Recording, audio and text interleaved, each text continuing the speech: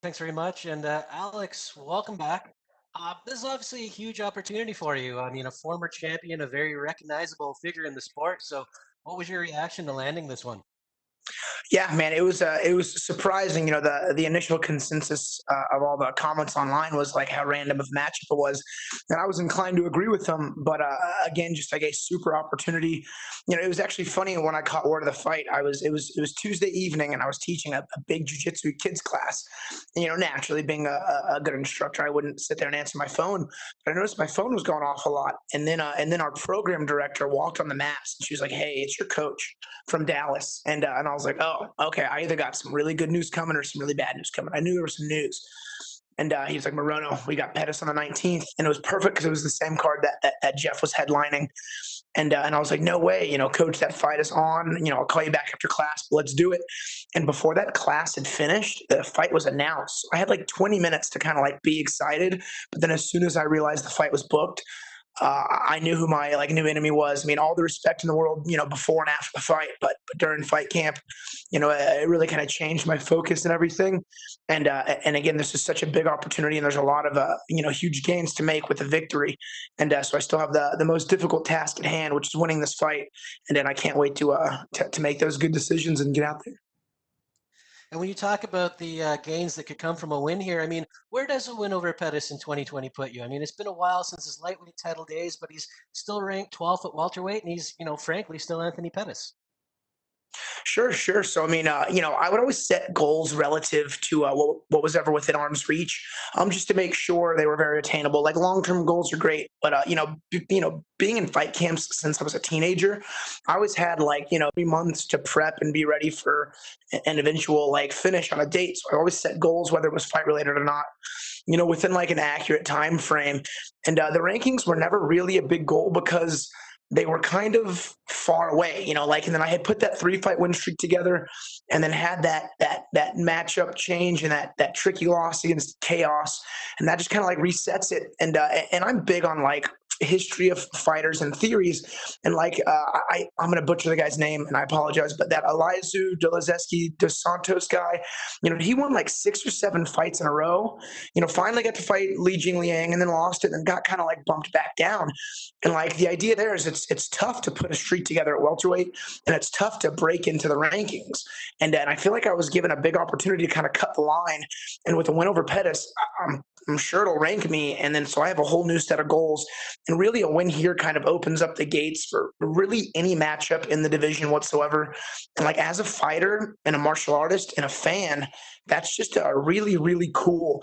And again, I am certainly the type of guy to not focus on anything ahead. I have a very daunting task ahead of me on Saturday. But again, with the win, it opens up the floodgates for opportunities, and it's a good way to get to that next level. Good stuff, man. And last one for me. You've talked about going for the finish in this fight. We know the knock on Pettis over the years has been his ground game, and you've got a black belt and 6 submission wins. Is that an area you're looking to test him at? It's kind of odd. I fancy myself a striker. Certainly, so does Pettis. But we both have more submission victories on our record than knockouts, and it actually comes in the same fashion in terms of guys taking us down and then us actively working off of our backs. Pettis is such a veteran. I didn't want to put any restrictions on this fight at all. Like, I hope it's a fun striking contest, but I wouldn't be surprised if he looks to engage the clinch or even looks to wrestle. So I'm going in there with a very free formed, open mind, and really just kind of ready to take the fight wherever it goes. All right. Well, looking forward to it. It looks to be a good one. Best of luck. Cool. Thank you. We'll take our next set of questions from Jordan Ellis with Low Kick MMA. Hi, Alex. I just want to ask, you were saying about this coming quite early for you. When did you imagine yourself being in this position, fighting ranked guys? Obviously, it's not something for 2020. Was you thinking maybe 2021, 2022? How far early are you getting this? I mean, again, it's kind of an unknown. I was just hoping to put a streak together. Again, staying active is always very fun. I didn't think I'd get 3 fights this year, which is great. And again, I don't know. I really didn't have any expectations. I've learned like in life, especially like when watching a new movie, if you have very low expectations or no expectations, things are often better than you would hope for. And again, I just didn't really know. When I was on that streak, I was like, maybe with another win or two, I could get a higher profile fight. But there's such a volatility to MMA. I again really had no expectations, so this was all a surprise. And I've always been one to jump at a good opportunity, and this is certainly one of those scenarios. Yeah, and there's obviously still a lot to do, but you allow yourself to, think about the future and, what might come next. If you win this, you're in the rankings going into 2021, and then you've got a potential title run on your hands. Do you allow yourself to think of them things, or is it just on the task at hand? I mean, sure. So, I never really had super heavy championship aspirations. And for really no other reason than my teammate Geoff Neal, he is champion material. He's headlining this card. And as a team, coach is always talking about like being the most legitimate by producing champions. He and I are in the same weight class. And I think goals wise, it was just different. I have a theory on the difficulties of the career post belt. A good example, and again, I have the utmost respect for this guy, but a good example is Chris Weidman. He went undefeated, I think maybe 6-0 before he got his title fight. Fought for the belt, defended it a few times, but then had like nothing but the world's best killers to fight. And lost the belt, and then has been kind of like chomping at the bit to get back there, and it causes for a very difficult road. Whereas I do believe my teammate Geoff can become champion and maintain champion status, and if I'm able to get ranked in the top 15, top 10, then I'm just looking at big, high profile fights. If that's the case, I would prefer like a cool headliner over looking for gold in that scenario, and certainly. Things change as the situation changes, but I would like to see my teammate Geoff Neal be the champ, and I would like to kind of stay in the top 10 and just fight more higher profile guys. If we can make our wins happen on Saturday, when we make the wins happen on Saturday. That's cool. And just finally from me, Anthony Pettis, it was 10 years yesterday, I think, to the day since he pulled off that Showtime kick. I'm sure you've seen it floating about social media. How do you prepare for a guy who's so unorthodox and so successful with it as well? Yeah, what's funny about that, I remember I was either 19 or 20 years old. I loved watching WEC. If I'm not mistaken, the cards would often happen on Sundays. So like right before going to school, I would always watch WEC fights. And I just remember seeing that, and I was like, well, that's the coolest thing ever. And I was actually a fan of Pettis. I remember his debut, he fought Clay Guida, and I think everyone thought he was going to blaze through him. But then Clay ended up winning that fight, it was interesting. So I've really watched his whole career in the UFC. As like as a martial artist, it's just cool to see guys with that sort of skill set. And everyone is excited to like mimic Anthony Pettis in a fight camp. I know when Carlos Diego Fierro fought him, I was training with him and I was being Pettis. And I remember throwing like the craziest, wackiest things in training. And it was so much fun because it's not throwing caution to the wind, but you certainly get to try things you normally wouldn't try. And for the 2 weeks that I was prepping for this one, everyone I was training with was like happy to cartwheel kicks, Superman punches, and all that fun stuff. So it was really easy to find guys to work with, and very fun to kind of troubleshoot that style of training. Okay, thanks for asking me questions. Good luck with the fight. We'll take our next set of questions from Danny Segura with MMA Junkie. Cool, thank you. Yeah, Alex, you mentioned how the sort of the reaction of the public that you saw was like, okay, this was a bit of a random out of the left matchup. But for you, did Anthony Pettis ever cross your mind as a potential opponent while you've been in the UFC? Oddly enough, no. I still kind of like pictured him as a lightweight. And I know he did bounce around. Like I know he fought Cowboy and then Nate, and those were both at welterweight. But before that, he fought CDF at lightweight. So I really didn't consider it. But then after the fact, I was like, you know what? It's not as out there as you'd think. And there was the major consensus was like it was kind of a random matchup. But after people started to kind of like weigh the facts and see the history, a lot of guys were like, you know what, this is a really fun fight. And I was happy to get that kind of like respect. And MMA is an extreme sport. Extreme sports bring extreme fans, and I honestly thought I was going to get hammered online. And no, man, I caught a lot of love, and a lot of guys were really pulling for me in the fight. People were oddly mean about Pettis, which I thought was insane. But no, I mean it was a bit of a left field matchup. But after kind of sitting and weighing all the pros and cons, and it's a fun fight, especially for the fans. And I only started training because I was a fan, and I am not a hypocrite by any means. And so that I think the reason I fight like I fight is because I fight like I want to watch guys fight. And if I were to sit there and try to lay and pray, it would not work out for my own personal kind of circuitry. So I was happy to get this matchup, and I know it's going to be a banger. Yeah, for sure. No, it's a fun matchup. And you just mentioned there, like you're maybe not as interested as fighting for the title as maybe others are. So is this kind of like the best case situation for you, like getting these fun matchups, these like big names for you? Yeah, 100%. And I know you kind of expanded on it and you spoke about it, but like, why not for the title? That kind of seems like the main goal for everybody. Is that just not a thing you'd like to focus on, or why exactly is that? I mean, it seems like a bit of a cliche, and when you have 700 rostered fighters all saying the same thing, it's just singing the same tune so many times. Like, certainly not saying if the opportunity presented itself, I wouldn't, but there's just again, a good example is Geoff. I work with him all the time, and I've been doing this for 15 years. I've been fighting pro for 10 years. Before I got to Fortis, I would travel around, especially around Houston. I'd find the best guys to train with. And with Geoff, he's certainly something special. And he's higher up in the rankings. And again, as a friend, it'd be awesome to see that accomplishment. But as a team, our ultimate goal is to produce a champion. And I just, he's closer. And if I had a choice, I would not fight Geoff. I spar enough with him to know that would be a challenge, and I'm putting that nicely. But again, I just think skill set wise, current path wise, it's more appropriate. And this is my 12th fight. If I was like 11, if I was like 10-1 or 9-2, it'd be different. But I'm very big on following history. It's kind of like how human beings have evolved to a somewhat peaceful society. But studying historical facts is a very important aspect in moving forward and making decisions.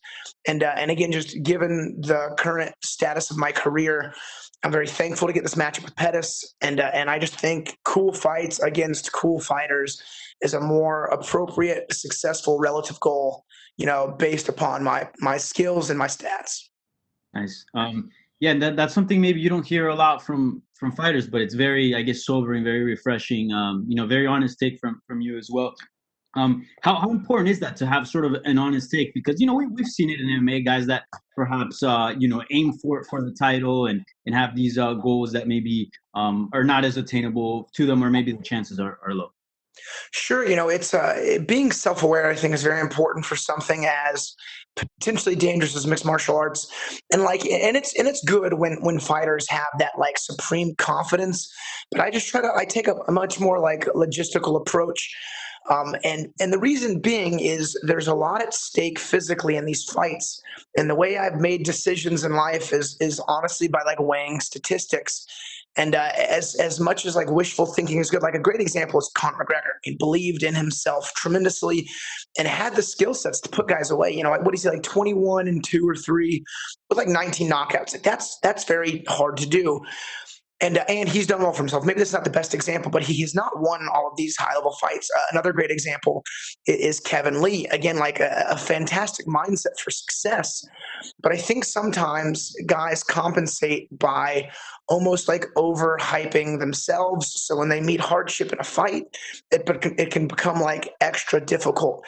And one thing I've done since I was an amateur was anytime I'd get an opponent, and I'm not the biggest welterweight, so I'd fought some guys who were big.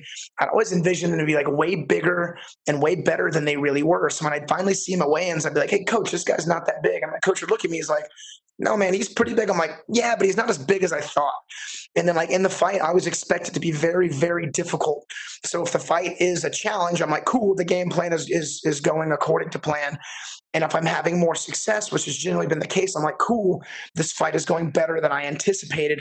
Whereas when guys sometimes downplay their opponents and the fight is more hard than they think, or harder than they think it should be, they can sometimes potentially break or make those bad decisions. So I was like, plan on a lot of hardship, and I kind of expect the hardship. And then when you face it, it's like, cool, this is what I expected. But then when it's like smoother than you were hoping for, it causes like a snowball effect of confidence, good decision making, and ultimately good performances. And so that has always really helped me. I know my psychological take in MMA has allowed me some success, and again, I think I just have like a good mind for battle, and I'm happy to be doing this. For sure. Lastly, biggest fight of your MMA career, right? Oh, bar none, absolutely. Yeah. All right. Looking forward to it. I'm sure it's going to be a fun fight. Thank you for your time. Cool. Thank you. We'll take our last set of questions from Eric Addison with Kimura.se. Hi, Alex. So this will be your second fight camp during the pandemic, which I'm assuming is a bit different compared to a normal camp. What has been your biggest challenge during your preparation for the fight, and have you done anything differently compared to a normal fight camp? Yeah, so there's pros and cons to everything. I'll tell you, the worst part about it is like the COVID paranoia.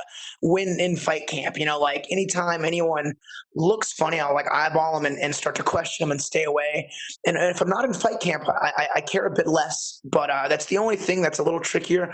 But I'll tell you, the quality of training has gone up tremendously, as I only had a handful of training partners. And for the fight camps, I'd spend the majority of my time in Fortis, of which I would work with Ramez, Razak, and Geoff. So like the quality was always super high. And the times I was in Houston, that's when I had to be a bit more selective of my training partners. So the only real training I would do is with Trevin Giles, which is a good 85er. And so it was fewer training partners, but the training partners that I did make sure were good and safe. All UFC guys who had the same to lose, I did in terms of opportunity was very good. And then in my home gym at Greaseball the Woodlands, same thing. We always enacted super strict protocols. Honestly, even before COVID, I've been in fight camps since I was a teenager. So if anyone ever came in not looking 100% with anything, I would be very mean to him and then kick him out. So that precedent was always set very early. And then with all the new stuff, taking active temperatures, one time a guy came in to train and he just didn't sleep very much the day before. And so he had some bags under his eyes. I was like, hey, get out. He's like, coach, I'm fine. I just didn't sleep much. I was like, whatever, go home and sleep and then come back if you feel better. And everyone at my gym has been super, super cool. From what I heard, a lot of gyms had outbreaks. We didn't have one, which was awesome. So it kept like the business side safe and somewhat fruitful, considering we almost went out of business from the lockdown. And that's been good. So I mean, the quality and training went up, especially working only with welterweights and middleweights. Like I had some big guys to move around, and then I felt some strength increases in gains, certainly, and that's something my coach had also seen and noticed as well. So I was very happy with your results thus far. And I'll tell you, staying in this hotel, they give us suites. We have bedrooms, kitchens, and living rooms, and it's actually easier than other fight weeks. I can't wait till we go back to crowds and traveling. But I'll tell you, it's very convenient here.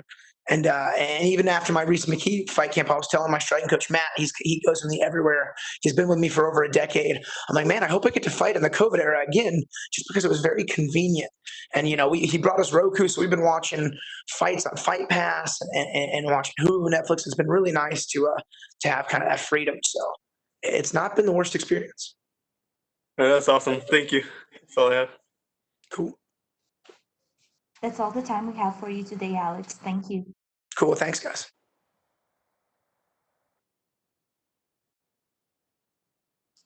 Up next, we'll be joined by UFC heavyweight Greg Hardy.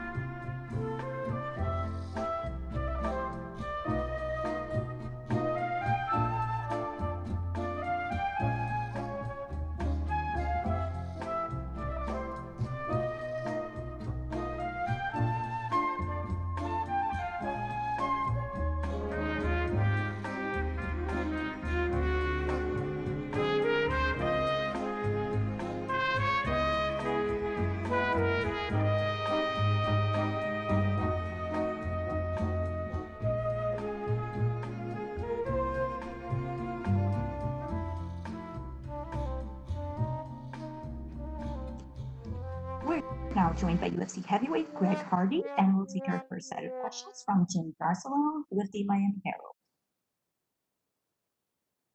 Thank you so much. Thank you all.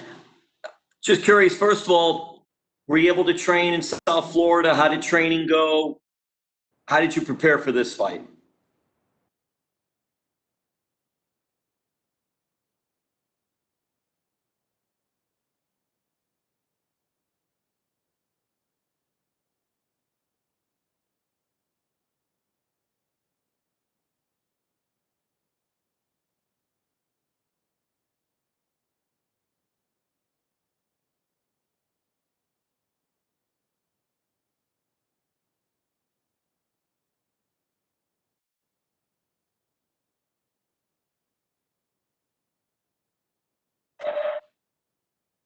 Greg, who will be in your corner for this one?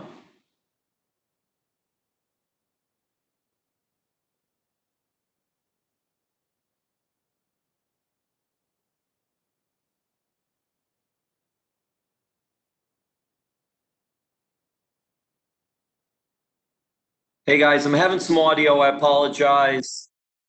I'm not able to hear. Yeah, us too. We're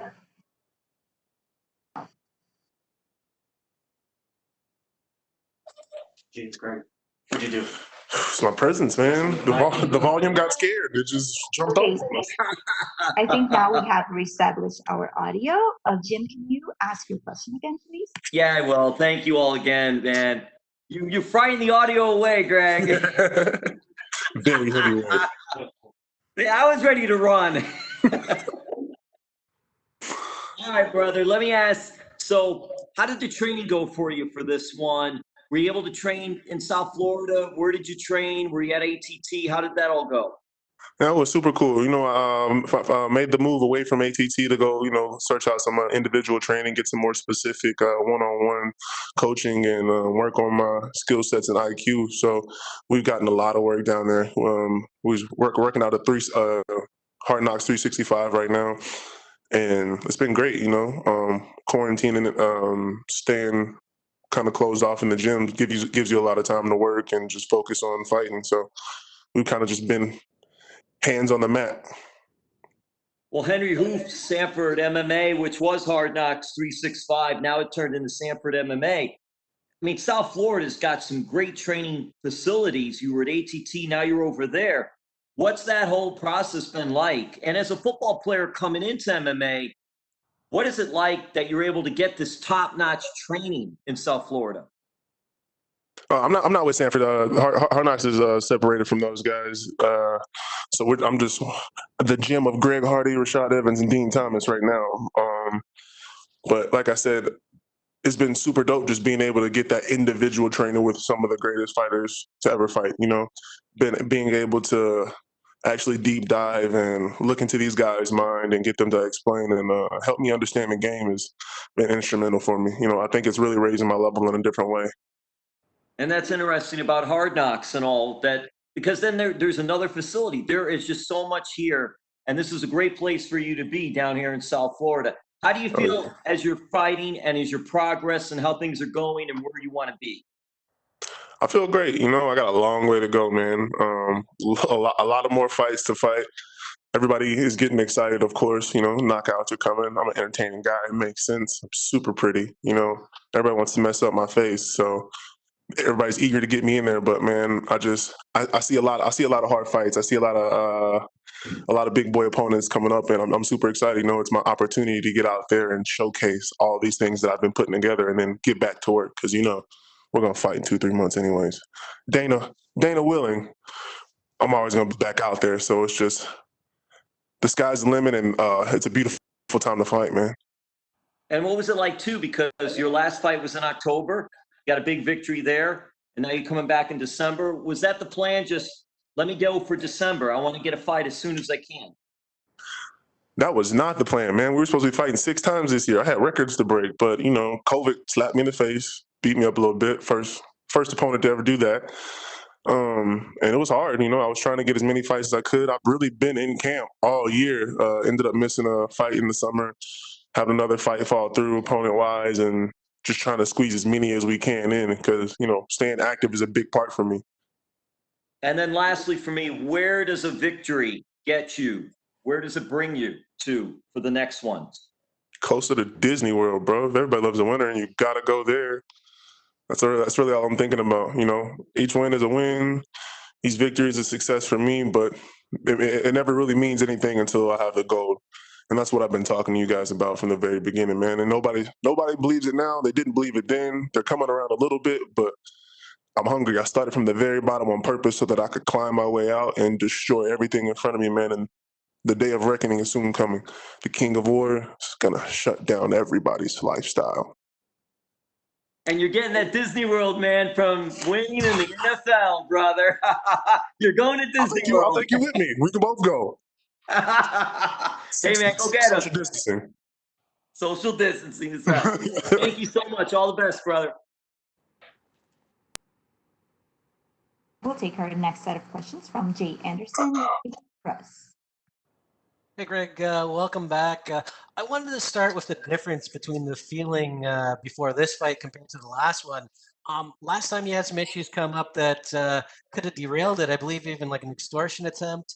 Has it been smoother sailing this time? So, what's the last? I didn't hear the very last part. Just After with everything that extortion. happened before the last fight, is it smoother sailing this time? Yeah, stuff's still going on. It's really hard to get me off of my rocker because I have a calm and steady disposition in life. So kind of got thrown off last time, but I've centered myself, got back to what I know to be true, hanging out with my family, man, and getting back to work. So I'm locked in, and it was really it really just mostly caught me off guard because it was in the middle of weight cut. You're drained of energy, your mind's not working right, like. Things are easily thrown off and things go wrong fast. So that's really what happened in this fight, man. I just came in not worried about anything. Whatever happens, happens. That G Hardy attitude. We're here to fight, bro. And just give us your thoughts on the matchup with Marcin Tybura. How do you see this one going down? Hopefully we bleed a lot. We both get $50,000 for fight of the night, and we go to Disney World. All right, and last one for me. I saw you posted some photos with Mike Tyson not too long ago, and I want to ask a two-parter actually. How do you think the bout with him and Roy Jones? Like, what were your thoughts on it? And then, do you see him as a little bit of inspiration because he went through a rough stretch in his life and definitely turned it around? Which stretch are you talking about? Part where he's the greatest fighter of all time, or part where we made $300 million? I would say there was the rough stretch where he also lost that and all that as well. But hell, there's people that never get it. I call that rough, But if we are talking about that, yeah, it is inspiration. It's a great man. Anybody that can get it in the first place, as have I, has accomplished many, many, many things in this world that no one will ever do. So to be able to be even around that guy, as not let alone being around the guys that taught him and have coached him, phenomenal. It's really blowing my mind, and I don't know if you can tell I'm posting with mad excitement because that's the future, for me, turning it around, getting into a camp to where I can hone my skills in a way that only can happen with championship level people, man. And then I would say for the boxing part, that's a big part for me. I love to be the most diverse athlete, most active, most everything. So it allows me the chance to peek into the boxing world, man, and just attain some skills that aren't obtainable anywhere else. So it's phenomenal, man. I'm loving Team Tyson right now. Can't wait to be a part, would you want to take a boxing bout someday? Oh, yeah, and after I get done shutting this down, handling my MMA business, probably while I'm handling my MMA business, I want to venture into the boxing realm. Dana, I'm trying to holler at Dana. Hopefully we can get some talks into the Zuffa boxing world. Top Rank, some Al Heyman, somebody come holler at me, dude, because I definitely want to go over there and knock out the Gypsy King, make light work of that English cat. I don't even remember his name, Joshua, whatever it is. Crybaby Bomber. We'll knock all those guys out, man. And of course, I'm gonna work for it. So it's an aspiration that I think is coming true real fast, and can't wait for it. All right, thanks very much. We'll take our next set of questions from Mike Bond with USA Today. Hey Greg, just curious. Obviously, you kind of mentioned how all the stuff going on outside the cage impacted your weight cut a little bit last time. But did you do anything different, like in terms of what came up when you were on the scale and the 1 pound and whatnot? But did you do anything different this time around? First of all, we make no excuses, brother. Nothing impacted my weight cut. I made bad decisions. I decided not to continue to cut because I thought that you could get a whole hour if you missed. Nobody told me that that was a bad thing. So we live, we learn.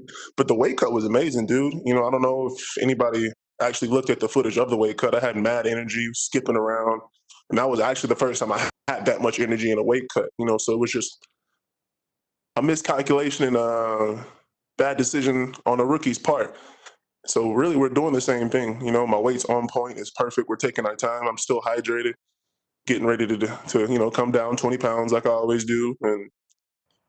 And instead of, not cutting that last 3 early, we're going to handle it this time beforehand, not miss it, and make sure everything's copacetic. Gotcha. So it was mostly a time management issue last time around, you'd say? A lack of knowledge. Gotcha. And as far as this fight, do you like this matchup with Marcin? I mean, he's not a guy who's ranked, which I know are the type of guys you want, but he's headlined UFC cards. He's fought against some of the best in this division. Was this a fight that you feel, can move you up and is good for your career at this stage?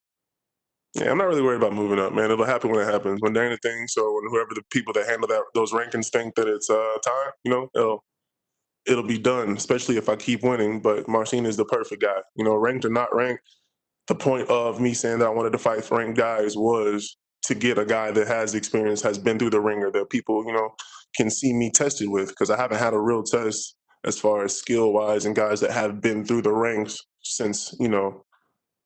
Volkov. So this is exciting for me. Yeah, and he's a guy that, can really drag fights into deep waters. He's fought to decision a lot of times. Is that something in camp that you have to kind of prepare for, that, maybe if you're not able to put him away early, you might have to go 15 minutes here? Man, we got rid of that whole putting people away thing when we fought Alan Crowder. That was the last time I did some craziness like this. We're in the if it happens realm right now, And the deep waters is perfect for me, brother. I don't know if you know my former lifestyle and lifetime. I was the Kraken, so that's where I lived. Excellent. Thanks, Greg. We'll take our last set of questions from Damon Martin with MMAfighting.com. So, dude. Hey, Greg. Right now where we're at, we're literally about 11 months removed from that Volkov fight. And you've obviously made a lot of improvements. You changed your camp. I know Rashad Evans has become kind of a mentor along with Dean Thomas. Can you kind of give me a sense of how much you've grown? And can you recognize the Greg Hardy that fought Volkov versus who you are now? Man, the growth is exponential, dude. It's so far in advance that my body's really not keeping up. You're not really gonna see it in my fights right now how much my mind is actually churning and evolving at such a rapid rate. But when it all comes to fruition and I get back in the ring with somebody like Marcin or the next guy, man, I am confident that it's gonna just spew out here and there until it literally shows you one of the most complete fighters in the game, man. And that is because I have been around such great people. And to look at myself back then, because I watched that fight a lot, man, just to break down who I was, how I approached the fight and my mental while I was in the fight and what I've learned to reflect and stuff like that. I see a child, and I think I got a lot of respect from that fight, which I appreciate. I love the fans for it and the fight game for it, but I really do see a rookie, a child, and to look back and actually have that thought means that I have evolved. It means that I can actually pick out, and detect and discern what is different from here and now to then. And I'm a definitely different guy. We're gonna break his face next time he steps in the ring with me, and I hope it's soon. From the day you signed with the UFC, coming out the Contender Series, you've always had this giant spotlight on you just because of who you are, obviously the sport, things like that. How have you grown to handle that? You've always seemed to handle it very well, but now you're starting to make that climb. You're starting to build that streak. Obviously, you're building towards those top 15 fighters, and Marcin is a good example of that, a guy who's been in the top 15. How have you handled that? Because you always seem to have a smile on your face, and you kind of, you kind of always look like you're enjoying it, but you can't deny that you've always had that spotlight on you, probably brighter than any fighter at this point in their career. Oh yeah, and I want it. You know, I always say, put it on me. If there's something to blame, blame it on me. If there's something you need to get off your chest, put it on my back, man. It's fine because I've been doing this for a very long time. I'm trained for this. I'm built for this. I am the number one, if not the best all-time cross sports athlete ever, at least definitely in my generation. And, you know, your shoulders have to be broad for that, man. And I smile because, you know, I like to move it, you know. We're having a good time at all times. And when you're not having a good time, man, my mom always told me you need to stop doing what you're doing. So I'm happy. I'm appreciative for the second chance. I'm appreciative for the fans accepting me. Like, there's no reason to be upset. There's no reason to be down. And last thing for me, last thing for me, talking about pressure inside the cage. Obviously, playing on the NFL field that's a different level of pressure in that kind of professional sport. But you are surrounded by teammates. You have your teammates to lean on during a game, things like that. Even when you're in a bad moment, you have your teammates to kind of lean on. In MMA, you're by yourself in so many ways. Obviously, you have your coaches, your teammates to work with you, but at the end of the day, it's just on you. Can you kind of compare those two levels of pressure you've dealt with in professional sports? Man, the pressure's all the same. You know, at the end of the day, you just got to look at what I've done in my life. And people honestly miss a lot of my accomplishments. I'm an All-American. I'm a three-time All-American football player that played wide receiver in college, caught touchdowns while playing defensive end, while playing for the basketball team, while playing in the NIT. Well, you know what I mean? Then I get to the NFL. I played gunner, man. I played defense, linebacker. Like, you know, I'm a ring general. I mean, I'm a field general. I played nose guard at 265. Like, I've done whatever it takes, and I've been on so many different levels and fields. Pro bowler, like. Not only am I built for it, I've done it so many times that it has to be fun. You know, this is just a walk in the park for me. This is another day to enjoy my life, test myself. And because I am a real athlete, because I am the future king of war and the future king of MMA and fight sports, this is what's coming. You know, it's just, hey, another day in the neighborhood. Thanks, Greg. No, thank you, brother. That's all the time we have for you today, Greg. Thank you. Hit stick and talk shit. Let's do it. Up next, we will be joined by number 11 ranked UFC bantamweight Rob Font.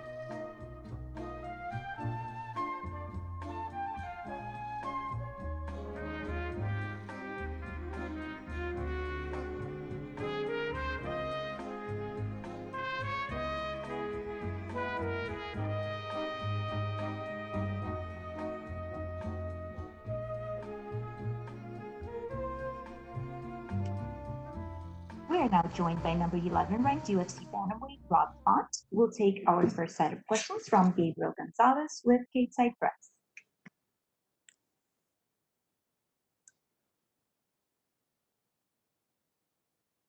Hey Rob, how are you? I'm doing great, man. How you doing? I'm doing very well. Big fight, big name opponent. It's the last card of the year. Can you describe the feeling right now as the fight is just a few days away? Yeah, I'm just ready. I'm excited to be back. It's been way too long, getting tired of these damn layoffs, and yeah, I just want to get out there, put on a show, and break into the top 5. I want to go back a bit. They announced this fight pretty quick after he'd had that loss to Corey Sandhagen. Were you surprised by the fact that they offered his name so soon after his last fight? Yes and no. My manager and Coach Tyson kind of like hinted at it, but wasn't like something that we were going after. I figured I'll get somebody closer to my ranking, but They threw his name. He gave me the call. I said yes, and now we're here. But definitely a little surprised at first. Do you expect him to fight a little differently than usual because he feels he has something to prove after that disappointing loss? We'll see. I know. I'm expecting him to kind of come together and try to like wrestle a little more, not necessarily strike as much as usually does, but we'll see. I know fighters coming off a loss, they're usually hungry. They usually change something up, but he switched camps. He's kind of on a skid right now, so that's kind of in my favor, and hopefully he doesn't change anything. I just put him away early. I saw an interview you did where you said that you just didn't take advantage of some of those breakthrough opportunities in the past, like with Rafael Assunção. Can you talk about what you've done differently so that mentally and everything you are ready this time around with a big fight like Marlon? With the like those opportunities, I think I was trying to be perfect and trying to do like everything by the book, I guess. I'm gonna go out there and just have fun, do what I do, and look for the knockout as anywhere I see, finish anything. Just get in there and try to put this guy away. Before I was trying to be too perfect and wasn't like taking as much risk as I should have. And now I'm just gonna go out there and just have fun and just take as many risks as possible. Finally, just how do you feel you match up stylistically with Marlon and how the fight's going to play out? Yeah, I think my reach, my footwork, and my movement is going to be a lot for him to deal with. At the same time, I want to push forward, get him tired, and look for that finish in the second round. Thank you, Rob. Appreciate it. We'll take our next set of questions from Nolan King with USA Today. Hey, Rob, appreciate the time, man. I just want to go back to the injury that you talked about. Had you had something like this before in your career, or was this the first, major hurdle health-wise that you've had to overcome? Yeah, honestly, it's my first major injury. First major injury. I haven't really, got too many, bumps and bruises, even during training camps or anything like that. And this actually happened during the fight, but yeah, we bounced back, we recovered. I got a brand new knee, and that's past me, that's behind me. Mentally, how did you overcome those hurdles? That I'm sure last year for you, you wanted to compete more, and you were healthy, and then to go out there have a good performance, and then have to be out for a year. So, how did you deal with it mentally and kind of stay positive throughout all that? Yeah, it was frustrating. It sucked. I honestly did not want to do the surgery. I didn't even think I needed surgery. I tore it in the second round, got through the third round, woke up the next day, we walked around DC, went to the zoo, did all that. And then once I got the MRI and went to see the surgeon, it was like a shock. They're like, nah, bro, you're out for a year or 9 months and you need surgery. And I was like, what? I couldn't even believe it. But, was pissed for like 2 days, got us, and then once we booked the surgery, did the surgery, and just got right back to work. I basically made rehab my new sport, my new martial art, and just put my head down and got to work. The whole pandemic and the coronavirus situation kind of like slowed everything down, so it wasn't the worst. And at the same time, I got to tag along with Calvin, and so it kept me busy. So it wasn't the worst, but definitely it was frustrating sitting around watching everybody else fight. And I know you hope this probably changes going forward, but December's kind of been Rob Font fight month the last couple of years. In terms of your skills wise, how do you stay consistent and improve when maybe you're not fighting as often as you would like? I was saddle boxing on one leg. I was figuring out ways to kind of like figure out ways to kick. Holding the couch, just figuring out different ways to stay active. Once I was able to kind of ride the bike and shadow box, it wasn't the worst. I would watch a lot of film, watch a lot of fights. My man Mike Azanga hooked it up with the BJJ Fanatic, so I was watching all kind of jiu-jitsu videos, striking videos, and just staying busy. And then obviously training people at the same time. I was still teaching, doing privates, teaching classes. So I'm in the gym all the time, not physically doing it, but I'm still around. And then again, like watching Calvin rise the way he did, it was motivating and urged me to have that hunger to get right back to it. Last one for me. You mentioned Calvin. I know you obviously have a big fight on Saturday. He has a big one in January. How important do you think this stretch is for you guys in terms of the New England cartel and really solidifying you guys at the top of your respective divisions? Yeah, man, this is big. We got to go out there and obviously win these fights, and it brings us one step closer, bringing the belts back to New England, back to Boston, and obviously holding it down for the cartel. Appreciate the time, man. Thank you. Appreciate it. We'll take our next set of questions from Damon Martin with MMA Fighting. Hey, Rob, you mentioned, of course, coming back from the injury, the last thing you want to deal with is that kind of time off. But when you get a name like Marlon Moraes, former title contender, top 5 or maybe top 3, I'm not sure where he's ranked in the division. Do you feel like that's almost like the ultimate present? Like you come back and you get a big fight like this, like it's almost not that it's worth it to be off, but like it's like the ultimate present to come back to this fight. Yeah, man, an early Christmas gift. Again, it puts me right back in the mix. Regardless of who I fight after this is going to be a big fight. Once I get this knockout, whoever I fight after this is going to be a huge fight. So I just got to go out there and, again, put this guy away in impressive fashion. This is obviously mixed martial arts, but I don't think it's any giant secret that both you and Marlon like to strike. Is there any part of you that, enjoys that part of the matchup, matching your striking against his striking? Because, again, that's kind of like one of those tests. When you look at a guy like Marlon, if you can beat him on the feet, that says a lot, right? Yeah, definitely. I'm always trying to prove and see where I'm at on the striking. But again, this is mixed martial arts. So if he leaves something out there as far as like a neck or his arm, I'm going to jump on it and I'm going to take it. Any opportunity I get, I'm going to take and then make him pay for any mistakes he actually delivers.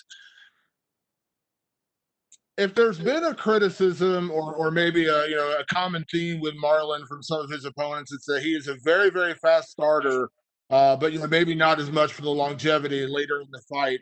Obviously, I'm not going to ask you to give away your game plan, but is that part of it with him? You have to be careful with him early, but do you feel like the later this fight goes, the more it does favor you? Yeah, I definitely want to push the pace the first round, wear him a little bit, kind of get in his face, make it a little dirty. At the same time, technical, if that makes sense. And then look for the finish definitely in second toward the third round. But like I said, man, anything happens. If I get the opportunity in the first round, I'm gonna put him away. And last one for me, Marlon's style is so devastating at points. We've seen him with the head kick knockouts and the big knee he landed on Aljamain and things like that. And you do see some fighters when they face certain opponents like that, they come in almost, nervous, kind of, they don't want to engage them. They're kind of gun shy a little bit. You've never really been that way in your career, but you feel like that's a big key against Marlon, not showing fear in the face of, again, I know you respect his power. He's a very dynamic striker, but not showing any kind of like nerves or fear in the face of that. Yeah, no, that's huge. You got to go in there and fight everybody the same way and just have kind of that fuck it attitude and just go in there and just get your hand raised at whatever you have to do.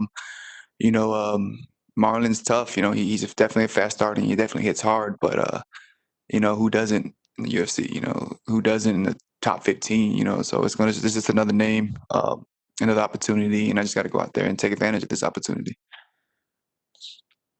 Thanks, Rob. Thank you. We'll take our next set of questions from Pablo Santamaria with Multi MMA Ecuador. Hi, Rob. Can you hear me? Yes, sir. Okay, the first thing I want to ask you is, you've been out for almost a year. So are you happy to be back in the octagon, and what we can expect from you? Damn, I'm excited, man. It's been too long. I just want to put out entertaining fights, high-paced fights, and again, I just want to look for those finishes and get paid, man. I'm hunting for those bonus checks, so expect a fun fight. I get it. So, what are your thoughts of Marlon as an opponent, and where do you rank him against all your opponents you've faced? Yeah, man, he's a savage. He's been around forever. He's followed the top guys. Believe he's a former champ in the World Series of Fighting. Was number 1 contender, I believe, right? Obviously for the UFC. So he's a top guy, and beating a guy like that just puts me right there. And I just got to go out there and again put this guy away because impressive win over him puts me right there where I need to be for that title shot. Sure. Okay. There's also a big fight between Chito Vera and Jose Aldo. Who you got in that fight? Honestly, I don't really care. It's Chito Vera, man. Come on, man. Like in Jose Aldo, so it's gonna be an entertaining fight. I know that, but I'm not worried about that. I'm not even sure what their rankings are right now, but I whatever fight gets me closer to the belt, that's the fight I want next after this one. I get it. So, what's your prediction for this fight? For my fight or Chito's fight? Yes, for your fight. Second round knockout. Okay, thank you very much for your time, Rob, and good luck on your fight. Thank you. Thank you. We'll take our next set of questions from Jay Anderson with Gateside Press. Hey, Rob, welcome back. Want to start? Do you have your dog with you today? Say it one more time. Do you have your dog with you today? I don't have my puppies with me, man. I'm pissed. We couldn't get them out here, but next fight. Is that because of the pandemic restrictions, or? Yeah, definitely. They're not letting the pups in. Bummer. All right. Well, I wanted to ask. I mean, you've been on the sidelines, kind of looking at all this go down over the past year. How do you expect to react to the empty arena? Are you going to miss the fans? Is this going to be better because you can hear the coaches? I honestly think the only thing that's gonna be weird is the walkout. After that, I think once we touch glove, I touch him, he touches me.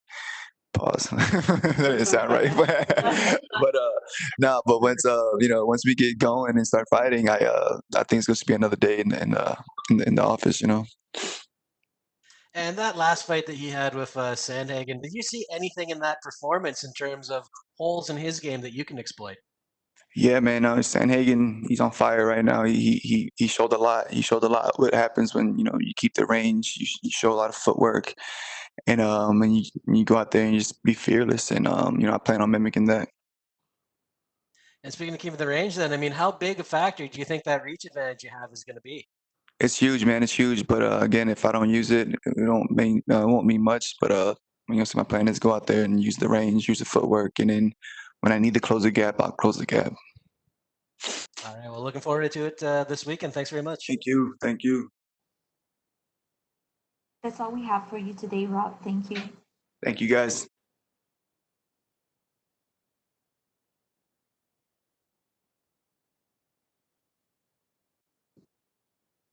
Up next, we'll be joined by UFC welterweight Khaos Williams.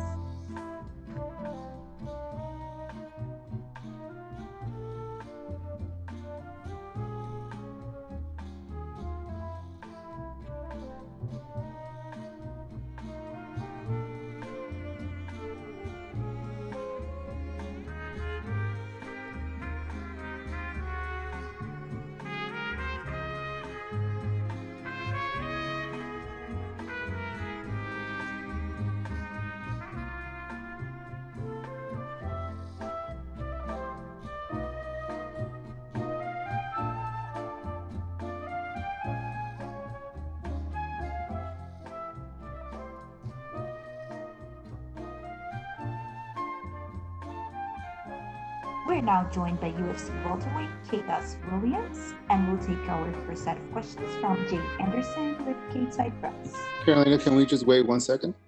Okay.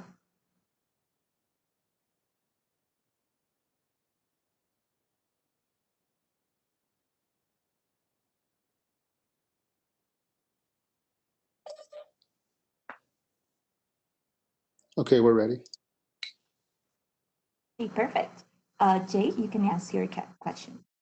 Hey, thanks very much. And Khaos, welcome back.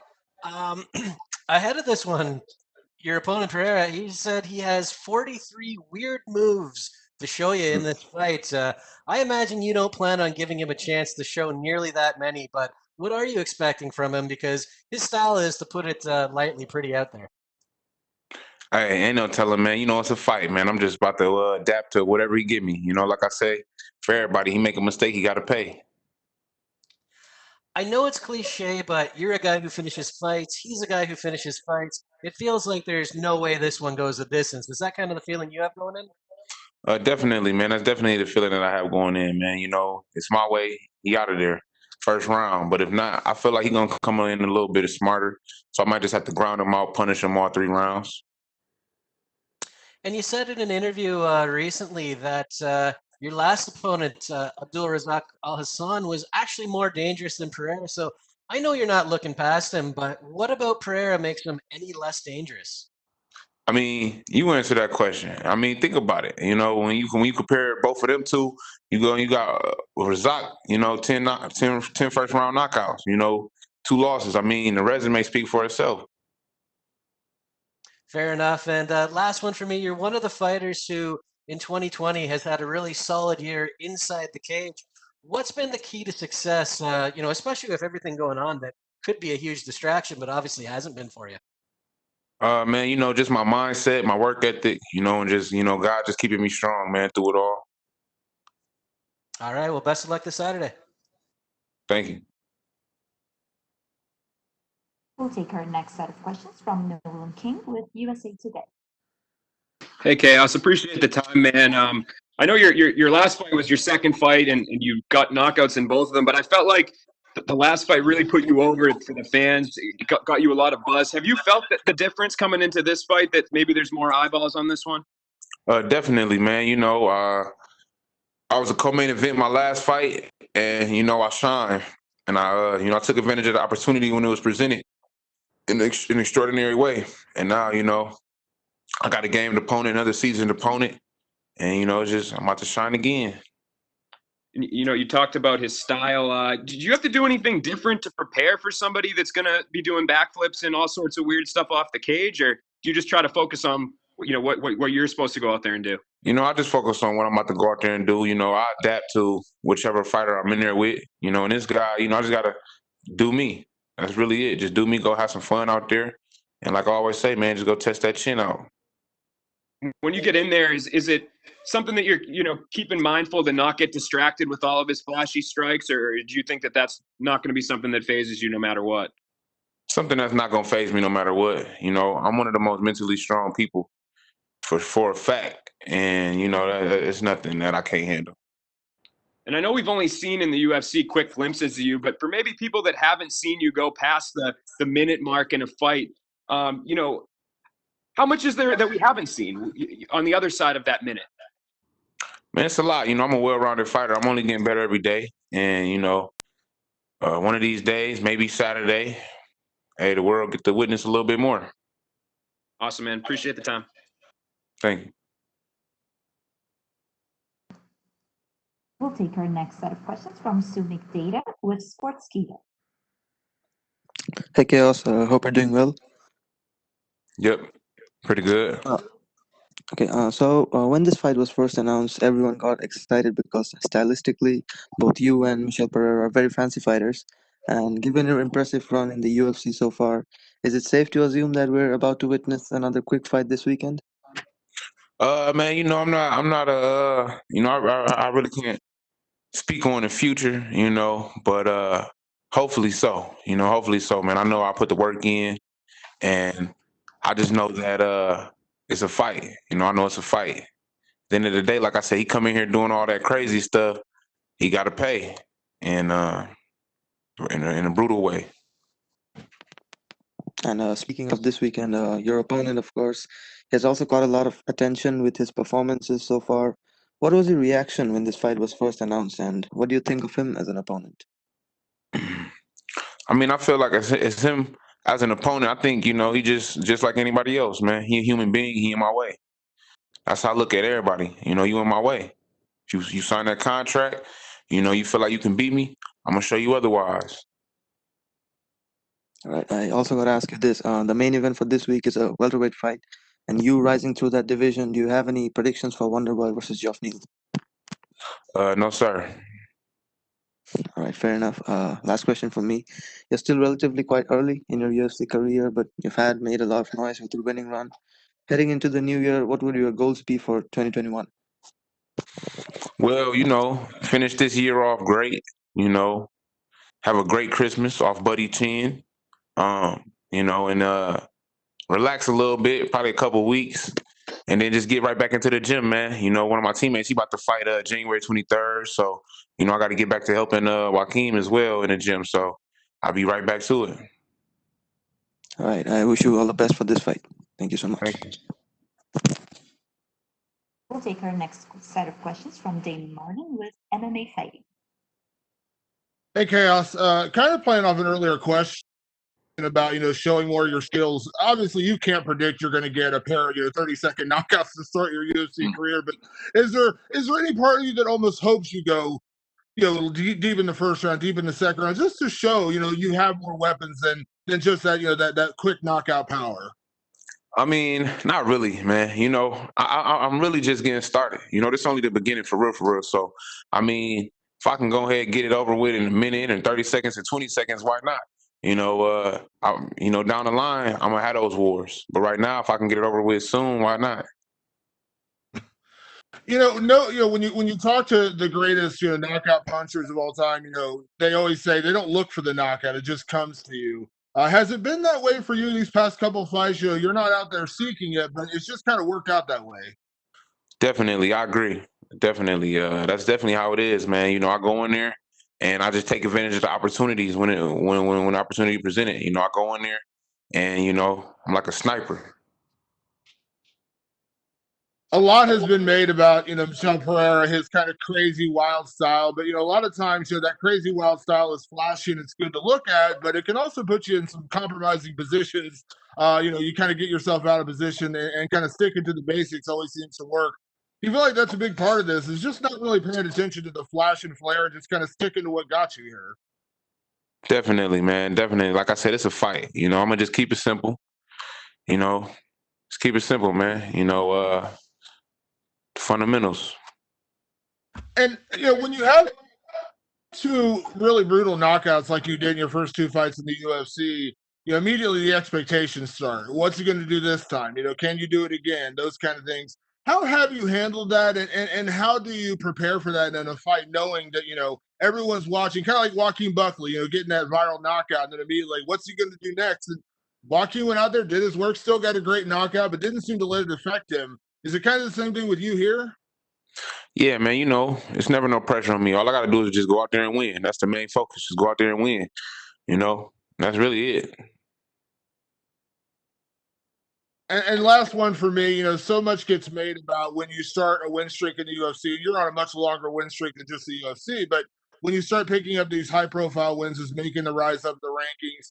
In terms of balancing in your head where you're at, coming out of this fight, like, do you feel like this is a fight that's going to get you toward those fights? Or does that even matter to you right now? Excuse me. What was the question again? The last part about in terms of getting in the rankings. Oh man, no man, it's gonna happen. It's inevitable. So it's really no rush. Thanks, Khaos. Yeah. We'll take our next set of questions from Koji Cruz with For the Win podcast. Hey, Khaos, how you doing? Can you hear me? Yes, sir. Good to talk to you. Thank you for your time. No problem. You're one of the hottest prospects of the year, but so far we've seen you only less than a minute in the octagon, like a colleague said before. Is this a fight where if we go 3 rounds, what new aspects could we see from you? Man, just you can see man, that my gas tank stay on full for one. For two, just how I handle adversity if that happens. But just so much more, man. Y'all just gotta wait and see come Saturday. Fair enough. In all of your fights, including this one, you have taken only a month's notice and to prepare for the fight. How long would you ideally need to prepare for a fight properly? I mean, really, I'm always ready. Like I said, when you stay ready, you don't got to get ready. So when they call me for 2 weeks, when they call me for 3 weeks and, anything like that, I'm always ready. But I say ideal. I mean, if it ain't broke, don't fix it. 2 weeks or better. But as I continue to progress in this sport, continuing to get them top 15 or top 20 guys or, top 10, of course, I'm going to need a little bit more time. But, I really don't know, man. I just stay in shape, stay ready. And regarding how often are you fighting right now, how many times would you like to fight in 2021? And it just all depends on how the fight goes, how my body goes. You know, I always listen to my body, but if I continue to knock people out, shoot, I'll fight every month if possible. Absolutely. Final question from me. Is there anything you would like to say in this time of the year to the fans? This is the last event of the year. This is going to be probably the last public address that you'll have through the company. So if you want to share some holiday greetings with the fans, that would be amazing. I would just say to everybody, keep your head up, stay safe out here. You know, yeah, that's it. Thank you, sir. Best of luck on your fight. Thank you. We'll take our last set of questions from Gabriel Gonzalez with Stateside Press. Hey, Chaos. I just had one final question. When you've had quick finishes like these, 30 seconds your last two fights, when you go back to the gym, how do you gauge your growth as a fighter? Because obviously there's not a lot to go back and study that you actually got to put into practice. True.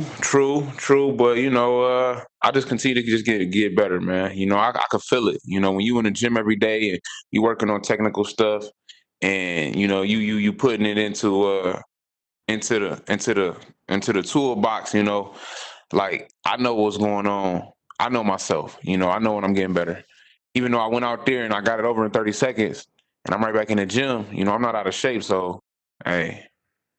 You know, the work always will speak for itself in the end. Hey, thank you and good luck. Thank you. That's all we have for you today, Chaos. Thank you. Yeah.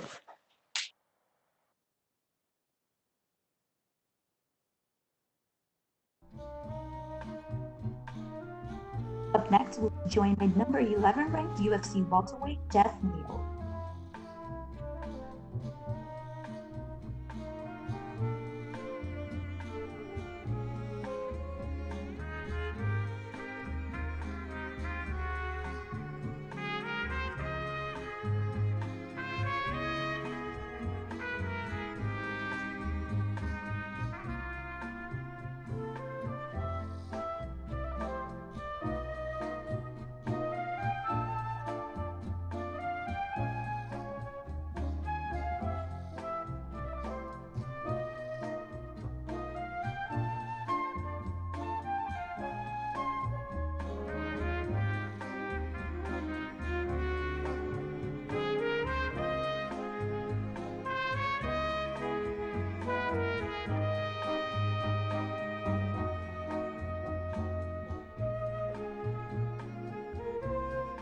We're now joined by number 11 ranked UFC welterweight Geoff Neal. And we'll take our first set of questions from Jay Anderson with Stateside Press. Hey, Geoff. Good to see you back. Good to see you healthy. I wanted to first off say just congrats on the main event as well. I imagine that's pretty exciting and a good confidence boost to know that the promotion would turn to you, especially when there's two former champs on the card. Yeah, it's really an honor to be on the main event right now. You know, I wasn't expecting it. I was expecting just like a regular fight. You know what I mean? But for Wonder Boy to accept the fight with me and the UFC to actually let it happen, you know, it means a lot. You know, and I'm excited to go out there and showcase what I can do. And I mean, you've had a great run in the UFC so far, but do you think this, with the added attention, could be the one that really connects you to a larger fan base? Yeah, for sure. You know, I'm fighting a real tough opponent. You know, people bring up his age. You know what I mean? 37. That he's 37, but he's still in his prime. You know what I mean? I feel like if you watch his last fight with Luke, he's still Wonder Boy. You know what I mean? Nothing has been lost. No steam has been lost. And you know, if I get a good win over him, you know, like that will solidify my status as a title contender. And I wanted to go back to August. You know, you had a very serious illness, an infection that went septic. It's good to see you back, and it was clearly a very scary situation, man. But I'm kind of wondering how that experience changed your outlook, be it, you know, on fighting or just in life in general. Honestly, it really didn't change anything. I always had a real positive outlook on life before that, you know what I mean? And that probably is my mindset when before I got sick was probably helped me get through the sickness, you know what I mean? because the whole time I was sick, not once it crossed my mind that I wouldn't be fighting again. Not once did it cross my mind that I was going to die. Like one moment I had a thought that like, hey, I need to get something checked out because I really might be dying. But other than that, like I knew I would be fine, and I knew I would push through and make it through. Once you were released from the hospital, I mean, how long was it before you felt 100% and were training full force in the gym?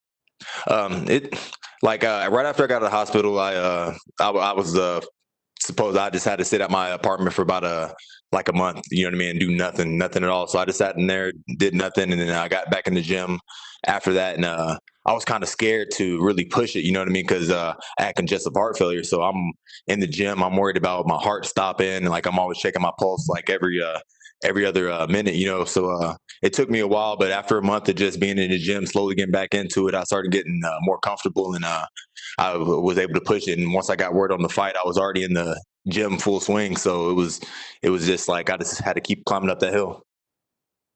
As a guy who's had a few heart issues over the years, I feel you. I'm checking your pulse all the time. Yeah. Preparing for Wonder Boy, man, his style is so well known, but there aren't a lot of guys out there quite like him. Did you bring anyone in to mimic that in sparring or do anything special to prepare for him? Nothing special as far as like my training camp. I didn't bring anybody in either. You know what I mean? I was going to bring a couple people in, but we had the guys at our gym that were solid training partners. You know, I had Uriah Hall, Ryan Spann, and Stevie Wynn. Charles Bird also, he's good at mimicking other people's style. And the first three I named, they all come from karate, traditional karate backgrounds, kind of. So, you know what I mean? They gave me real good looks and real good insight on the things I need to do and the things I shouldn't do going into this fight with Wonder Boy. And last one for me. I mean, obviously now you're in a 5-round fight. How does that change things for you? It doesn't change anything. You know, I haven't fought any 5-round fights except for one time in the regional circuit, but even my coach, Coach Safe, he prepares us for five minute rounds, regardless if it's a 5-minute round fight. You know, so I'm ready for it. You know, it didn't change anything in my camp, and it didn't change my mindset going into this fight. All right. Well, thanks very much, and best of luck this weekend. No problem. Thank you, man. We'll take our next set of questions from Omer Murtzavici with S Sport. Hello, Geoff. How are you? I'm doing good. How you doing, man? Thanks, man. Thanks. You have been a winning streak. Do you think you beating Stephen will be enough for the title match? Say that one more time. Do you think you beating Stephen will be enough for a title match? Yeah, maybe. It might be. I might have to get one more fight after I beat him. You know, depending on what I do. Like I said, if I do like a spinning backwards tornado kick and knock him out, then I'll for sure get a title shot after that. But you know, even if it's like a really really good fight and I look really impressive, but you know, I'm just looking to get the win and one more fight after that, then fight for the title. That's my plan. Okay, my other question. Can we say it's the biggest match of your career? Yeah, it's the biggest matchup of my career for sure. Yeah, you know what I mean. And honestly, every fight in the UFC has been the biggest matchup of my career. You know, like every fight is detrimental. Even before the UFC, it was even worse before the UFC because you know, like you can't take any losses on the regional circuit because that would derail your chances of being in the UFC. So each fight I've had is always meant the world to me, it meant everything to me, and it's always been a must win. So like this fight I'm walking into, this must win. I have to win. I can't lose. I won't lose. Okay, my last question. What do you think about Colby, Usman, and Jorge Triangle on welterweight division? I don't think much about them right now. I'm only thinking about Wonder Boy. We'll talk about them after. Okay, thank you. Good luck on Saturday. Cool, thank you.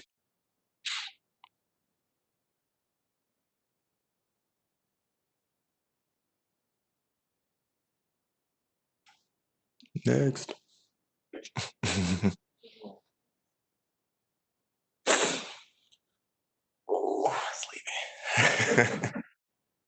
We'll take the next set of questions from Damon Martin with MMA. Hey Geoff, you know, coming into this fight, you know, a lot has been made about, you know, Wonder Boy's ranking number 5 in the world, and there would be something to be said about him having the pressure on him because, you know, obviously you're lower ranked in the rankings, but do you feel like that there is a certain level of pressure on you because this is your chance, you know, this is your opportunity to get in that top 5? Do you feel that a little bit? I mean, do you embrace that pressure? I say I don't feel any pressure, but I mean there is pressure there, you know, if I'm being honest. But I don't let the pressure get to me. You know, it's in my eyes, it's just another fight. You know what I mean? I'm gonna go out there and I'm gonna fight to the best of my ability. And if that's not enough, then that's not enough. That just means I need to go back to the gym and train more. So right, like in this moment right now, there's no pressure. I don't feel any pressure. I know what I'm capable of, and I know I'm prepared for this moment. So I'm just gonna go out there and do what I do. Without getting too deep in the woods on game plan, and because obviously you're not, Jorge Masvidal, you're not Vicente Luque, but when you look at the guys who have lost to Wonder Boy, what do you feel like is the biggest mistake they're making in terms of the way they're approaching the fight? Because he does have a very creative, very unique style, but there are certain guys who they just haven't been able to adapt to it. They haven't been able to figure it out. What do you feel like is the biggest mistake guys have made with him? A lot of them, they take too much time trying to figure them out. You know, it's real hard to give my take on it without giving too much away of what I'm going to do. But what I will leave it at is they spend a lot of time. Wonder Boy does a good job at making the other person think more than they should.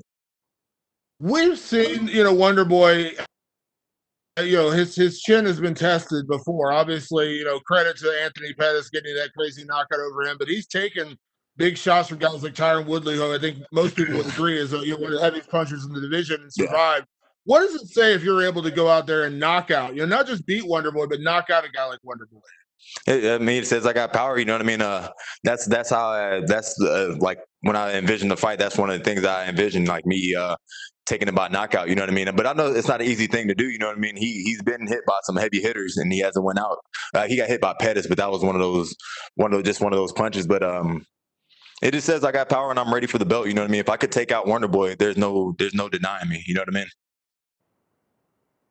And last one for me, Geoff. Both you and Wonder Boy, I talked about you guys before the fight. Both of you kind of expressed, similar feelings on the whole, height versus reality thing in the welterweight division. Mm-hmm. So much talk, and obviously guys like Colby have proven themselves, but they also talk quite a bit. But are you okay with kind of that workman-like attitude that you have, where you're not going to say crazy things to get attention? You're just going to go out there and fight. Like, are you confident that will get you to where you want to go in terms of the title shot or contender spot after this fight? Yeah, I'm going to stick with what got me here. You know what I mean? I didn't get here by running my mouth, and that's not me. You know what I mean? I'm not gonna put out this persona that's not me. So I'm gonna stay true to myself. And if me staying true to myself doesn't get me to the title, then I'll go to sleep happy. You know what I mean? I'm gonna keep my dignity and keep my honor intact, and I'll be happy. But I really feel like I can get there just by my fighting style and what I do in the cage. You know what I mean? People want to see fighters like me going out there, you know what I mean, striking, trying to knock the other person out, So if I keep on winning, keep knocking people out, I'll get to where I need to be. Thank you, Geoff. Thank you. God, no, let me the next set of questions from Pablo Santamaria with Multi MMA Ecuador. Hi, Geoff. Can you hear me? Yeah, I can hear you. It's been a year since you fight the last time, so what can you expect from you in this fight? Are you happy? What do you feel coming into this fight?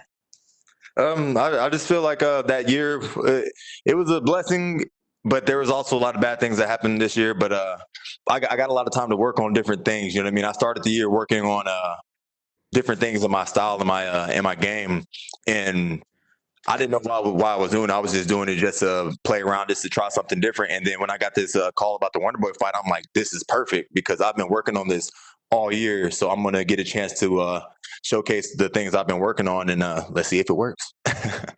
Okay, I get it. So you were supposed to face Neil Magny, and then you fell out of the fight. And when you get offered Wonder Boy, what was your reaction when they offered the fight against Wonder Boy?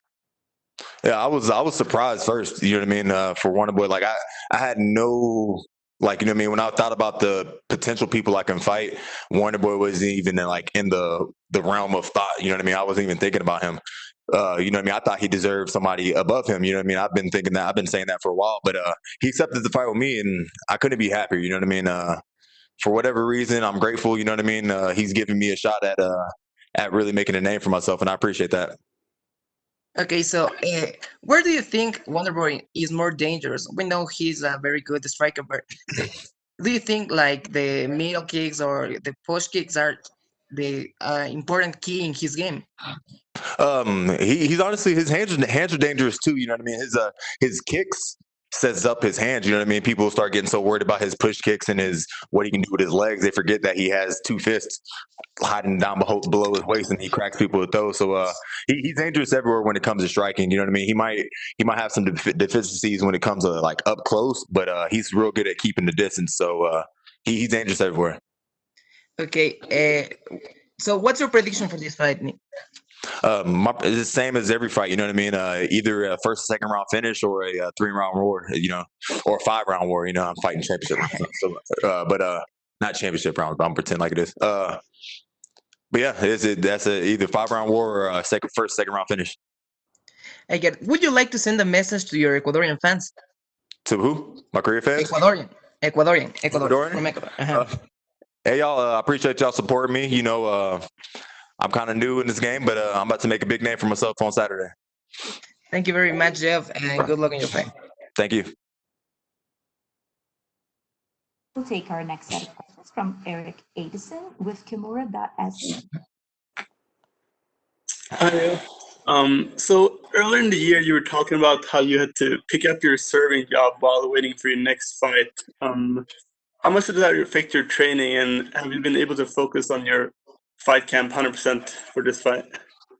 It really never does affect my training. You know what I mean? I fit my days that I work in around the time that I'm not doing anything, when there's like a layoff from the gym or like, you know what I mean? I'm not training. So, and I like working, so it's nothing to it. So, it didn't affect anything. I stopped working about a month before the fight. You know what I mean? So about a month ago, I stopped working just so I can get more rest. Because you know what I mean, when it comes to serving, you're always on your feet, you're running back and forth. And I worked till like 2-3 o'clock in the morning most of the time. So I took a little time off, but yeah, working's work. I love it. You know, when I get done with this fight, I'm gonna take a month off, and I'm probably gonna get back to work again. So it's what I do. That's really cool. And so you've been mentioning in your previous interviews that you've been a little bit frustrated about that no one wants to fight you because of your ranking. Are you hoping that a win against Wonderboy will give you a better chance of staying active in 2021? Yeah, for sure. I'm really hoping that, you know what I mean, regardless of the outcome, you know what I mean, it's going to put a lot of like hype, not hype, but like, you know what I mean, a lot of people going to really want to see me back out there again. So I'm really hoping a good performance, anything, you know what I mean. Of course, I'm expecting to win, so that's what I'm going to do. But you know, it's going to put me where I need to be after this weekend. Cool. And then my last one is Khamzat Chimaev was supposed to headline the card, and he's now one of the most hyped up fighters in the welterweight division after just 3 fights. Do you think the hype is real, and would you like to face him in 2021 if possible? I don't know if the hype is real. You know what I mean?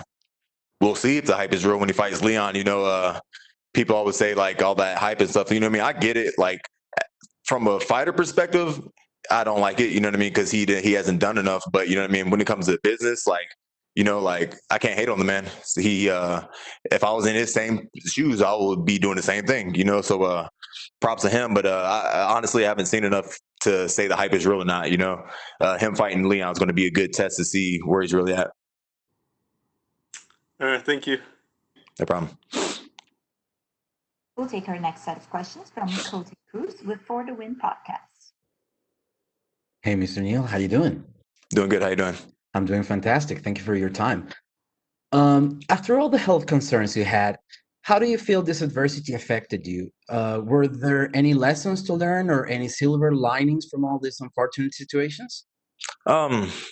You know, kind of in a way, you know what I mean? Like I was saying earlier, like, you know what I mean, I always have a good positive mindset. So me being sick really didn't change any of that. I did lose a fight with Neil Magny, but my mom told me, you know what I mean, don't worry, you know, God has something greater plan for you. And you know what I mean?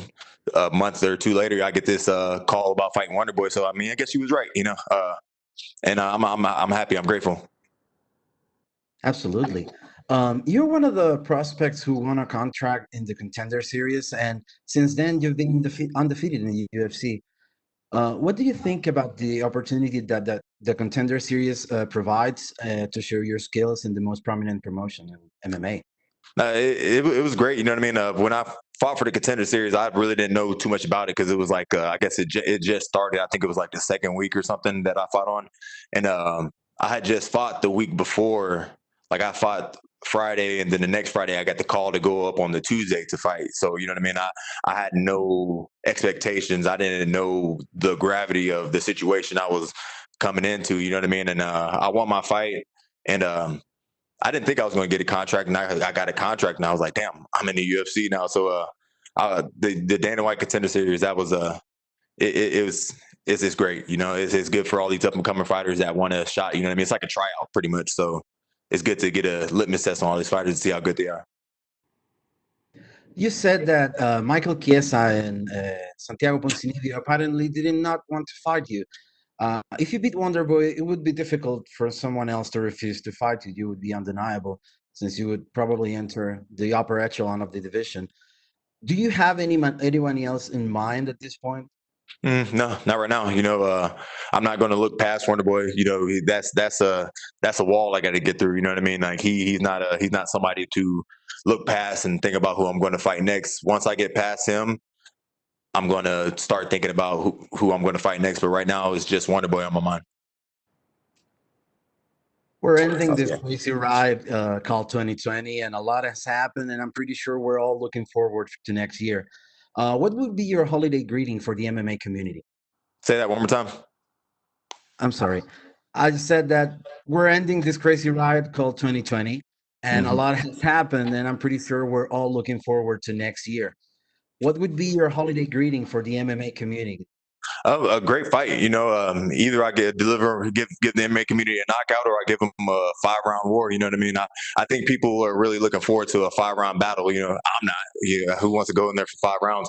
But I'm gonna give the fans what they want.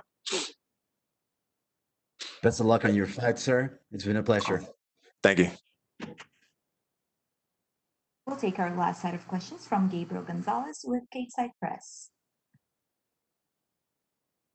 Hey, Geoff, can you hear me?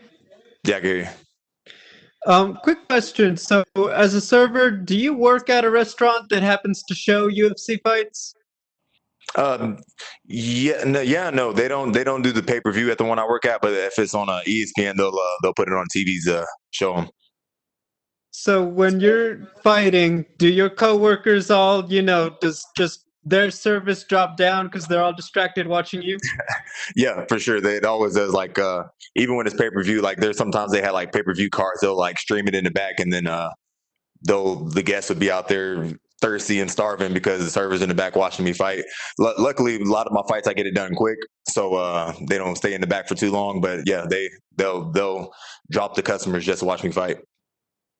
They got their priorities right. Yeah. There have been several Contender Series alumni who have been in main events. If you win, you'd be the first Contender Series alum to win a UFC main event. Does that mean anything to you? I didn't even know that was the thing. And then really doesn't mean nothing. I want to be the first one to get a belt. That's what really matters. There's a lot going on at welterweight, and I just wanted to get your take on it. In 2021, do you think that Gilbert Burns will be the one to take on Usman next? Or do you think a guy, maybe yourself, maybe Leon or Hamzat or somebody, could slide into the title fight? I don't know. Really don't know. I mean, right now, I thought it was Gilbert. I didn't know there was anything that was going to say it wasn't Gilbert fighting him. So I'm going to say, yeah, it's Gilbert. That's Gilbert's shot. So he gets the next crack at it. And that's actually all from me, man. Thank you. Cool. Thank you. That's all we have for you today, Geoff. Thank you. All right. Cool. Thank you.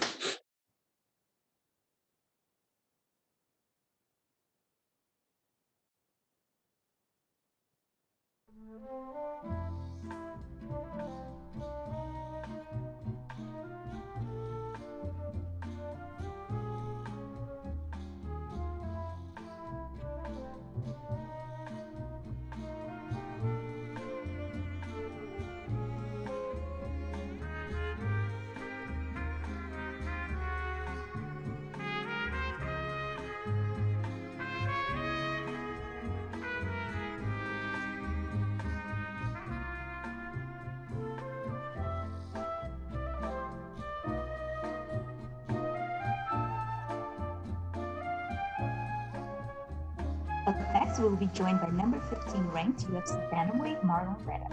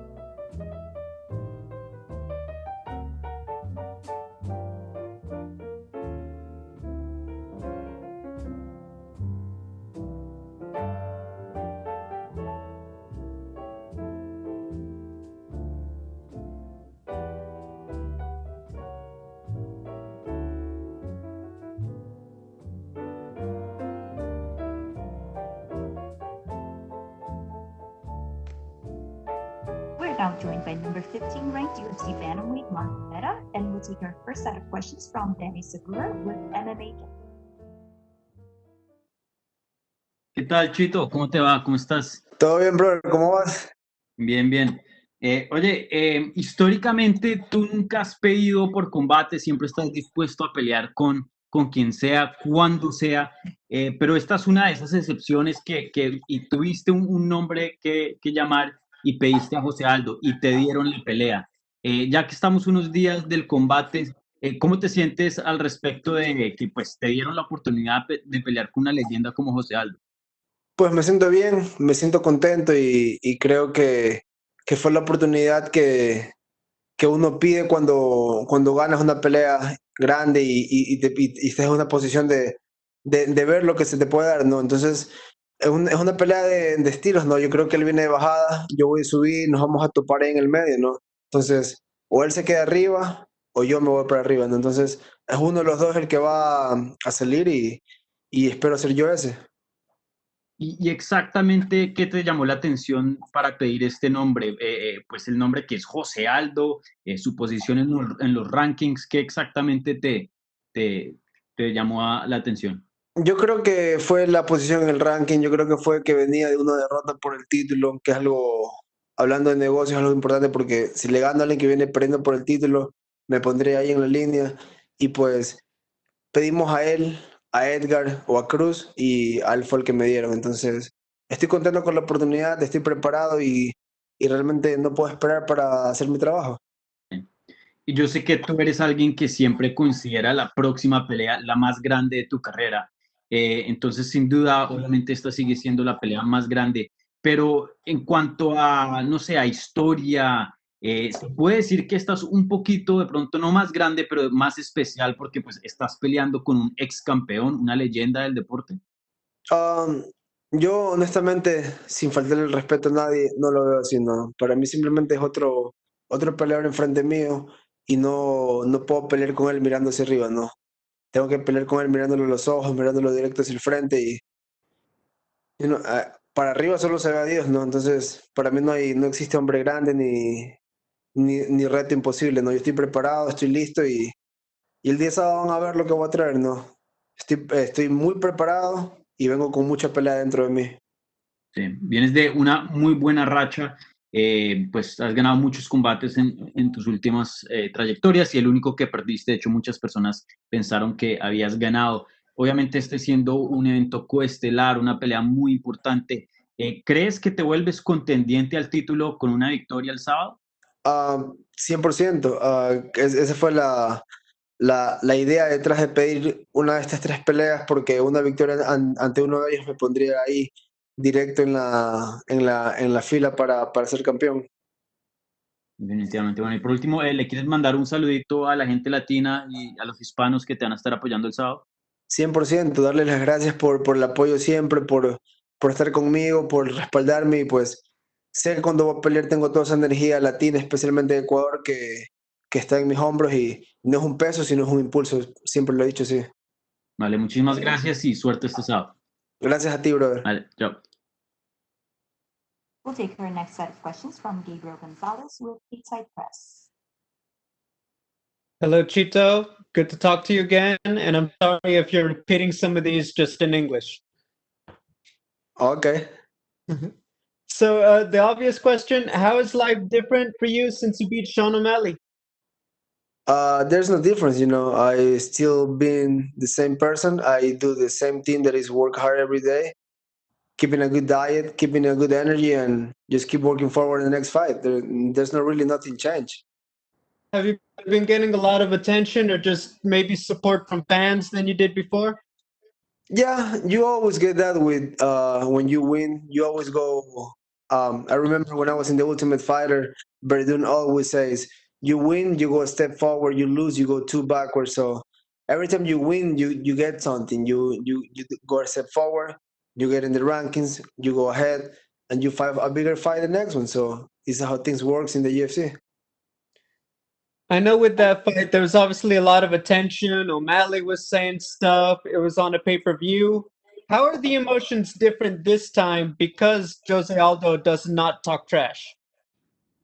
To me, it doesn't matter if you're talking or not. Last fight, everybody can see how I handle myself. This time is I keep the same energy. When I say things, I mean it. I just don't say things because I hear it for another cool fighter and I repeat them. I don't go to Google and I find quotes to say. I keep the same energy, but when the cage is locked, there's only one goal, and that goal is to fuck you up. People are asking, is Jose Aldo slowing down at this point in his career? Is he not at the top of his game anymore? What's your opinion? Do you think he's still as dangerous or do you think he's starting to slow down? Definitely, he's slowing down a little bit. But you cannot count him out. You cannot think it's gonna be easy. You cannot think you're gonna walk through the guy, because when you forget about you gotta fight before you win, you might get clipped, and then you realize you pay for your mistakes. So I'm thinking I'm gonna be in the hardest fight of my life.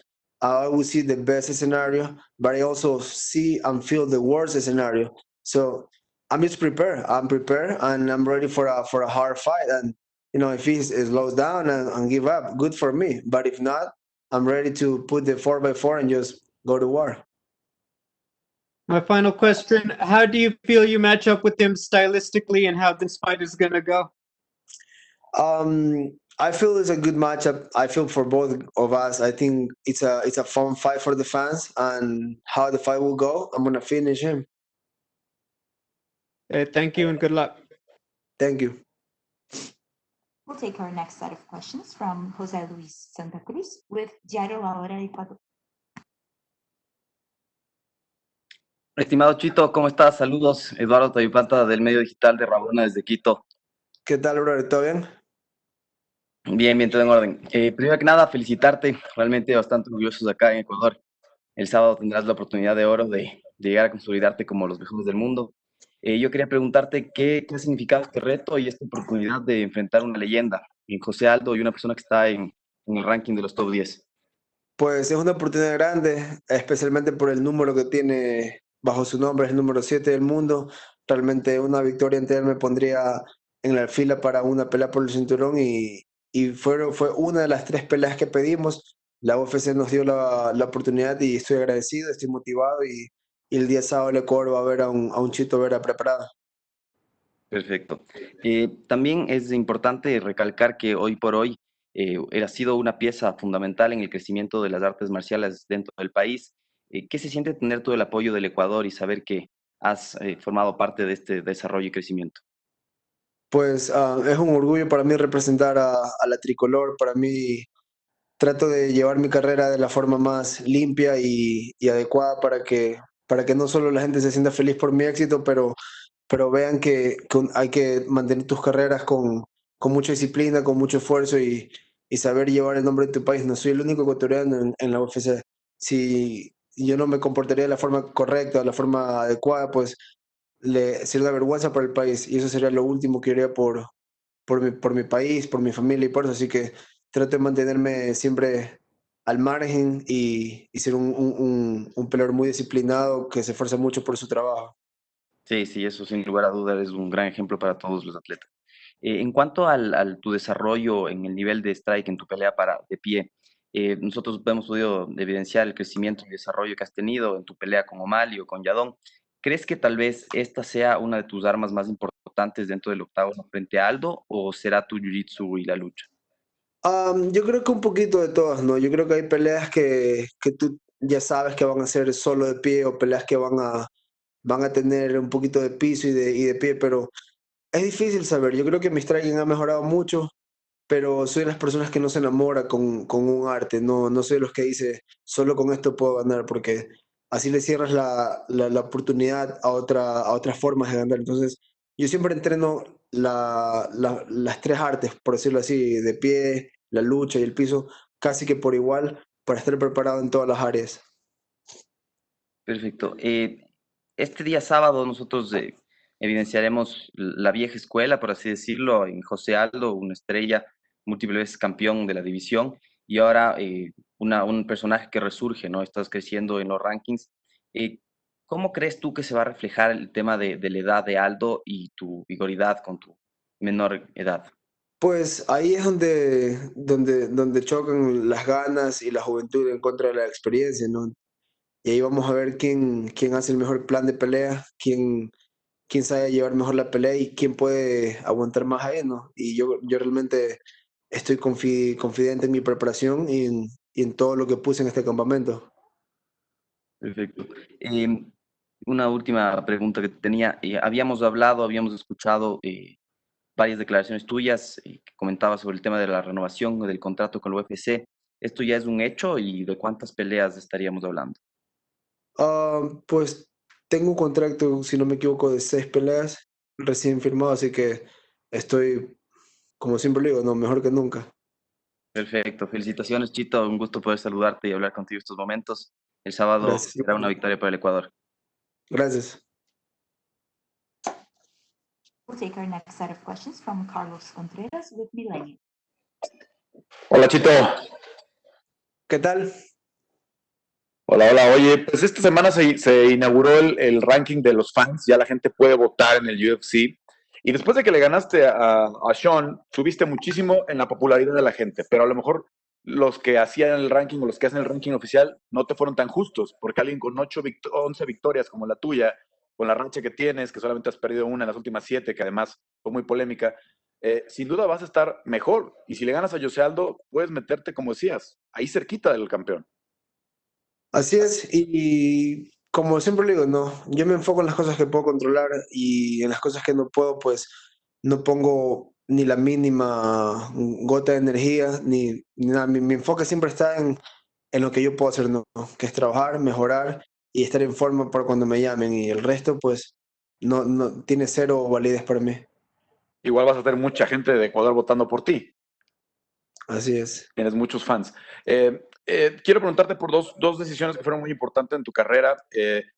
¿Cuándo decidiste ir con el coach Oyama, que ha sido clave en todo el progreso que has tenido? Y también cómo fue la relación con tu actual agente, con Jason, que también he visto que en redes sociales pues siempre estás muy cercano con él, que también ha sido muy clave en cómo has ido tomando las peleas y avanzando.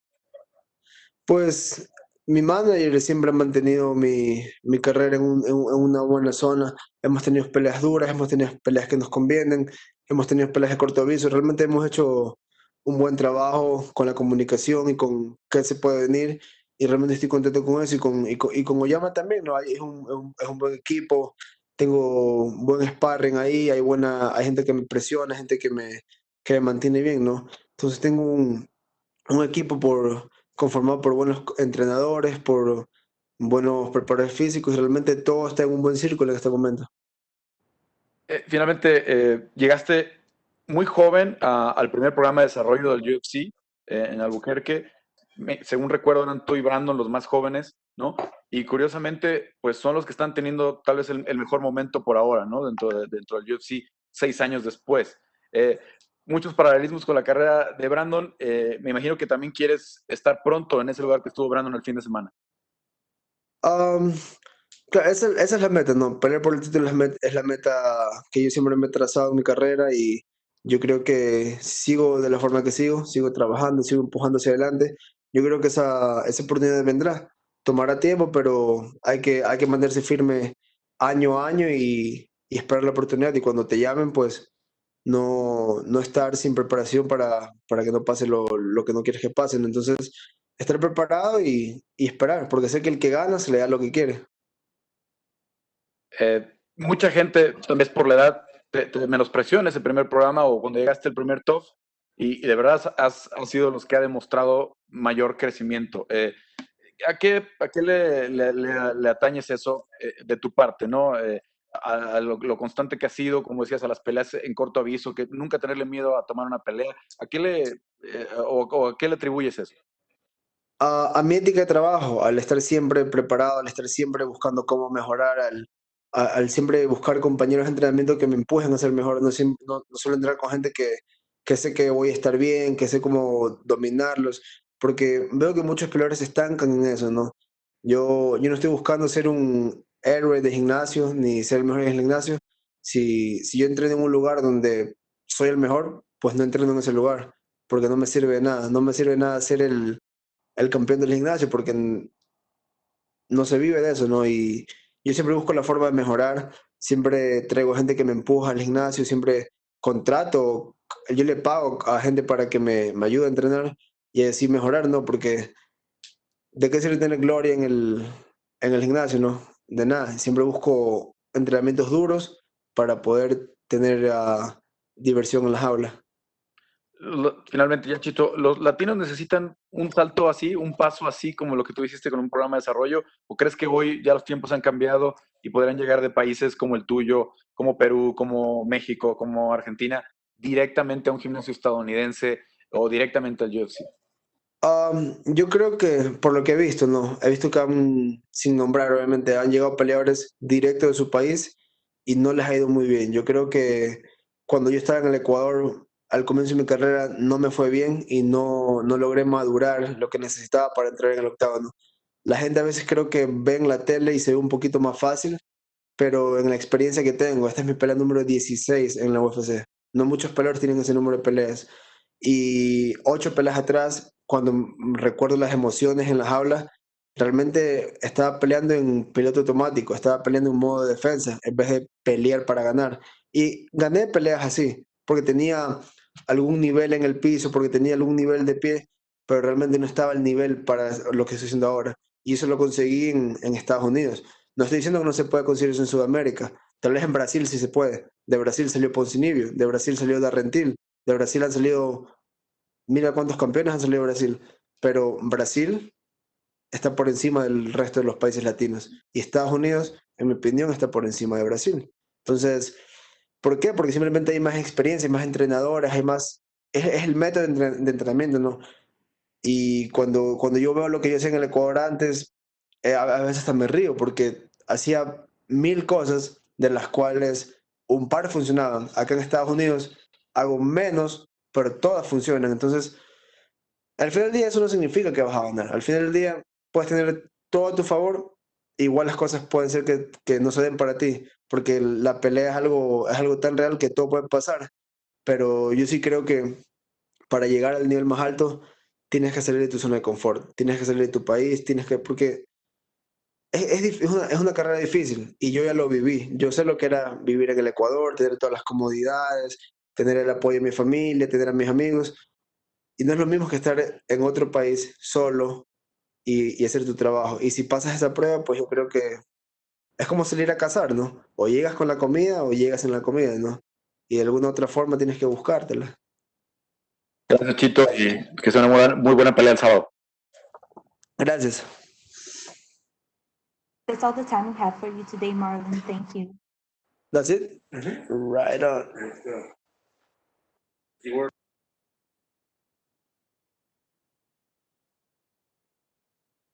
Up next, we will be joined by number 13 ranked UFC women's flyweight Jillian Robertson.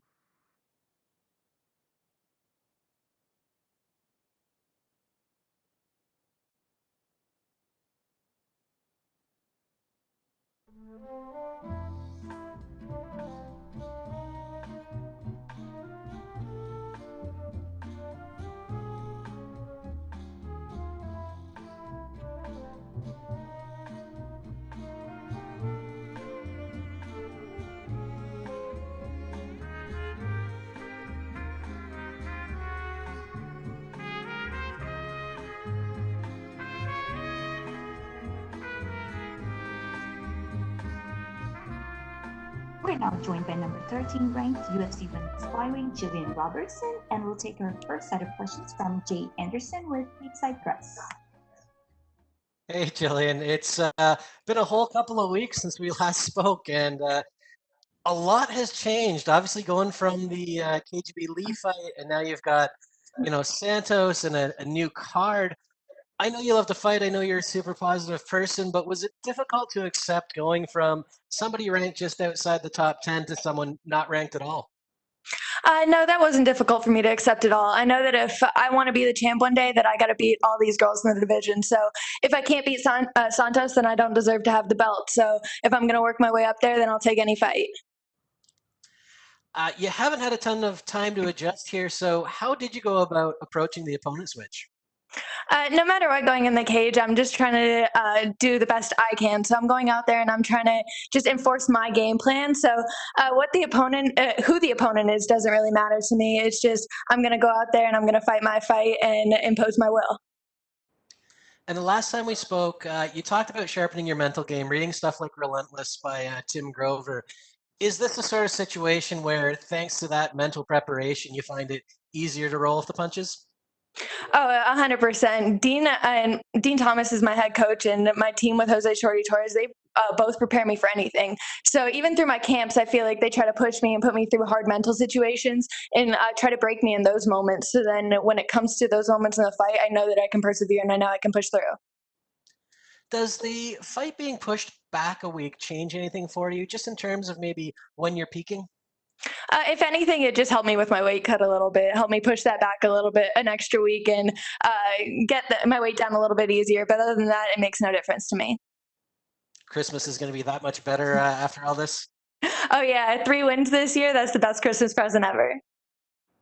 And last one for me, I mean, when we look at your career as a whole, how important has your level of competition been to your development? Because one thing we see from your record, every single fighter you've lost to is now a UFC fighter, right from Hannah Goldie and Calvillo outside the UFC. You've been fighting high-level girls right out of the gate. I think that's what developed me as a fighter and what got me to the point that I'm at today is that I just never said no to fights. I took every single fight that I could, and I was just always down to be there. So I took all the opportunities, and now it's taken me places. So I'm thankful for that.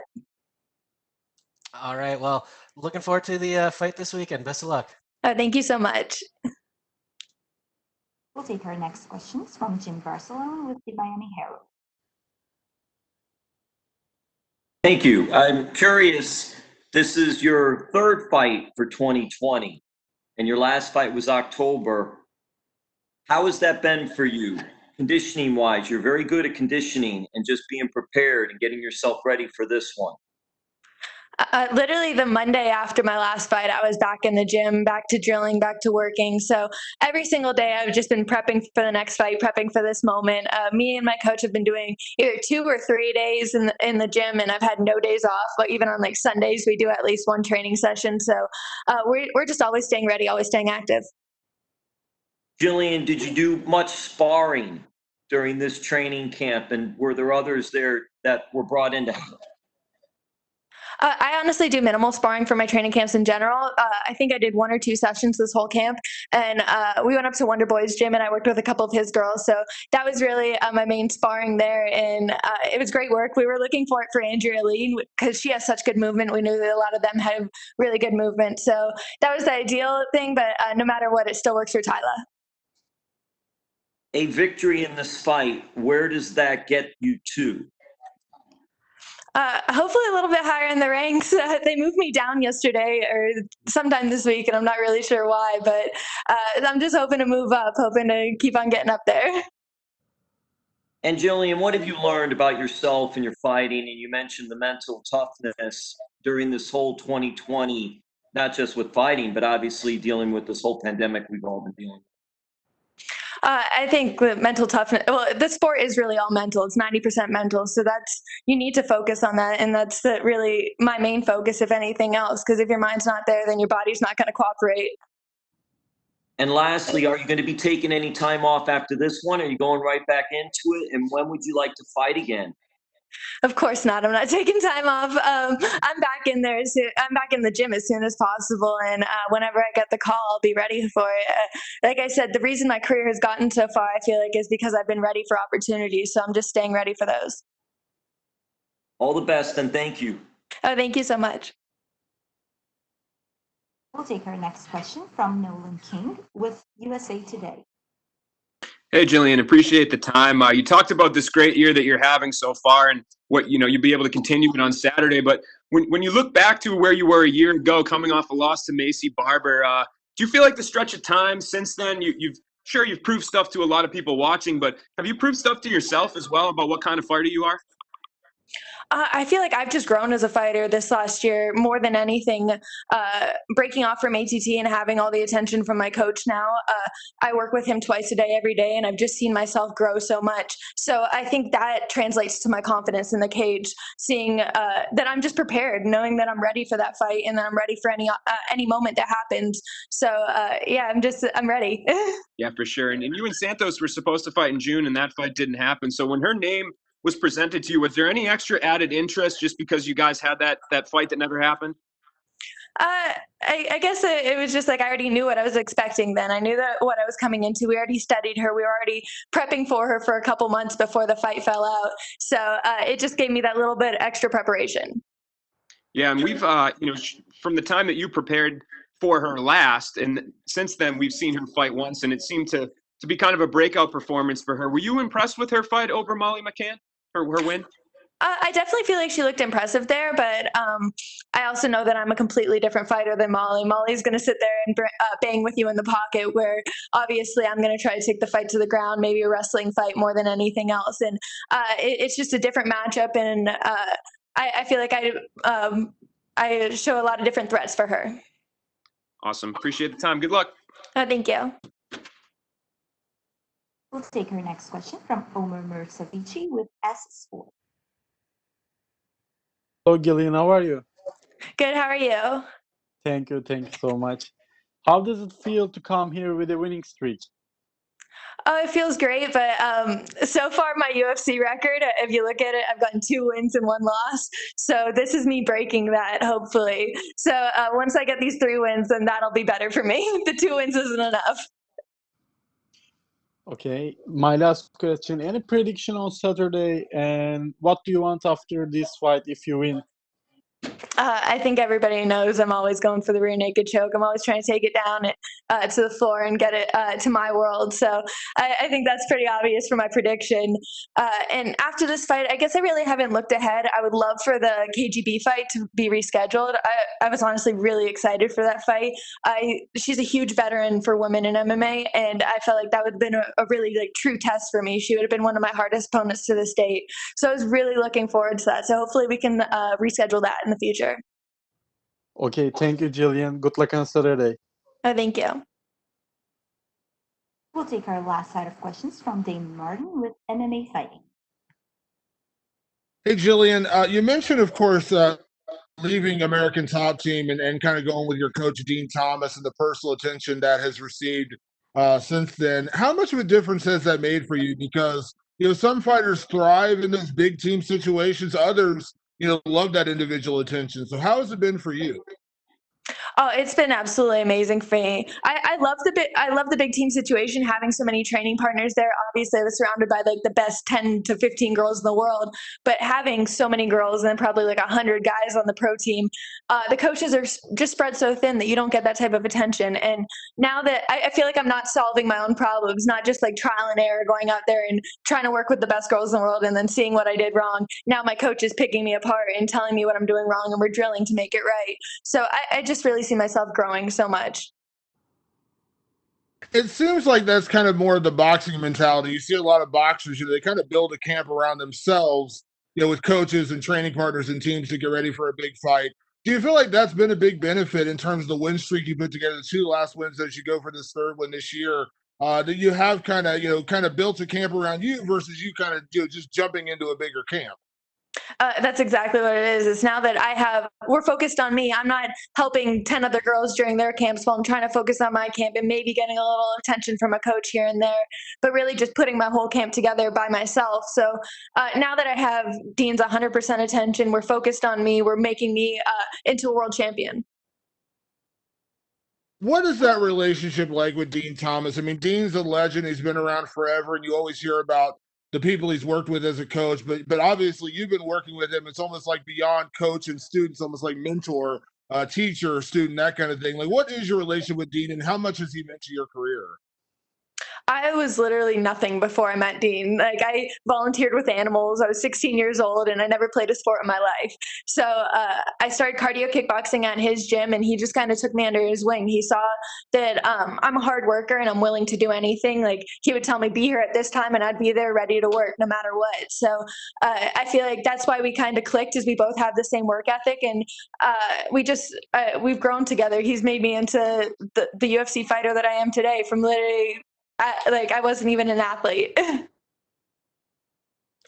And last one for me, you mentioned the weird thing about the rankings, and we could sit here and talk all day about weird things with rankings, but how much do you pay attention to things in terms of like where you're progressing in your career? Because you are still very young, you're still learning, you're still evolving. But do you pay too much attention to in terms of like rankings, where you want to go, like before and after fights, things like that, or do you just go out there and fight and kind of let everything else kind of take care of itself? Yeah, I don't pay attention to the rankings much. I'm trying to make myself the best mixed martial artist in the world, and I know that I'm gonna get there one day. I just got to keep on working for it. So wherever the journey takes me, I'm down for it. Thanks, Jillian. Thank you. That's all the time we have for you today, Jillian. Thank you. Thank you.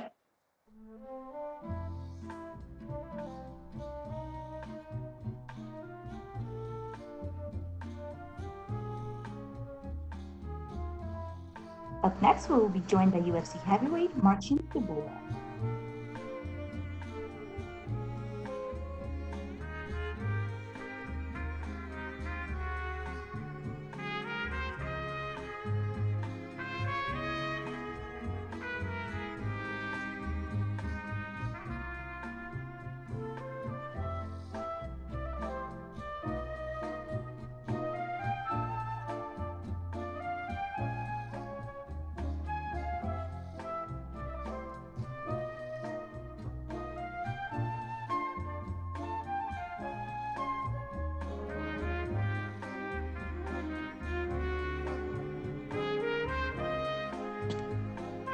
We're now joined by UFC heavyweight Marcin Tybura, and we'll take our first set of questions from Gabriel Gonzalez with Stateside Press.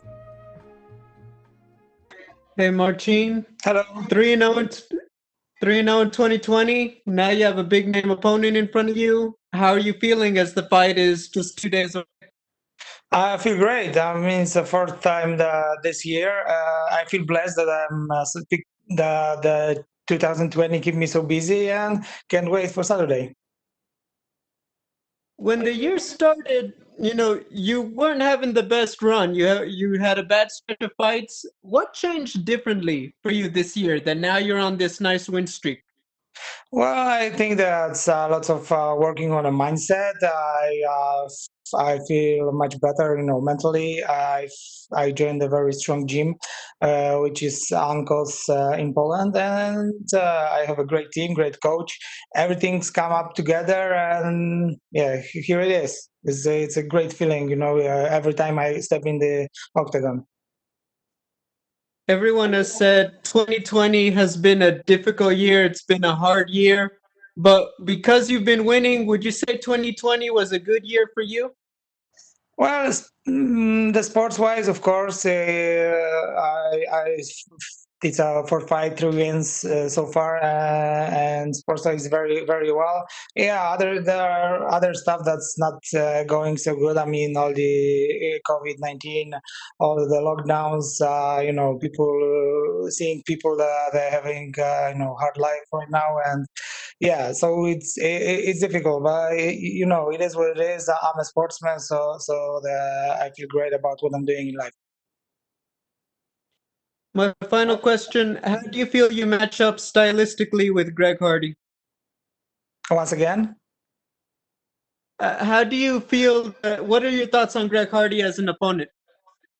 Oh, he's a big guy. He started aggressive. He pushing his forward, and he got knockout power in his hands. I don't think he's like a very good composed, on the ground and wrestling, but still the guy is dangerous, and he proved it in the previous fight. Thank you and good luck. Thank you. We'll take our next set of questions from Nolan King with USA Today.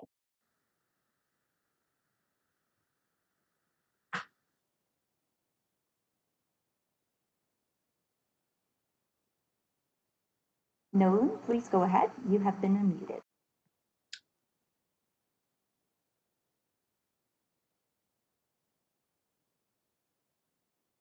Looks like we have some technical issues there, so let's jump to Jordan Ellis with Low Kick MMA.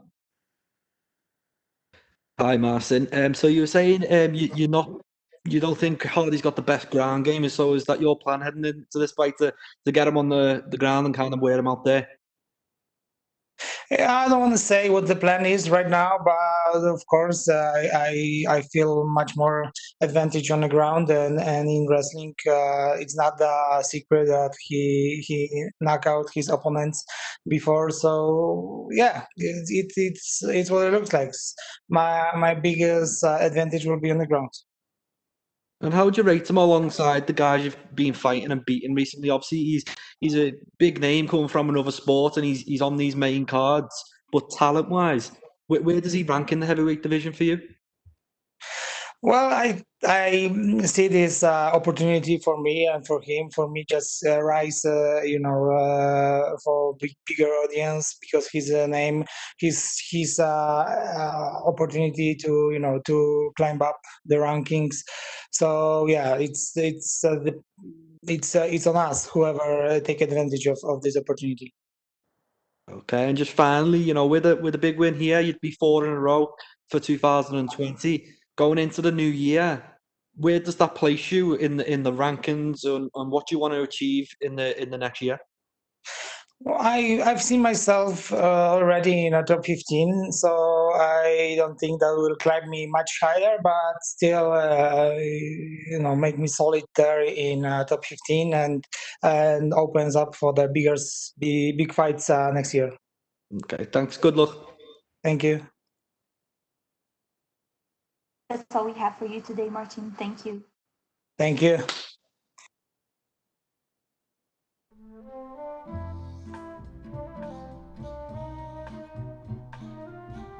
Up next, we will be joined by number 3 ranked UFC bantamweight Marlon Moraes.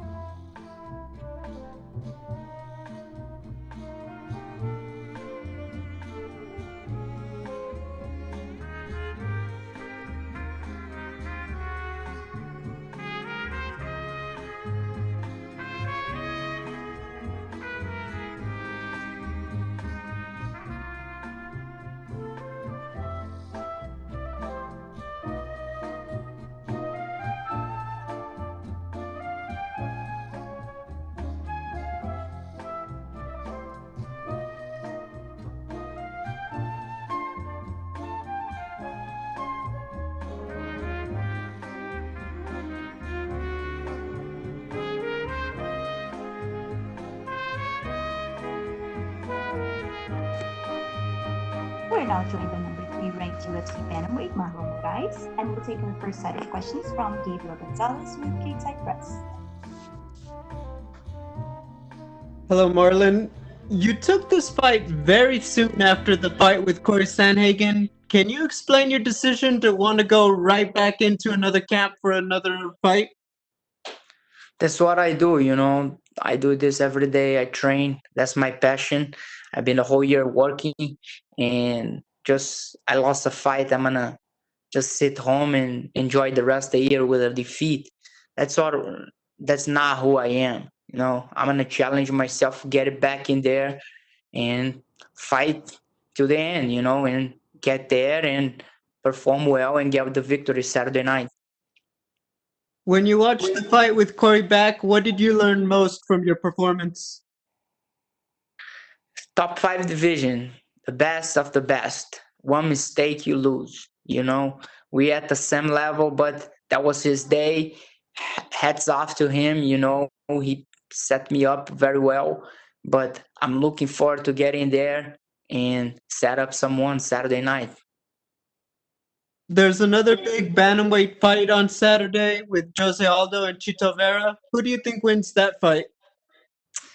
I don't know. I have no idea. I think Chito got his weapons. Aldo got his weapons, and hopefully the best man wins. If Aldo wins, will be amazing. I'm a Brazilian, you know, but we'll see. We'll see Saturday night who's going to be better. Final question: what do you think of Rob Font as an opponent, and what does he do well? Rob Font's a very good fighter. He finishes fights. He's a striker. He got submissions, but I just think I'm a little ahead of him. I'm faster, and I'm gonna get in there, put everything together, and win this fight Saturday night. Thank you, Marlon. Good luck. Thank you. We'll take our next set of questions from Jim Barcelone with the Miami Herald. Thank you. I'm wondering, after the last fight to a very tough opponent in defeat, when you watched the fight, how much did you learn from it? And did it make you want to change anything in the training, or just business as usual, keep it steady with the training? Man, I'm at the level, and it's just a matter of detail. And I was hungry, but now I'm even hungrier. I want to get that victory. I'm gonna chase it, and I'm gonna get it. Training at American Top Team for this one down in South Florida? Yes? Yes. How did training go there for this camp? Who helped you get ready for this fight? I've been training with the best guys in 135, 145 you guys you all know, and I'm challenging myself every day. And I know this year was a great year for me. I trained very hard. I improved a lot, and that's what I want. I want to show everyone my skills and where I am now Saturday night. It's my time to shine. What does it say about South Florida and all the MMA fighters that are here in South Florida training? There are just so many good ones down here. And how did you get to American Top Team? My coach is with me since I was 10 years old in Brazil, and he works at ATT. And I ended up moving to US and living in Florida. And then I moved to New Jersey. I had amazing years in New Jersey. But at the end of the day, I was missing Florida a little. And I want to keep working with my coach. And my coach joining ATT for me was just opening the door. And I went there a little. I like it. And then here I am, you know, and I couldn't be more prepared for my fight. And I think fighters go there because that's so many people, so many training partners and coaches, and the facility is amazing. And you go there and you get to work and you get to learn. And lastly, for me, who will be in your corner for this fight? I got my coach Anderson, and I got the guys from ATT, and I can't wait to get in there and get the victory. All the best, and thank you. We'll take our next question from Sumit Data with Sportskeeda. Hey Marlon, hope you're doing well. Yes, thank you. So heading into this fight, you're obviously on the back of a disappointing loss, but despite that, you've always been a high-ranked bantamweight who has been in contention for fighting for the title. So heading into this fight, what is your motivation to get back into the title picture once again? My motivation is win.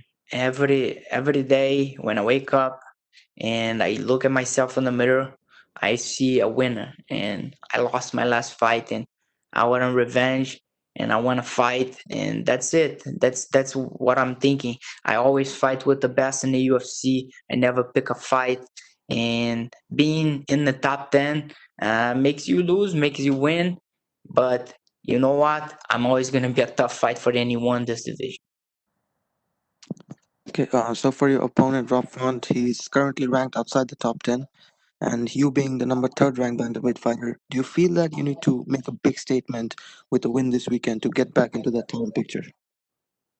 I want to fight. I want to fight, and I want to fight. And his opponent, and in my opinion, he's a top 10 fighter, and he's a good fighter. He finishes fights. He can strike. He can fight on the ground. So it's a great opportunity for me to get in there, show my skills, and get a victory.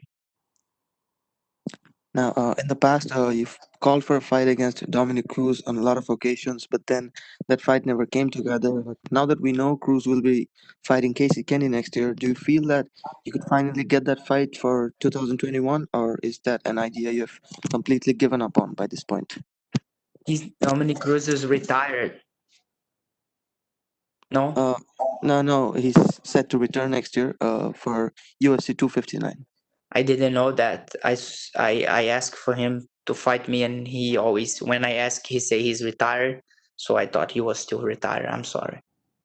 So if he's back, I'm here and I'm game anytime, anywhere.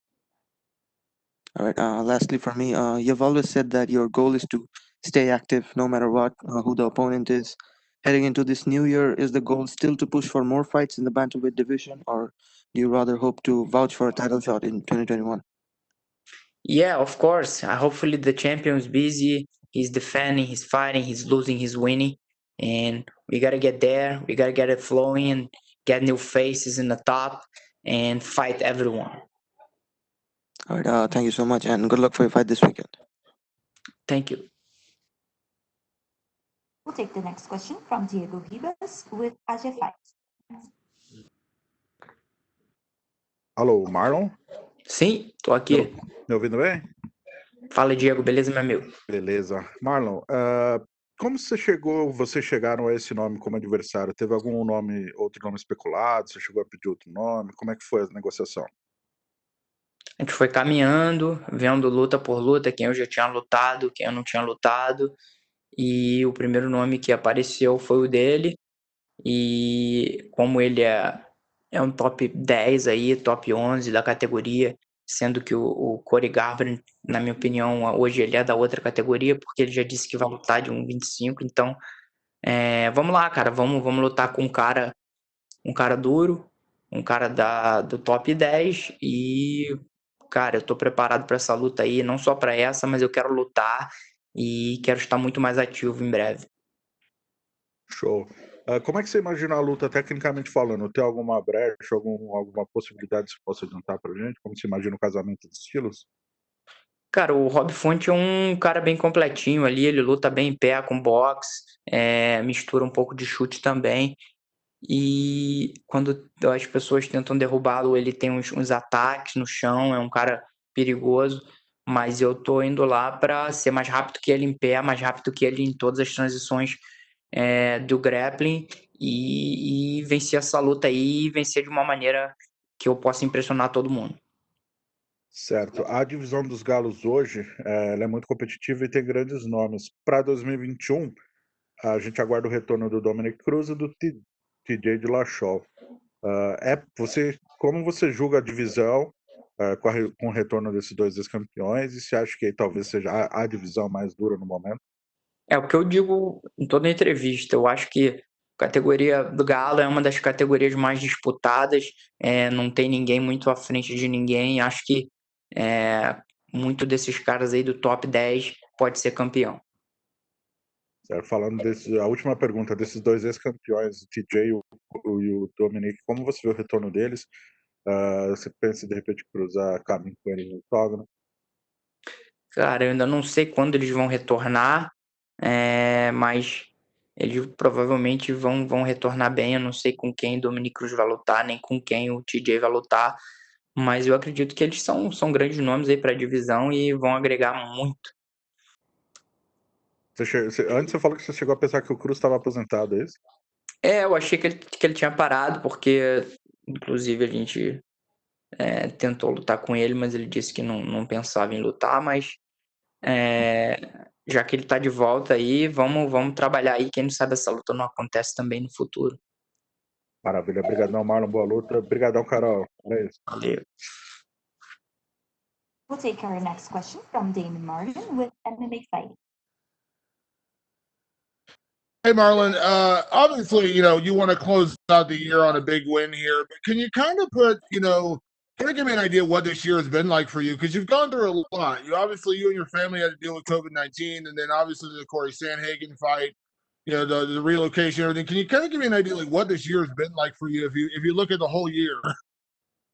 Crazy, man, because I've been working the whole year. I've been in the gym and being a lot of hits this year, and it's time to hit back, it's time to be me, to get in there, mix it up, and show everyone what I'm made of. Coming out of the Sandhagen fight, I mean, obviously you're still ranked. I don't know the rankings exactly, but you're top 3 in the world. Obviously, getting another high-ranked opponent would be good.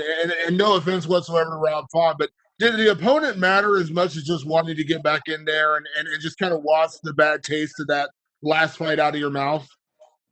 Of course, the opponent matters, and my opponent is a very good fighter, and that's a guy that fights. And I don't want to fight with people that don't fight, and we're going to get in there, and we're going to put on a show. I know for sure, and I'm ready to get in there and prevail. Of course, it's a mixed martial arts fight, Marlon, but I don't think it's any surprise that both you and Rob are phenomenal strikers. Do you enjoy those kind of matchups? Going into it knowing this guy's probably going to strike with you, and you get to kind of show off one of your most dangerous weapons, which is your kickboxing. Yeah, man, we're gonna definitely fight, and I'm very excited. Put on a show and close this year with one of the best fighters, and I know this is gonna be one of the best fights of the show.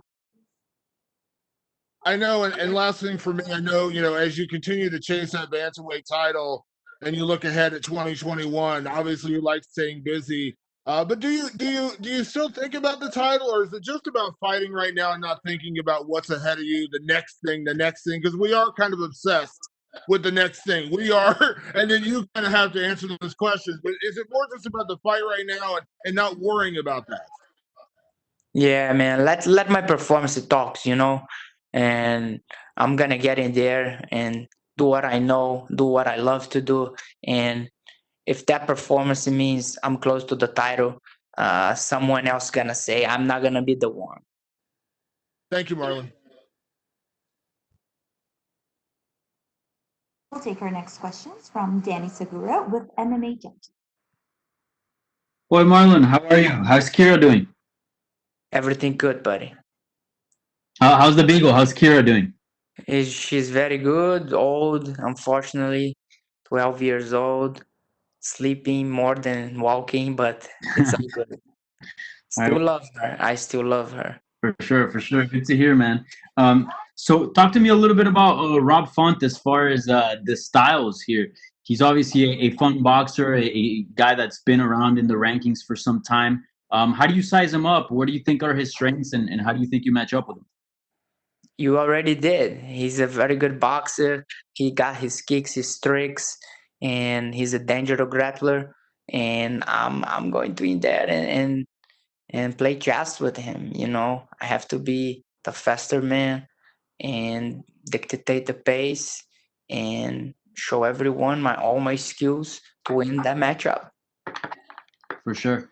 And do you think people are sleeping on you a little bit? Because yes, you're coming off a defeat, but prior to that, you fought Jose Aldo and you beat him, the guy who the last guy who fought for the belt.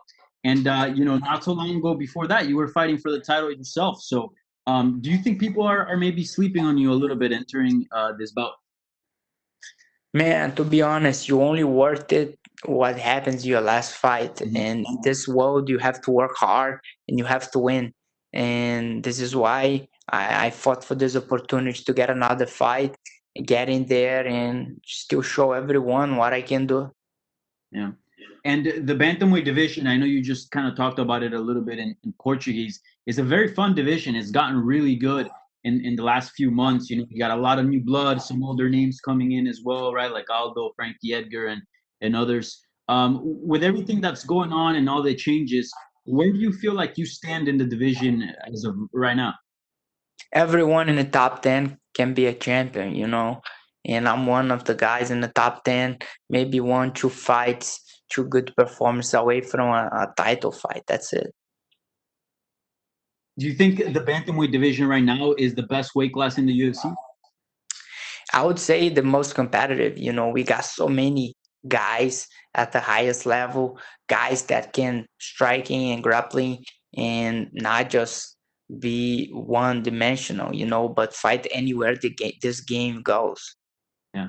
And what does that do to you mentally as a fighter in that division, knowing that, almost every guy in that top 15 is game and is a very dangerous opponent? Does it almost have to put you, a little bit extra sharper in your training and in your life and everything that you do? Yes, that's it. We always got to get better. We can't sit home and just wait. You got to live in the gym, spend most of your hours working and trying to do what things people are still not doing.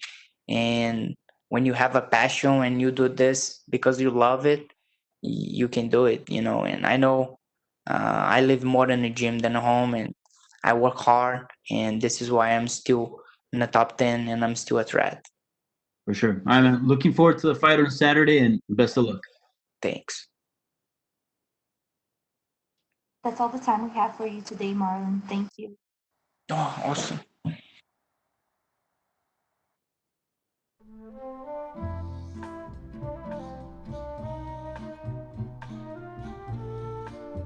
Up next, we will be joined by UFC welterweight Michel Pereira.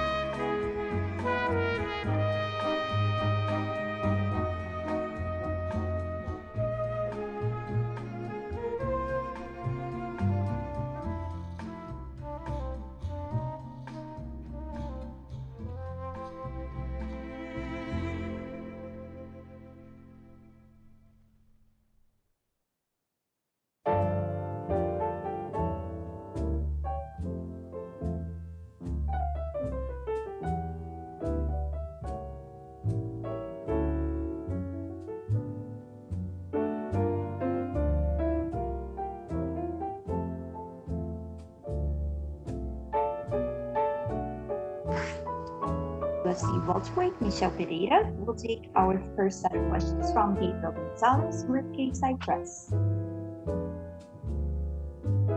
Hello, Michel. Can you hear me? Hello, I speak português. Eu vou traduzir para você. Excelente, português. Michel, eu vou traduzir para você, tá bom? Ah, ok.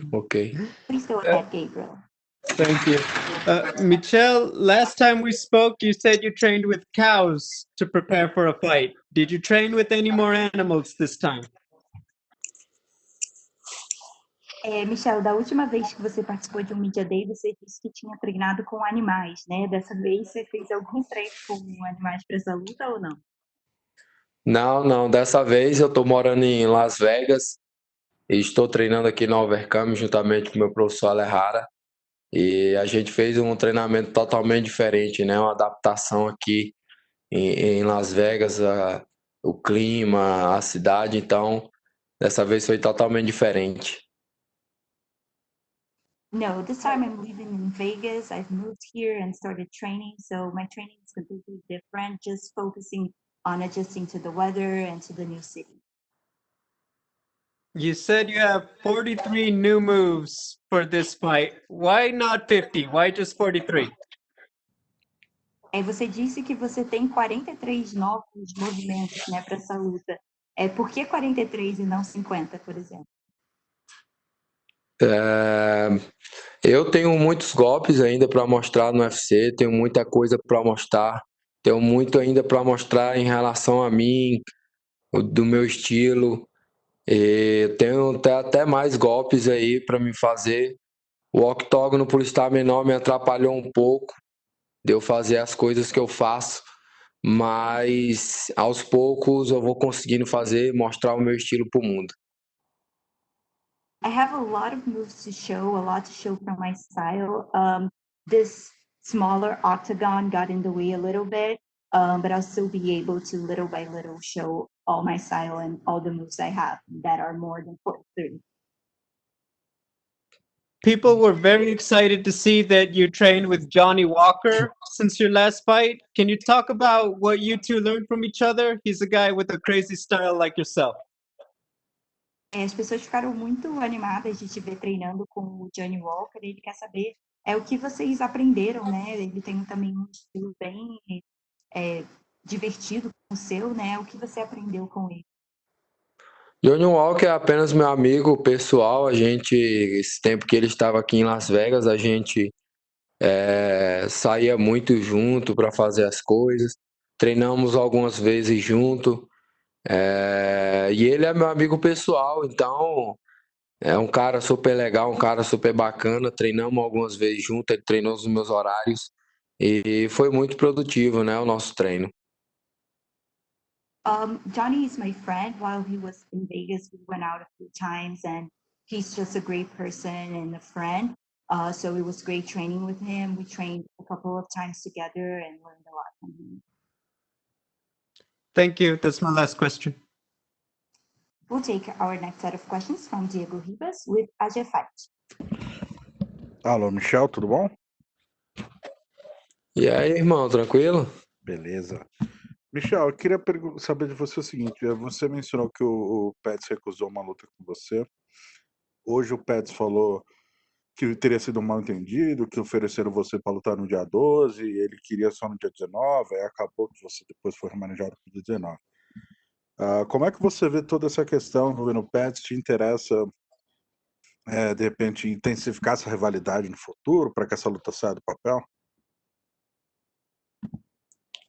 Eu acho que ele está com desculpa, porque ele teve muito tempo para pensar, para aceitar, e ele poderia ter falado isso, que não poderia lutar dia 12 e sim dia 19, mas ele recusou a luta, e isso quase me prejudica de eu não lutar agora em dezembro, e eu fiquei muito chateado com ele por causa disso. Então, se ele tivesse mesmo machucado, que nem ele falou, que foi o que chegou até mim, estaria tranquilo, porque se o cara tá machucado, tá machucado. Agora, inventar desculpa, falar coisa que ele não tava machucado, então, porque se ele vai lutar dia 19, então ele não tava com as costas machucadas, então era mentira.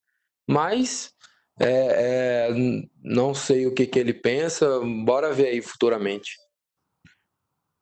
Maravilha. Para essa luta de sábado agora, acho que a grande questão que todo mundo se pergunta antes das suas lutas: podemos esperar o Michel Pereira, entre aspas, acrobata, imprevisível, com movimentos novos ali, mesmo com o octógono menor?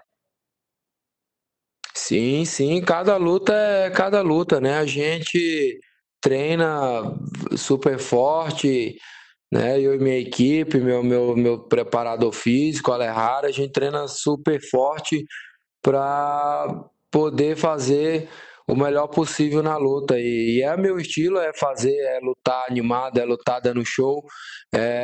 Por o octógono ser menor me atrapalhou muito, né? Porque para eu fazer as coisas eu tenho que ter uma distância, uma segurança, né? Eu tenho que estar numa margem de segurança, então com o octógono menor me prejudicou muito. Na minha última luta eu queria fazer muita coisa e quando eu ia fazer eu não estava na distância por causa do espaço. Mas vamos ver aí, cada luta é cada luta, né? Quem sabe aí eu não consiga mostrar mais do meu jogo. 2 perguntinhas para finalizar, então. Você preparou algum golpe em especial para essa luta? E caso sim, você pode adiantar para a gente algum detalhe? Não, eu não tenho assim golpes especial. Eu tenho todo golpe para mim meu é especial e vai do momento da luta, porque todos os golpes que eu tenho na carta ainda que eu tenho ainda para fazer são golpes aí que eu nunca vi ninguém fazer, é golpes aí que quando as pessoas vê eu fazendo, vai falar, pô, eu não acredito que o Michel fez isso. E eu tô no UFC para dar show, tô para agradar meu patrão Daniel White, Sean Shelby, para agradar os fãs do UFC, do mundo. E esse é o meu trabalho, eu sou pago para isso. E esse é o meu objetivo, é fazer com que eles gostem da minha performance. Certo, para finalizar, você se mudou para os Estados Unidos, hoje você treina com a Alejara aqui em Las Vegas. Essa mudança, o que você já sentiu de benéfico no seu camp, no seu treinamento? Quais vantagens que você tem em relação aos treinos no Brasil? Hoje, por eu estar em Las Vegas, hoje eu vivo muito mais como atleta, moro bem, tenho o carro dos meus sonhos, tenho a vida que sempre quis, estou próximo do UFC, tenho o PI para treinar, tenho o Overcome, tenho o profissional que é o Rafael Herrara, e a gente treina super bem, se prepara super bem. Então hoje eu estou numa fase da minha vida muito boa, minha carreira está ótima, então agora é só a vitória, é só buscar essa vitória para fechar com chave de ouro, porque está tudo alinhado, tudo organizado, tudo como tem que ser. Maravilha, obrigadão, Michel, obrigadão, Carol. Valeu, irmão. We'll take our last set of questions from Danny Segura with MMA Junkie. Hey, Michelle, just curious. Khaos Williams has had some very good performances, some very quick finishes as well. What have you thought of sort of this quick and explosive run he's had in the UFC? O Khaos também, assim como ele falou, ele já teve algumas performances também bem explosivas. O que você acha desse estilo dele? Eu acho que vai ser uma grande luta, vai ser um grande combate. Ele é um ótimo lutador, eu também sou. E isso quem tem que vai ganhar é os fãs, é o UFC. Então, isso é ótimo, né? Eu gosto de lutar com pessoas boas, pessoas que estão com um nome muito bom. E isso é muito legal porque vai ser um grande combate e isso os fãs, os amantes do MMA só têm a ganhar. It's going to be a great fight.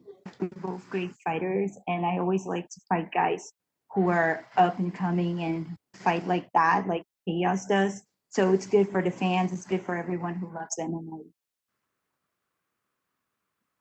Nice. And obviously, you have a very exciting style. We've seen the backflips and the acrobatics inside of the cage.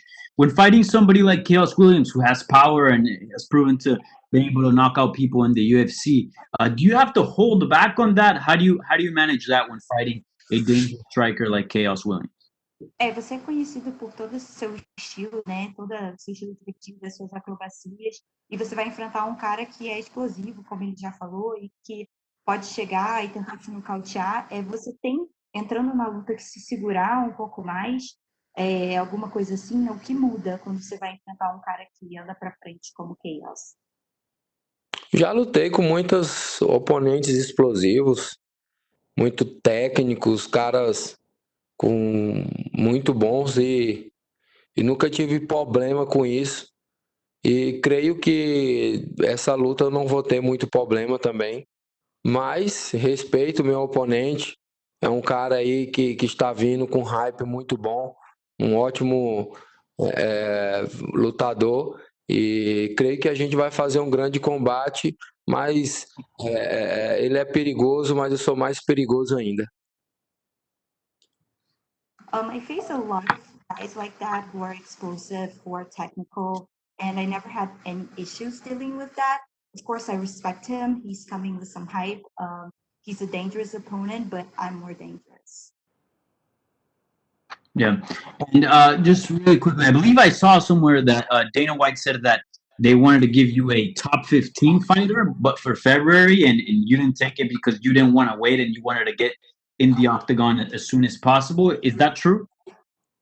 Ele falou que ele leu em algum lugar que o Dana teria te oferecido um lutador top 15 para lutar em fevereiro e você não teria aceitado porque você queria lutar logo. Isso é verdade?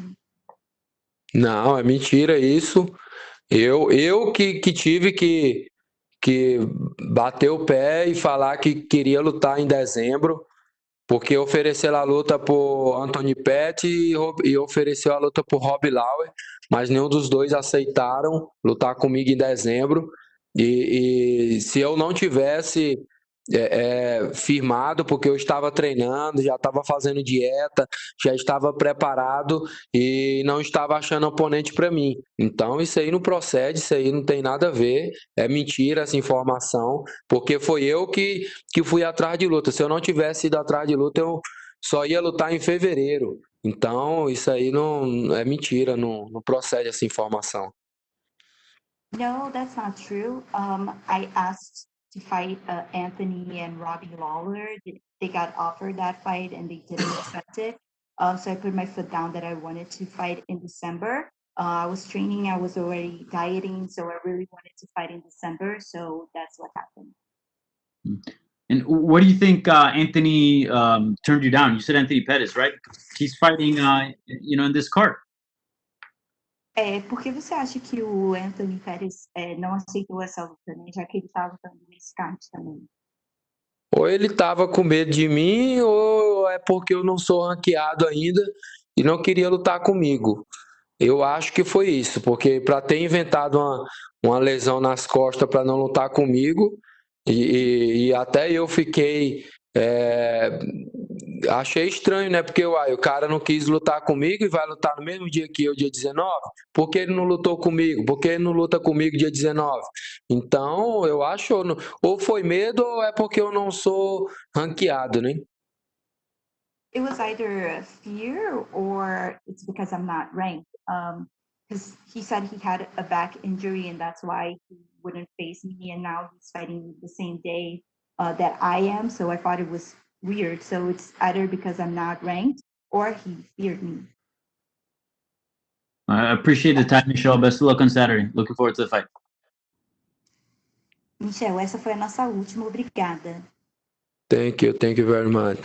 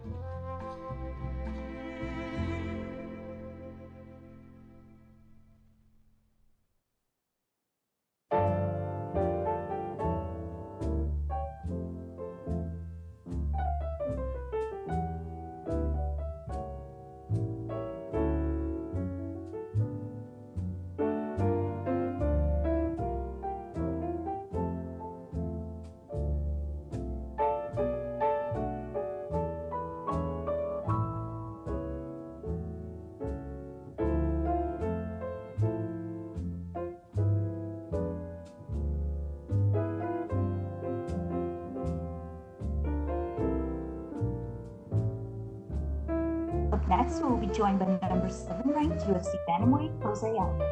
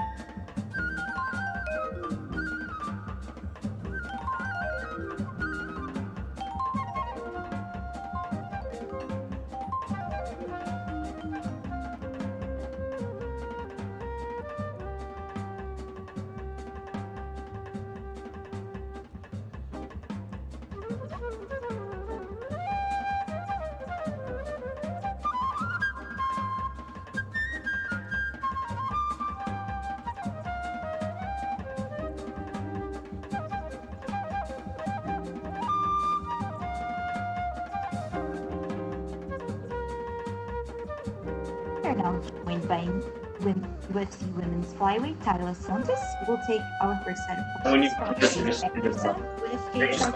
Então, pode ser a resposta olhando para a câmera. Yes, hello, can you hear me?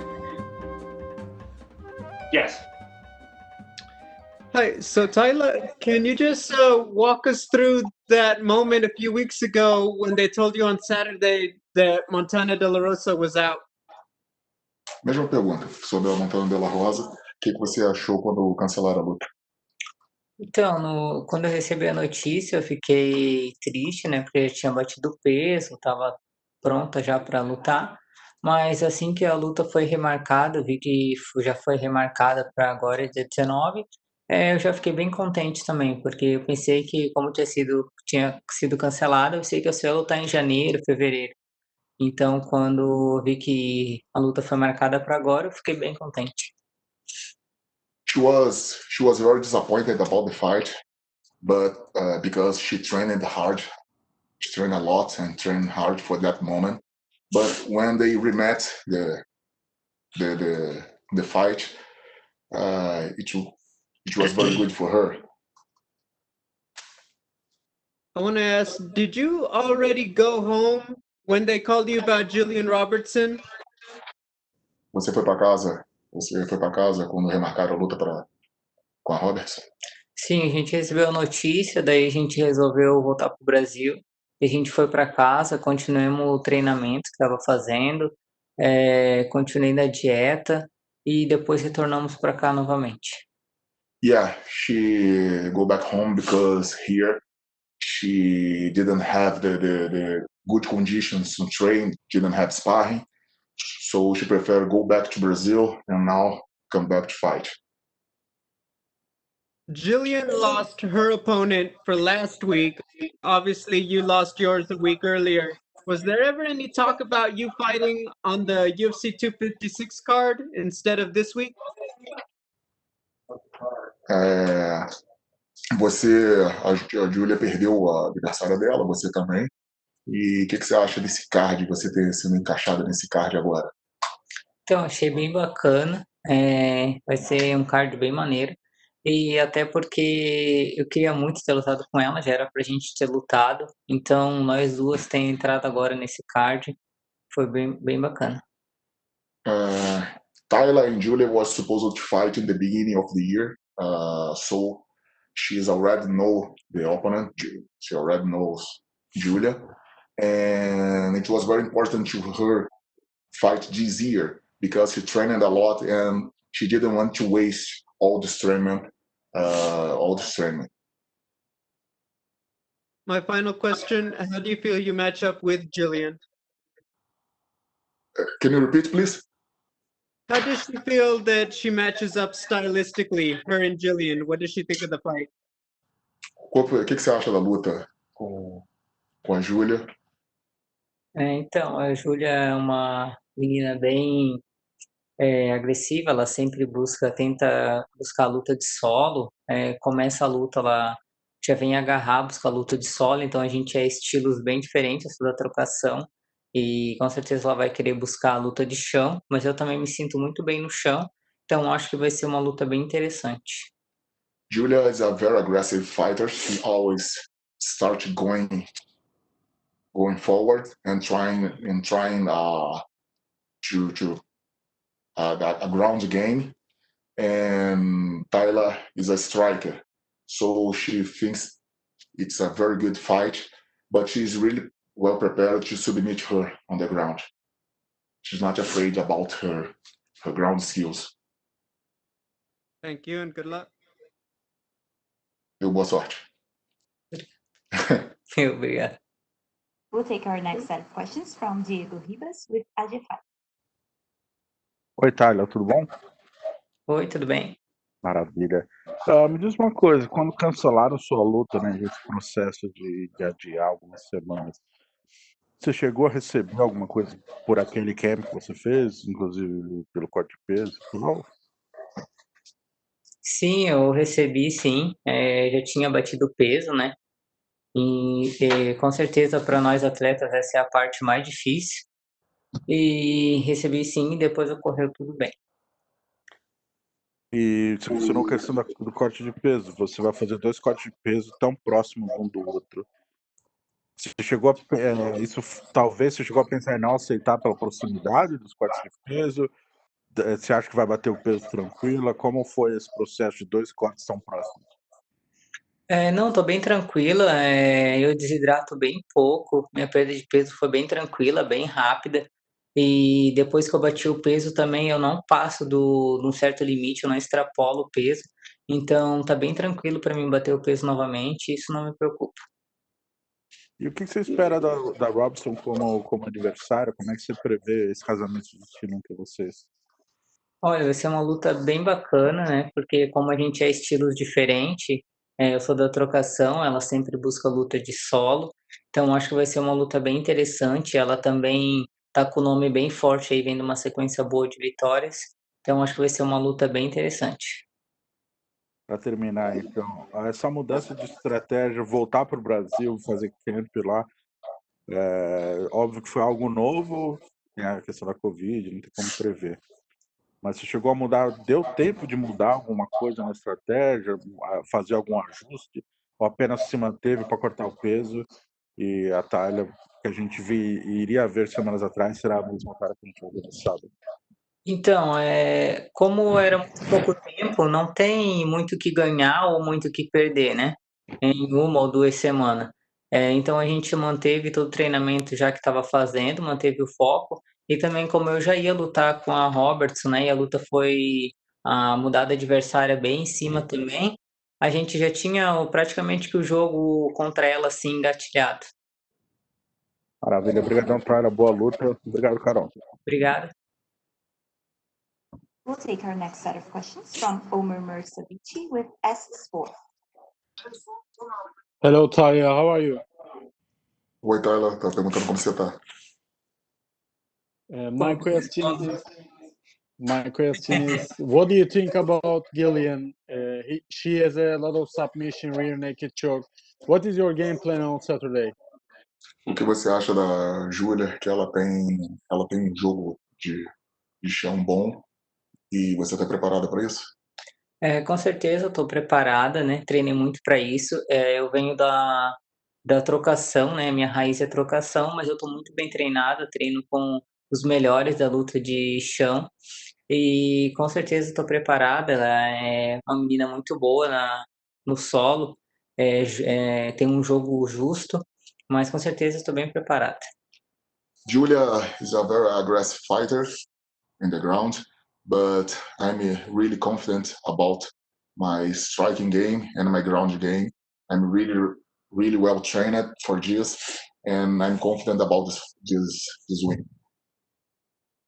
Okay, my other question, what is your dream match in the UFC? Qual a sua luta dos sonhos no UFC? Olha, minha luta dos sonhos, não tenho nenhuma, não. Eu quero ir chegando aos poucos, tá sempre preparada para cada adversário que aparecer na minha frente e chegando aos poucos, fazer meu nome. She didn't think about this. She wanna do a great career in the UFC, and she knows that she have potential to go to the belt. Okay, thank you so much. Good luck on Saturday. Thank you. We'll take our last set of questions from Jay Anderson with Cage Side Press. Hey, thanks very much. And just a quick one from me. There's been a lot of talk about the records that Jillian Robertson has: most wins, most finishes, most submissions, most fights, most top time at flyweight. With that in mind, would getting a win over her be any more special? A Júlia tem um recorde muito grande de vitórias, submissões e um grande número de lutas na categoria. O que você acha? Você acha que isso vai engrandecer sua luta? É algo mais difícil? Então, como eu falei, a Júlia tá vindo de uma sequência muito boa de vitórias, né? Tá com o nome bem falado. Então, acho que isso é bem importante para mim também. Com certeza, uma vitória em cima dela ia dar uma alavancada no meu nome. She knows that Julia is coming from a lot of victories. She have a great name in the UFC. So Taila wins this fight will be very good for her career. All right, thanks very much. That's all we have for you today, Tyler. Thank you. Perfect. Fechou. Finish.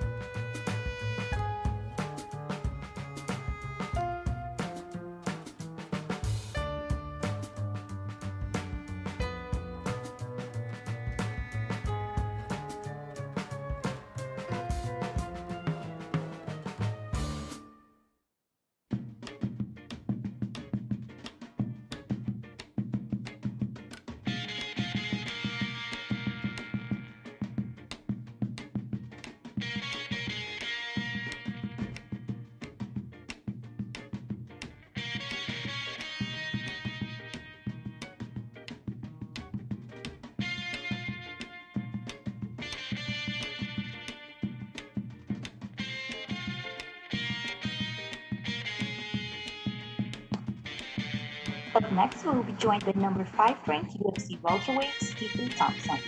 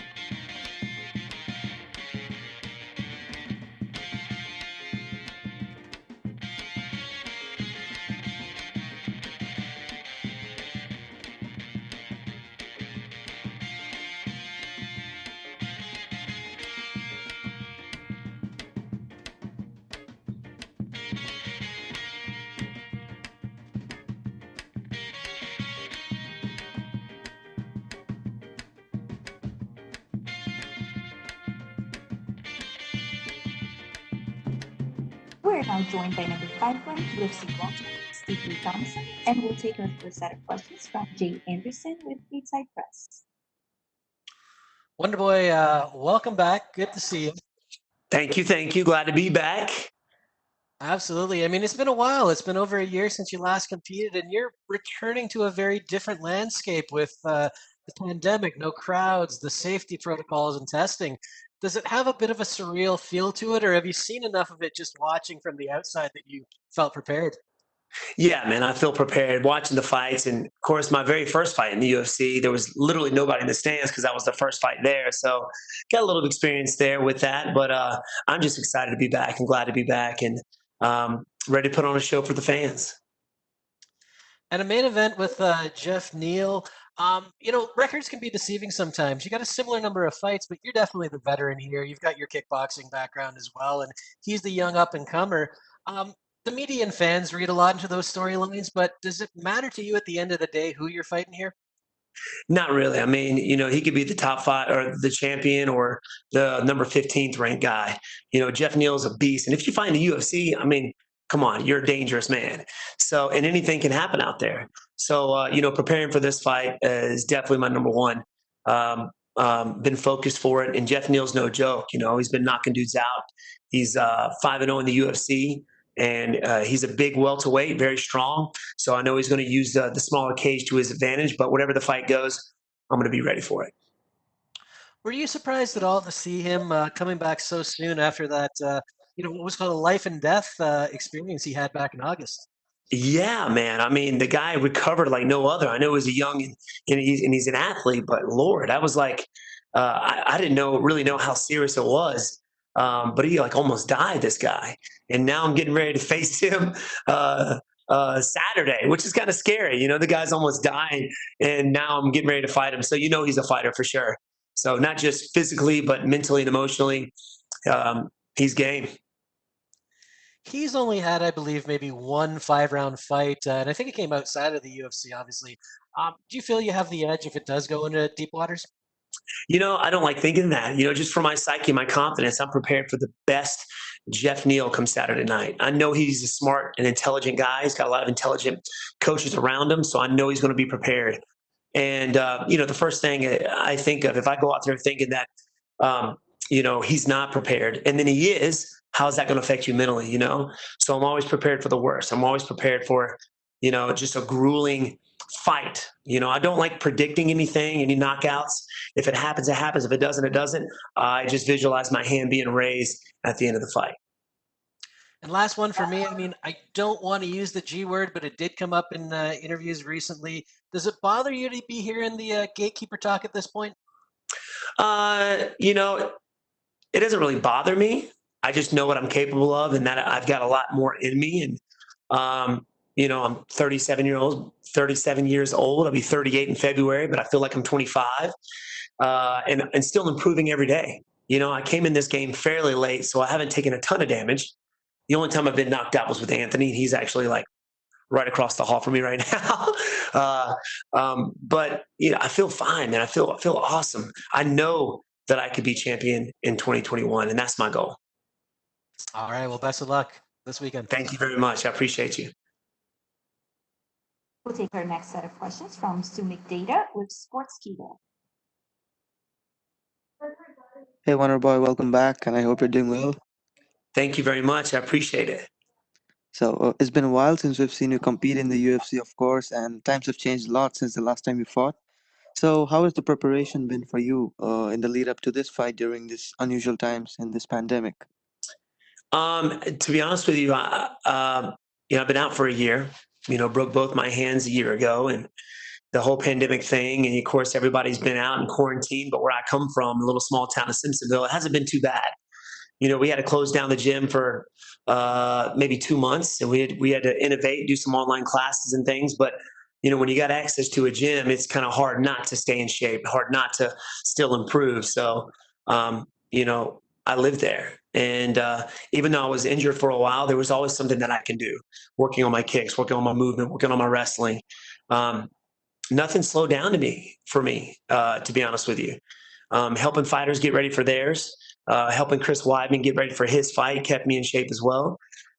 So during this whole pandemic thing, gave my body a chance to heal up, to be honest with you, but my skill levels improved tremendously.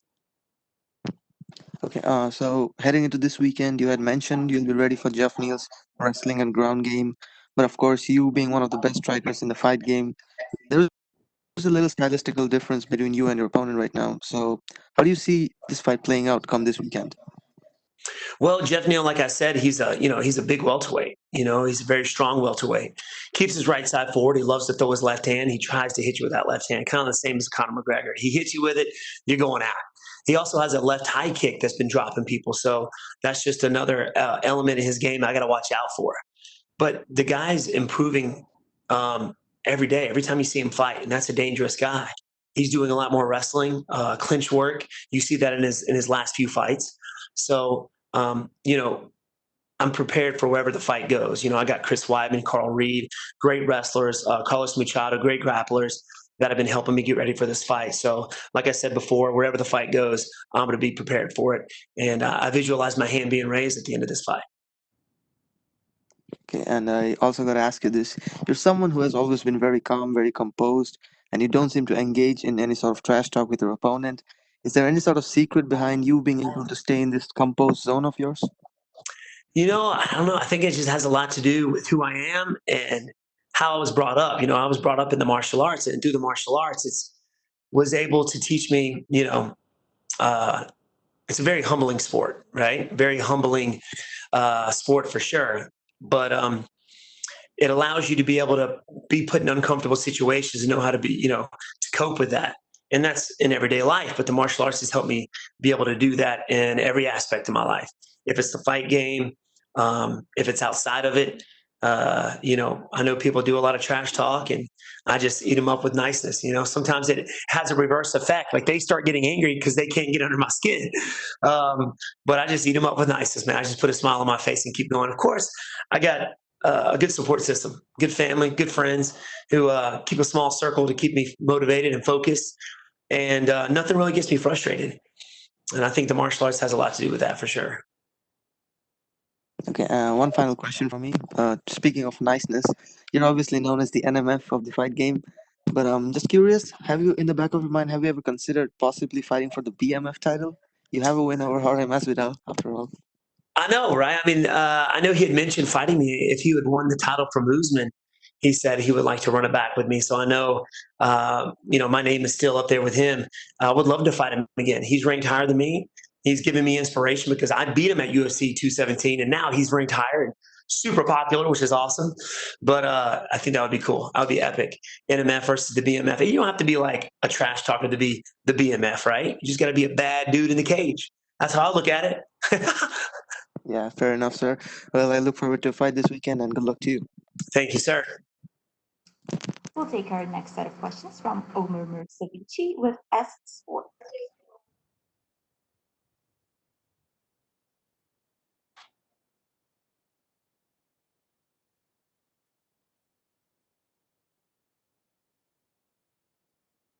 Maybe not. Over. Can you hear me? Hey, we can hear you now. Okay, good. How are you, Wonderboy? Doing good. Doing good. How about yourself? Thank you so much. You're always positive. What is the first thing you tell yourself when you wake up in the morning? What's the first thing I wake up and tell myself? Yeah. I need to go get something to eat. No, man. I mean, I wake up with a smile on my face, even though I'm not a morning person. I wake up with a smile on my face, ready to get on stay on the grind. If it's teaching karate classes, driving the bus, picking up kids, training. I don't know, man. I do it all with a smile on my face and just happy to be a part. Yeah. How many more wins do you think you need to earn a shot? I think with a good win over Geoff Neal, hopefully the UFC gives me one more fight, maybe somebody in the top 5. And like I said before, 2021 is definitely my year. Going to be champion 2021 for sure. What is your most regretful defeat? My most regretful, I don't think I actually have any regretful defeats. I learned a lot through all of them. And the one fight that I felt like I actually lost was the Anthony Pettis when he knocked me out. Obviously, I was beating him, and then I don't even remember the end of the second round. I had to go back and watch it, but I was out. And to be honest with you, I learned a lot from that. Like, it was always a fear in the back of my head. Close to 80 something fights had never been knocked out. You start to wonder, man. It's bound to happen. Like, is it going to happen? What does it feel like? And to be honest with you, it wasn't that bad. I woke up in the back, didn't have a headache. I was great. It just goes to show, you lose focus for 1 second, your opponent can take advantage of it. And somebody like Anthony Pettis, who's been the title holder for, at 155 and fought some of the best fighters in the world, took advantage of it for sure. I don't have any regretful fights because I learned from all of them. Okay, my last question. Who is the greatest of all time in all MMA history, on your opinion? In my opinion, I'm kind of biased because this guy was my inspiration to switch from kickboxing to MMA. Trained with him for many years. George St. Pierre. I think GSP is the GOAT in MMA. And like I said, he was my inspiration and the original NMF for sure. So in my eyes, it's GSP. Okay, thank you, Stephen. You're my idol since day one. Turkey loves you, man. Good luck on I appreciate you, Saturday. man. You got it, buddy. Have a good one. We'll take our next set of questions from Dean Martin with MMA Fighting. Dean Martin. What's up, Dean? Steven, what's up, buddy? Heading into this fight, you had struggles getting a top-ranked opponent. I know you have a ton of respect for Geoff Neal, but do you feel like there is a sense of maybe people are sleeping on you a little bit because you've been, at the top of this division for so long and you've fought so many good guys? It's almost like people are sleeping on you a little bit. Yeah, I hope not. I hope that's not what they're thinking. But, the 2 losses with Woodley, the loss with Till and Anthony, I figured that I was going to have to work my way back up. And obviously the win over Vicente Luque, winning fight of the night, kind of, put me in the limelight again. Then I was out for a year with broken hands, the pandemic, collarbone injury. So, out of sight, out of mind. It's funny how fast people can forget about you, and move on to the next person. So with this fight, if I go out there and put on a good performance, and I'll be back in the limelight and hopefully get a top 5 opponent and move on to the title. So that's the game plan for this fight in 2021 as well. You faced a lot of great strikers during your career, and there's always that, the guy who fights you wants to beat Stephen Wonderboy Thompson because you are such a phenomenal striker. And I know Geoff has said that leading into this fight. He believes you're the best striker in the division. He wants to take that title from you. Do you embrace those kind of fights a little bit when guys are saying they want to stand and trade with you? They want to test your strike and you want to test your stand-up? Yeah, I do embrace it, but I also don't believe that that's what they're actually going to do. I know that Geoff Neal is a good fighter. He's got good boxing. He's been knocking dudes out, but I think he's going to use his size for this one. And if he doesn't right off the bat, he will eventually, because most people look to hand me up, to clinch me, to get me up against the cage, and I think he'll use his size in the smaller cage to do so. So do I truly believe that he's actually going to go out there and test it? Maybe for a bit, but eventually I think he's going to think otherwise and try and hand me up at some point. So like I said before, I've been training, got good guys coming in, helping me get ready for this fight, knowing at some point he's going to try to. Got Chris Weidman coming in, came in for the camp, and he's been there since, you know, his first fight with Anderson Silva. So my wrestling's improved tremendously. My striking is still getting better. So yeah, man, I'm ready for wherever the fight goes. Obviously, coming out of the last fight, you couldn't predict having 2 broken hands and then dealing with the collarbone injury. Yeah, and we're going to blame Chris Weidman for that. But you know, obviously, you can't predict how things are going to play out. But if everything does go well in this fight, would you like to have a busier 2021? Because you're absolutely right. Unfortunately, in this sport, we are kind of, you know, out of sight, out of mind. When you're not right in front of us, we tend to, you know, look at the next guy in line. Do you hope to have a much busier 2021? 100%. You know, being out for a year, it's lit that fire in me like no other, man. I'm itching the bits to step back out there and do it again, like I was saying. But yeah, definitely, you know, good win over Geoff Neal. We go out there and face somebody again, hopefully no injuries. So I'm not healed up. It's funny, the older you get, the slower you heal up. You know what I mean? It's terrible.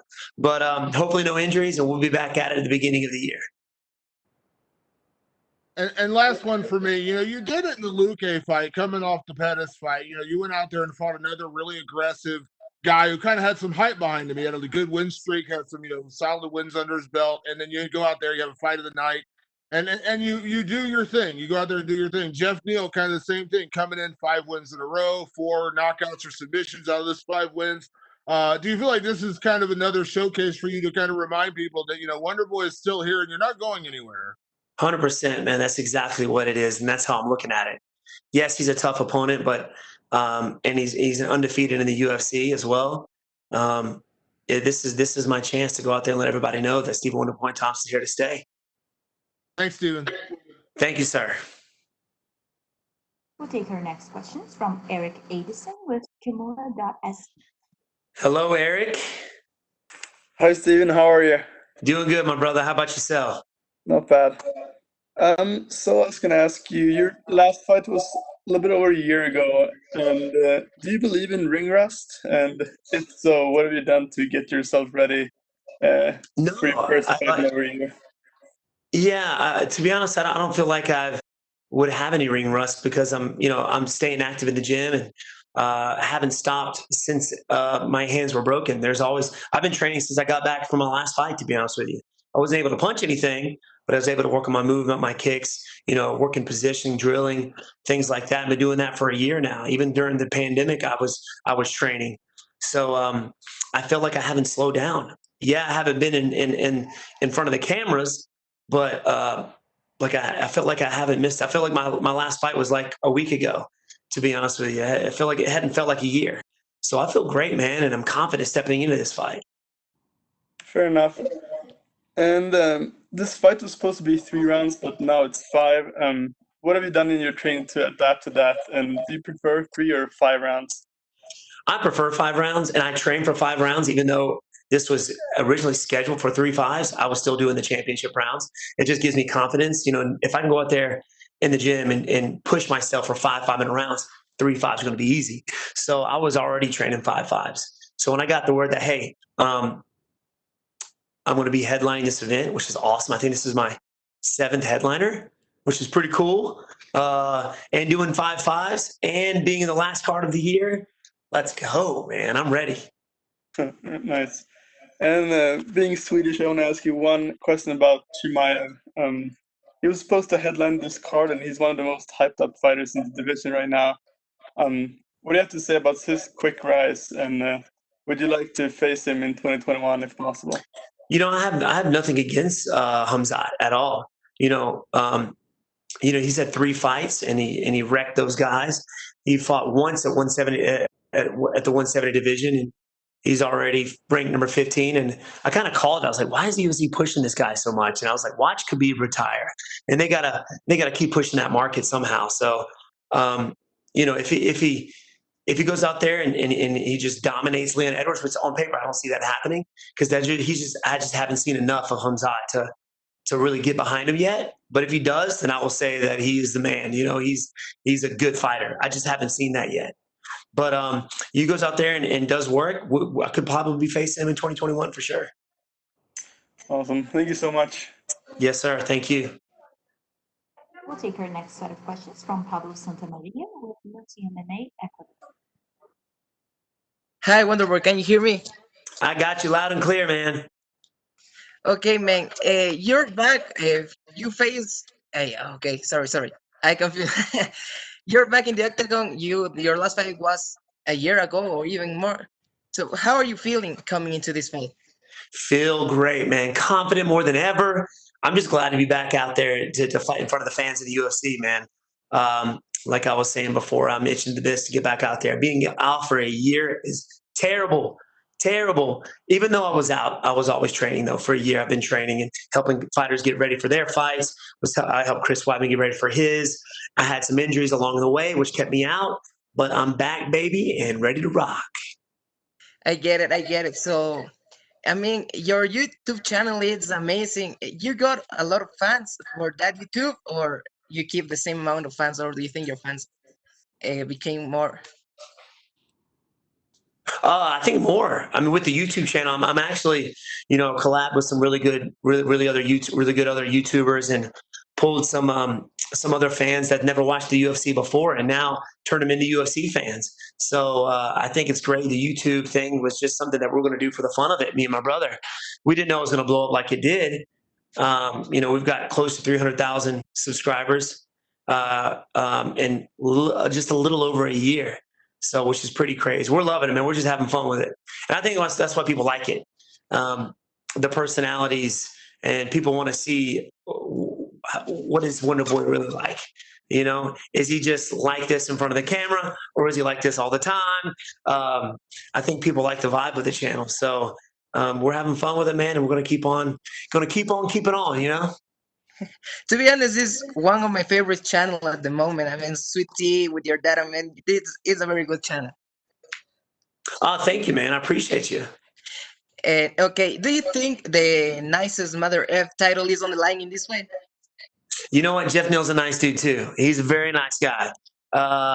It's like with Vicente Luque. I've got the title, but we'll see. I don't think he's as nice as me.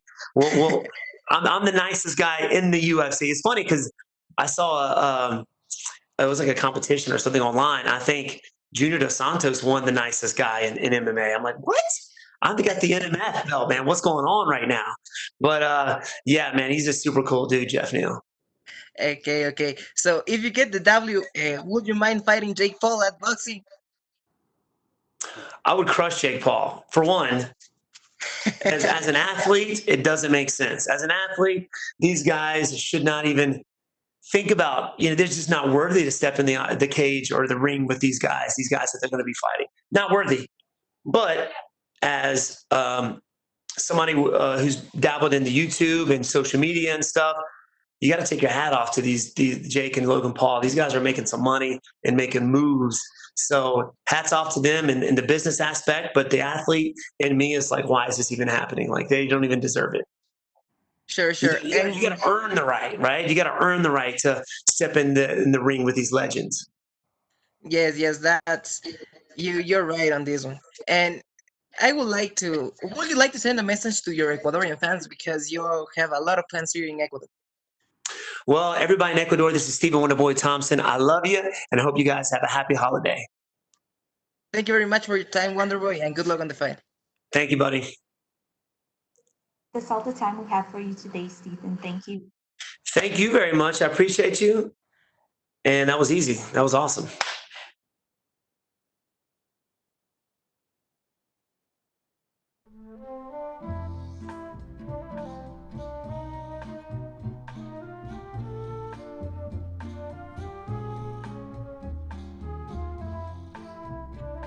Up next, we will be joined by number 12 ranked UFC welterweight Anthony Pettis.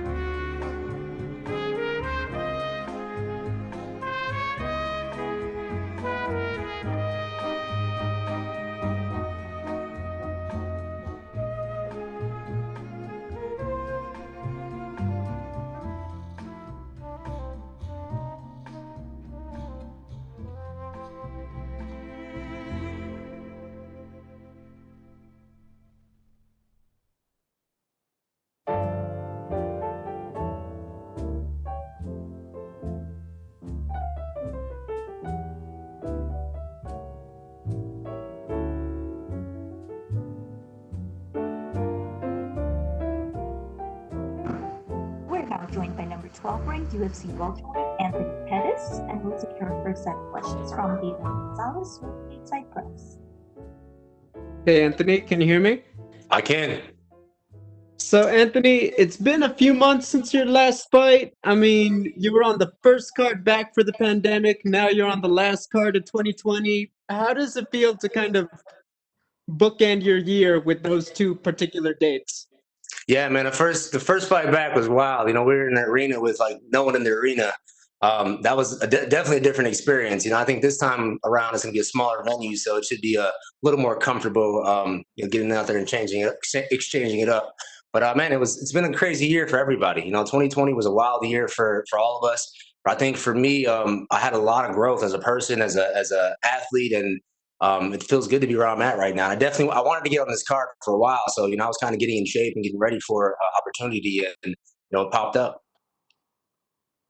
I'm glad you brought that up because that was my next question. I feel like we barely just heard about it just a few weeks ago, but how long did you know that fighting on this date might be in the cards for you at the end of the year?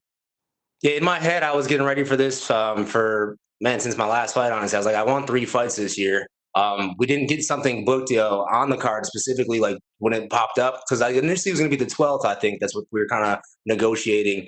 So I was getting ready for the 12th actually, and then Leon Edwards, I think, got COVID or something happened with COVID and gave me an opportunity to jump on this card. I was listening to your ESPN interview where you spoke at length about, mental strength and working with a psychologist. My question, you guys as professional fighters and public figures, everyone wants you to know their opinion about you on social media, whether it's good or bad after a fight. Talking with a professional, how has that helped you in terms of tuning out a lot of that criticism and just the sheer amount of it you get every day? Yeah, honestly, not more of like not the opinions of other people. It's more of my own opinion. I think when you hear someone's opinion and then you let that resonate in your own head, and then that becomes like this driving force of like, man, I suck at this, or I need to do this. That's when the error happens. And I think I was victim to that a lot in the last later part of my career. After the RDA fight, I let a lot of opinions get in my head, and it dug down deep. And I wasn't aware that it was like making my mind drift off during my training sessions, during my downtime fight week. I was like letting these thoughts like dictate my actions and dictate how I approach these fights. And the results showed in my performances. It was a confidence thing for me, honestly. Like once I went back and looked at my old fights, I was letting these thoughts just getting my head so deep where I was reacting as it was a reality and not just a thought. Gotcha. Final question. How do you feel you match up stylistically with Alex? Man, Alex is actually a dangerous guy. I think not a lot of people know who he is, so it's kind of like I'm supposed to win this fight. These are the dangerous fights. Like the fights you're supposed to win are the dangerous fights. So I think I got to be stylistic. Stylistically, I think I have a great style against anybody. But I know he has a game plan. I fought one of his teammates before. I addressed a lot of them issues in my training camp, having like a real protocol to getting put on my back, getting put on the cage, having a step-by-step system on how to defend that, not just like, I'm gonna fight it off and figure out as the fight goes. So I just feel a lot more prepared in that aspect of it, and I just got to be myself out there. And once I get in that flow and that groove, I think it's hard for anybody to fight me. Hey, thank you, Anthony, and good luck. Thank you, bro. We'll take our next set of questions from Damon Martin with MMA Fight. Hey, Anthony. Earlier this week, you announced that you are starting your own management company. Can you kind of walk me through like the inspiration for that and how that happened?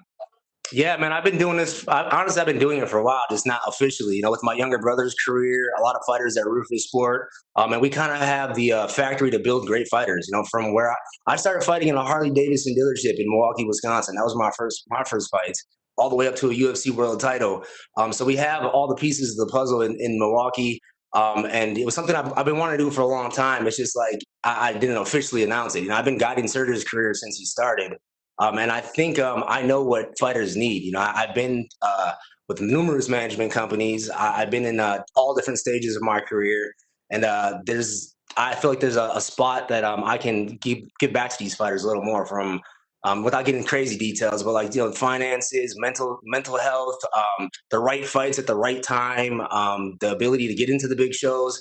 And then I'm also starting my own fight promotion in Milwaukee. So it kind of just all plays in together. So the fight promotion, I have a place to build up talent, give them the right fights, and then hopefully give them to the bigger shows. I know, obviously, you have a good management team of your own. Are you working alongside them? Are they going to help you, you know, kind of develop this in terms of like building your own stable of fighters?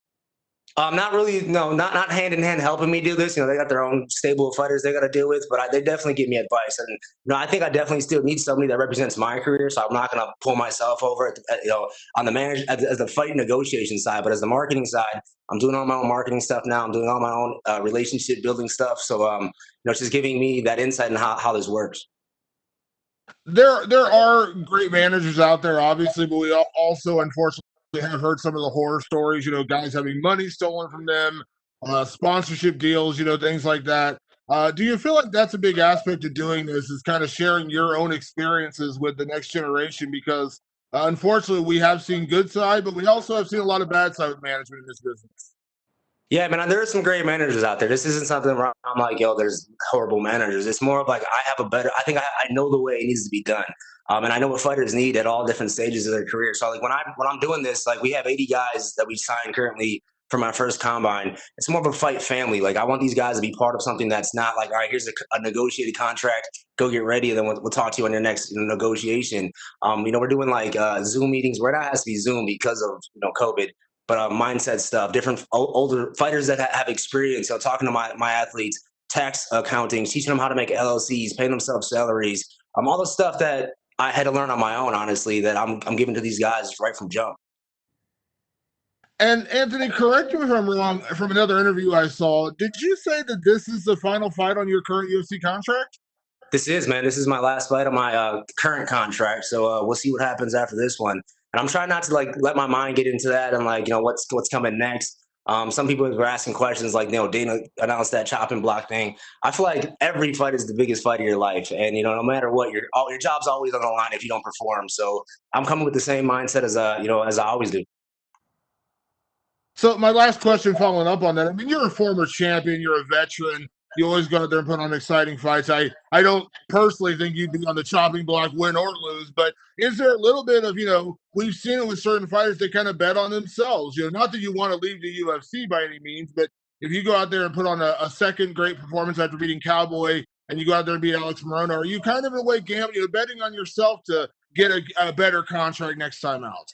I mean, our job is to make as much as we can from this, and it's not, you know, it's what you're worth. Like, what can you bring to the table? I know this is a business, so I don't expect like I'm not going there like, yo, if I beat Alex Morono in a fantastic way, I get a crazy pay bump. But you know, I'm just kind of like playing it little by little. You know, like before my career, I would sign my next contract where I had 3 fights left, 2 fights left, even before I got to that point. So this time around, I'm just taking it one fight at a time, and I think that's why I chose this opponent. You know, it's not like the next big fight, the next big, what's going to get me into the championship. I kind of want to take it little by little this time in my career. You know, I'm 33 years old. I want to do another run at this title. I want to do another run at becoming who I was before as a champion. And I want to do it little by little. I don't want to jump into that next big fight. And when I'm not, when everything in the back end of my life isn't ready. So I feel like I'm putting all the pieces together with the coaches, my personal life, my family, my friends who's around that circle. I think I'm getting that part right. So once I do make this run, it'll last a lot longer. Thanks, Anthony. Thank you, bro. We'll take our next set of questions from Cody Cruz with For the Win podcast. Mr. Pettis, good to talk to you. How you doing? I'm good, man. How you doing? I'm doing fantastic. Thank you for your time today. You commented that you're in a great personal moment, keeping it kosher, starting new ventures, and exploring new opportunities. What would you feel when you think about everything you achieved in your career so far? I'm not done yet. That's what I always tell myself. I'm not done yet. I feel like what I've done is amazing. The 10-year anniversary of the Showtime kick was yesterday. A great moment in my career. So I got to go look back we're stuck in a hotel room here with, I'm with Duke and my younger brother, Sergio Pettis, and then Robert Drysdale's in my corner. So we've just been reminiscing on the past, man. Just all the stuff we've been through from the WEC days to my UFC debut to becoming the world champion to the 3 losses in a row. We're literally going through all that stuff together. And man, it's been an amazing run, man. Like I'm blessed to be where I'm at. Well, Alex Morono expressed that he was very happy to face you. I would like to know how this fight came to be and why is it specifically who you wanted to face? Well, this fight came to be. I wanted to fight one more time at and before 2020 was over. I only got 2 fights this year. Usually, I fight 3 or 4 times a year. And where my mindset's at, right? I feel like I have a whole new set of tools that's not physical that I can actually bring into these fights. And the only way to know if it works is to go test it. And they gave me a list of names. The first guy I chose wasn't available. Alex was the second name on the list, and he took it right away. So the way the fight came up is I think Leon got COVID or something happened where that fight got pushed back. It opened up a spot on this card, and of course I say yes.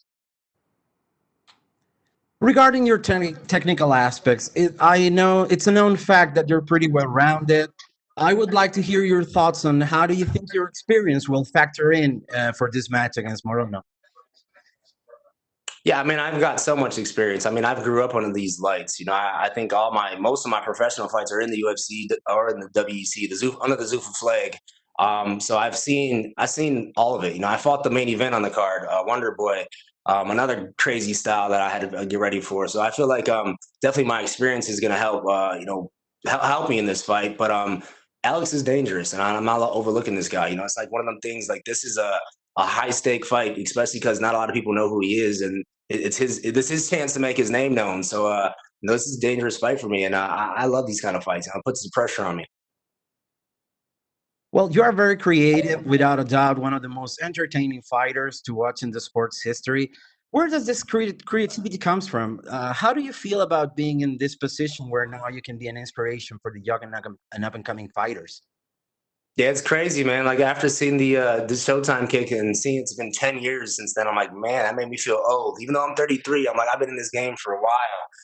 That's kind of like the part of me starting the management company. I think I have a lot of experience, a lot of knowledge in this game that I can help these fighters. And we also have a great training camp at Ruthless Sport that we have for fighters to attach to, and if they just show up, they can take their career to the highest levels. The creativity really comes from my Taekwondo background, I would say. As a kid doing these flashy kicks and having that intensity to compete and it's a different style than the traditional Muay Thai and the karate style that we see, the wrestling. My kicks are a little different. My flash is a little different, and I've had some amazing moments in my career. Without a doubt. I know you don't want to talk about the future that much, but the thing is, Cub Swanson said he'd love to measure with you sometime in the future in the 155-pound division. What do you think about this idea and about what Cub could bring as an opponent? Yeah, Cub's good, man. Actually, I trained with Cub out in Albuquerque. He has some great jiu-jitsu. We did some striking. His last fight, he looked amazing, man. Big ups to him for that last performance. I was definitely rooting for him in that fight. And he faced some adversity too with them low kicks, changed his stance up, got that range. It was a beautiful performance. I say yeah to anybody. I'm not afraid to fight anybody on this UFC roster. I think I proved that in my career already that I fight the best of the best. and it would be fun to fight with Cub. Absolutely. I would pay to watch that any day. Thanks, Well, bro. Anthony, it's been a pleasure. It's been an honor to talk to you. One final thing. I hail from Santiago, Chile, in South America, a place where you have tons of fans. So I wanted to give you a moment to address these fans and probably wish them a happy holiday. I don't know. It's up to you. Yeah, man. Make sure you guys tune in. Thank you for all the love and support, and happy holidays, everybody. Make sure you watch this Saturday. Thank you so much for your time, Anthony. Best of luck on Saturday. Thank you. We'll take our next set of questions from Sumit Data with Sports Event. Hey, Anthony, hope you're doing well. I am. Okay, so right off the bat, 10 years of the Showtime kick, and it's right up there as one of the most iconic finishes in history. You know, all these years later, when someone brings up that knockout, what's the first thing that comes to your mind looking back on it? Can't believe it worked.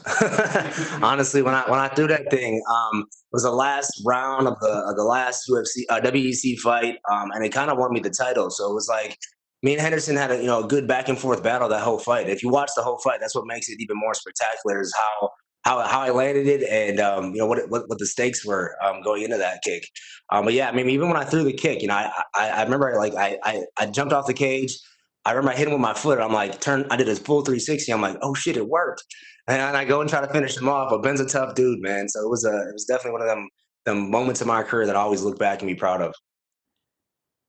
Absolutely. So this is your second fight fighting under this conditions in this pandemic. Has there been any sort of difficulties for you in preparations for this fight, or like any major changes that you had to make to your camp? Yeah, I haven't done the traditional training camp like I usually do. Like, I'm not doing the team training like how I usually start my camps. I've done a lot of training out here in Las Vegas for just different styles and different looks with the Njikwanji brothers, Anthony and Chidi.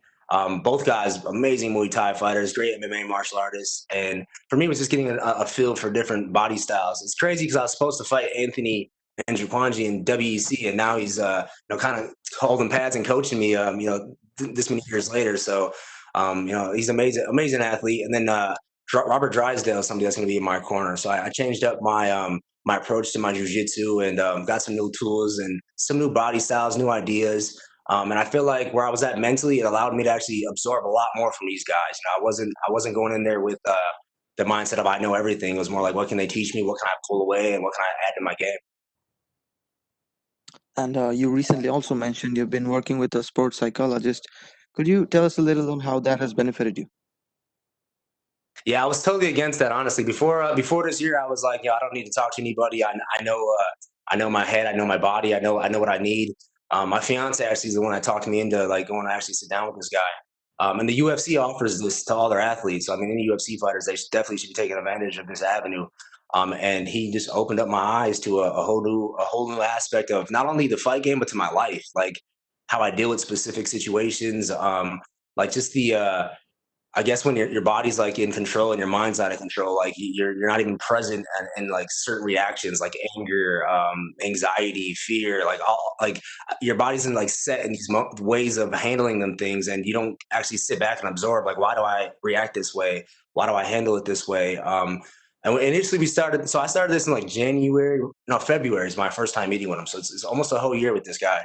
And we started in my personal life, like fixing my personal relationships, how I react with my daughter, with my fiance, my mom.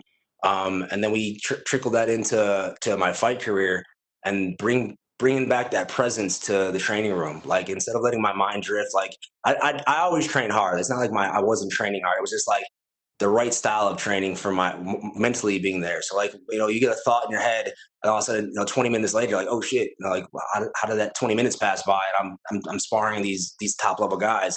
I wasn't like mentally there in these practice rooms. And now I have the ability, like when I feel a feeling, I can recognize what I'm feeling and then immediately bring myself back to what I'm supposed to be doing at that moment. Well, that's great to hear. And you're a former lightweight champion yourself, and you've been around in the welterweight division for a while now. Moving forward, what would your vision be for your career? Yeah, I was going back to lightweight. That's why I'm already on weight right now. I woke up after my last training session last night. I was like a pound underweight. So I was already on the path of going back down to 155. But this opportunity popped up, so I was like, "Yo, I gotta take this one more fight for 2020." So I feel like lightweight is where I'm going to be focusing on for all next year. Okay, and one final question. We've seen the Showtime kick, and we've also seen the Superman punch finish from you in the past. Could we expect another crazy finish from you this weekend? If the opportunity presents itself, man, I'm going in there with no pressure on myself. I want to go have fun out there. I want to be smiling. I want to enjoy this process. Like even the Cowboy fight, I think that was my first fight where I actually got to enjoy the process of the fight. I didn't put so much anxiety and pressure on myself to perform.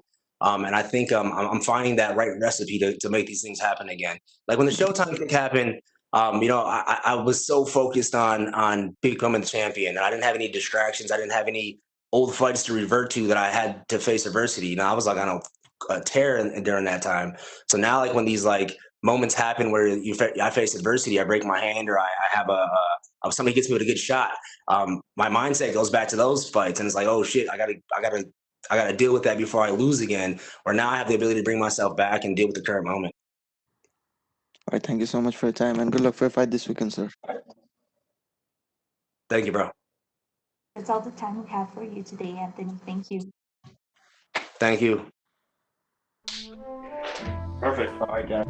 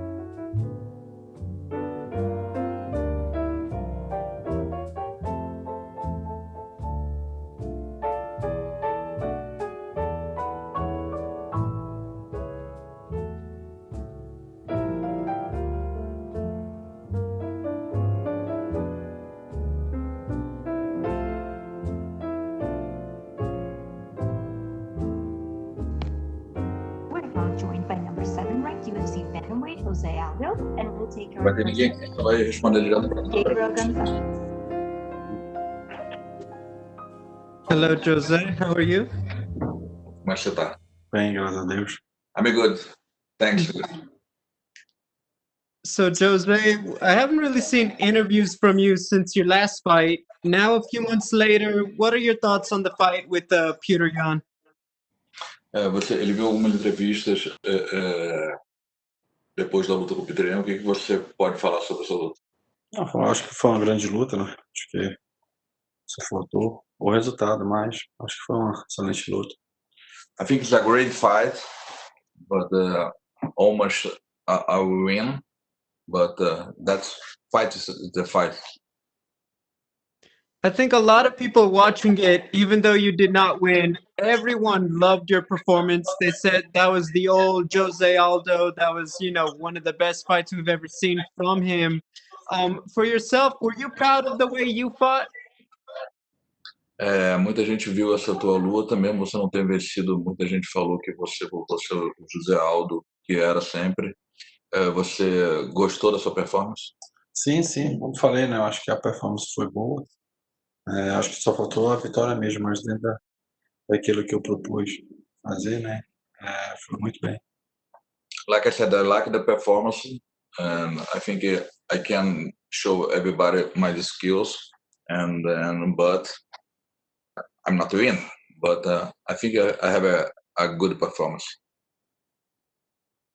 People have been asking, what's next for Jose Aldo if it's not fighting for the title? What keeps him motivated at this stage of his career? What kind of fights are you looking for right now, if not the belt? Como você não está lutando pela luta e as próximas lutas não serão pelo título, o que os fãs podem esperar? E sempre um judô agressivo, como sempre, e em busca da vitória. Acho que nesse momento eu não penso em cinturão, sim apenas vencer. Everybody can waiting. Still José aggressive fighter, and they're always motivated to win. Finally, what are your thoughts on Chito Vera as an opponent? O que você tem a falar sobre o Tito Vera? Sempre eu vou achar o meu adversário um grande oponente. Eu acho que, dependendo de quem seja, eu sempre boto ele num programa grande, porque assim a luta se torna grande. I mean, I always think my opponents are great fighters because I'm training hard because the time I not think like this, probably not training hard because I'm always think my opponent is a great fighter and because they're training hard for everybody. Thank you, Jose, and good luck. Thank you so much. We'll take our next set of questions from Omer Mersavici with S Sport. Hello, Jose. How are you? Fine, thanks. Thank you, man. You're not the featherweight right now. Who is your favorite featherweight division player? I can understand. Who's his favorite fighter in featherweight? You what? Quem é o meu favorito no peso pena? Ruido. Acho que pelo fato de eu estar acompanhando mais o peso galo, eu não vejo quem assim, mas acho que o Max Holloway para mim vamos falar que é meu favorito no peso pena. I think today I look more for my division, but I still think Max Holloway is the best in the division. Yes, okay. You were born the same city, Alex de Souza, soccer player. Would you like to say about him? He's very famous in Turkey. He's a legend of Fenerbahce. Alex de Souza, football player? Alex de Souza, futebol Pois player. é, se eu tô tentando lembrar quem é. Alex de Souza. Não lembro. I can't remember this soccer player. Can you repeat his name? What team he played football? Fenerbahce and Parma. Coritiba. Ok, sim. Qual era a pergunta mesmo? O que você acha do Alex? Ótima pessoa. É um amigo que eu tenho dentro da luta. É um grande ídolo mesmo do Fenerbahçe. E eu tenho um cara muito grande por ele. He's a great friend from me. I just not understand the name that you said, but he's my friend. I love him. Okay, thank you. My last question. What do you think about Conor and Dustin fight? Perguntou da próxima do Conor, eu acho. Can you repeat again? What do you think about Conor? Conor. O que você acha da próxima luta do Conor McGregor? Eu nem sei se ele tem a próxima luta, né? Então não acompanho, né? Eu acho que eu fico muito mais voltado para mim e para minha categoria. I'm not seeing any news about Conor McGregor. I just think about my career. I'm sorry, I'm not looking all the fighters. It doesn't matter if I fight with those guys or not. But I just think about my career. Okay, thank you. Good luck on Saturday, Jose. Thank you so much. So. This one is so difficult to understand. We'll take our next set of questions from Pablo Santamaria with Nuti MMA Ecuador. Hi, Jose. Can you hear me? Yes. Yeah. Okay, as an Ecuadorian, I want to know what are your thoughts of Chito as an opponent? O que você tem a falar sobre o Tito? Eu sempre falo, né, que meus adversários sempre são os melhores, então é assim que eu vejo, né, porque assim eu sei que eu tô treinando duro sempre. I always say my opponents are great fighters because I know I need to train hard. Because the day I think my opponent is not great, I'm not training hard because just let me out. Hello, can you hear me? He's a great fighter.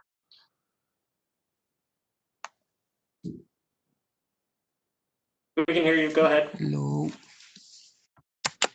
Can you hear us? Pablo, can you hear us? Okay, seems like we're having some technical issues there. Let's jump to Damon Martin with MMA Fighting. Hello. Hey, Jose. Obviously, you fought nothing but the absolute best fighters in the world throughout your career. But coming off a couple losses, I know the Moraes fight was controversial, but do you feel like you're in a bit of a must-win situation here? Você sempre lutou com os melhores lutadores do mundo, né? Você tá vindo de 3 derrotas, sendo que a do Marlon foi uma luta controversa. O que você pode falar sobre isso? Acho que isso. Pressionado? Eu não sinto pressão nenhuma, né? Acho que eu tive sempre grande performance e perdi para pessoas muito bem ranqueadas. Então não tem pressão nenhuma. Eu acho que é pela minha terceira luta na categoria, onde que eu sei que tem um desafio e eu acho que eu tô indo muito bem nele. I'm not feel any pressure because I always fight with a great fighters, and then I just keep training hard and prepare for my new opponent. That's it. I'm not feel any pressure. And Jose, you've accomplished so much during your career. You've done so many things. What does motivate you now? What is your biggest motivation at this stage in your career? O que sua grande motivação para continuar na carreira? Acho que vitória, né? Vitória é um legado que eu quero fazer, então eu quero vencer todas as minhas lutas. Tenho um sonho, né, de ser campeão nessa categoria, por isso que eu baixei de peso, então esse, vou falar que é o maior sonho. Tá bem distante, a gente precisa caminhar, dar um passo cada vez. That you keep me motivated is the victory, because I'm still training hard because I want to be a champion. That's my new division, and that's me motivated every day. We hear a lot lately people talking about the greatest of all time, the best, in divisions. Obviously, most people consider you the greatest featherweight of all time. What does that mean to you in terms of your legacy, the legacy you're putting together right now? Like, how much do those things really matter to you when people say you're the greatest featherweight or the greatest whatever? Like, does that matter to you much? O que quer dizer para você as pessoas dizerem que você é o maior de todos os tempos na categoria do featherweight? Isso significa muito para você? Sim, né? Significa muito. Eu acho que quando eu entrei no esporte eu queria ser um dos maiores. Eu acho que eu respeito todo mundo. Significa muito, mas eu tô na ativa, né? Então acho que eu tenho muita coisa para fazer ainda. For sure, I mean a lot because when they start to fight MMA, I want to be the best one, and the one day I get that, and then for sure is a lot of significance for me. And last one, obviously your only focus is Chito Vera, but when you look ahead, obviously you had a battle with Peter Yan in your last fight. Do you feel like that rematch is only a couple fights away from you, or are you even thinking about that right now? Acho que você tem uma luta agora com Marlon Vera. Eu tenho que dar um passo cada vez. Eu acho que primeiramente eu penso no Marlon Vera agora. Eu acho que depois eu tenho que vencer de novo. Aí quem sabe no futuro próximo, se o Peter ainda tiver com cinturão, aí eu posso lutar com ele. I always keep my career with step by step. Now I just think about Marlon Vera, and after Marlon Vera, I can think in the future, but not right now. I just want to think and talk about Marlon Vera. Obrigado, Jose. Nada, graças, amigo. We'll take our next set of questions from Diego Ribas with AGFAC. Diego brasileiro. Oi, Aldo, tudo bom? Tudo ótimo, graças a Deus, irmão. Beleza. Aldo, eu queria saber o Marlon é o adversário ideal para esse seu momento na carreira? Como é que foi a negociação até chegar o nome dele como adversário? Acho que teve vários nomes, né, sugeridos, mas ele até, a última luta dele, ele desafiou, né, a gente foi aceitou. Acho que eu nunca escolhi adversário, eu não penso se é bom ou não é bom. Eu penso em ganhar lutas, né, então se ele é o próximo adversário, eu tenho que vencer. Certo. O que muda para você ir para uma luta vindo de 3 derrotas seguidas, né? Que é algo inédito na sua carreira.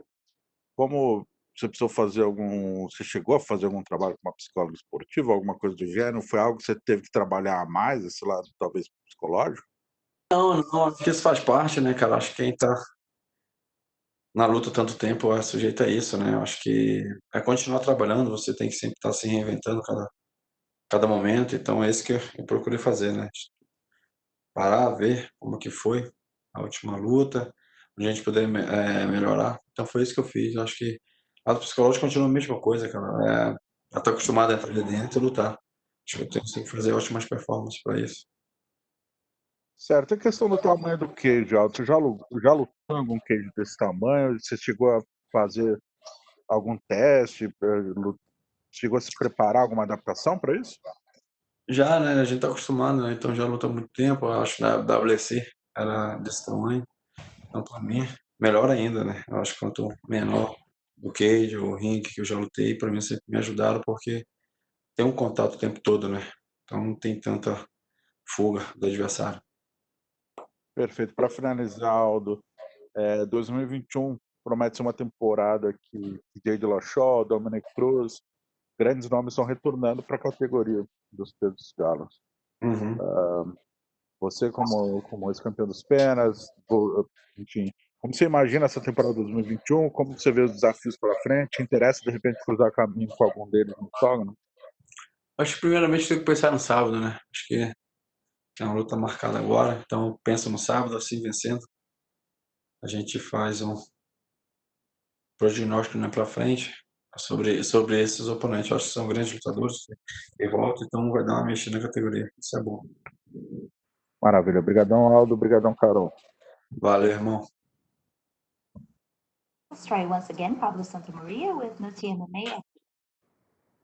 Hi, Jose. Sorry, I lost connection. So you said you always focus on the fight you have in front. So if you get the victory, do you have any call out? Do you have any names in your mind to call?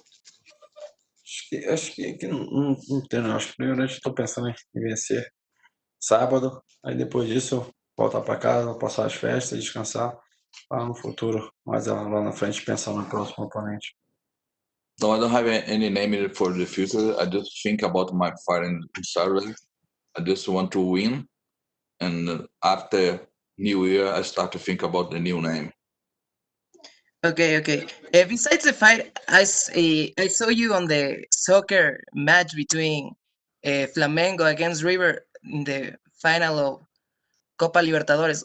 How was that experience, being in the final of that cup? Entendeu? Sim, acho que é um sonho desde criança, né? Então, acompanhar o Flamengo e ver ele sendo campeão no estádio. E mesmo que eu estava com o objetivo marcado, ser mestrando peso galo, eu fui assim mesmo e foi uma emoção muito grande. Eu acho que só fica atrás pro nascimento da minha filha. I think it was a big dream when I was a child, and then these finals is the only thing is the second place in my life, because the first place is the born my daughter. I get it. So, would you like to send a message to your Ecuadorian fans, Jose?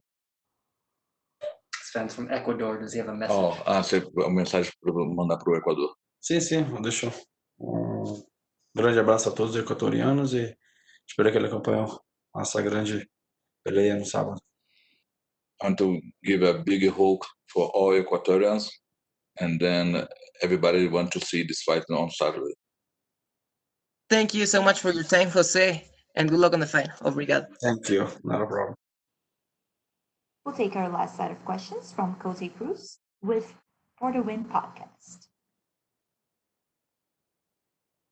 Boa tarde, Jose. How you doing?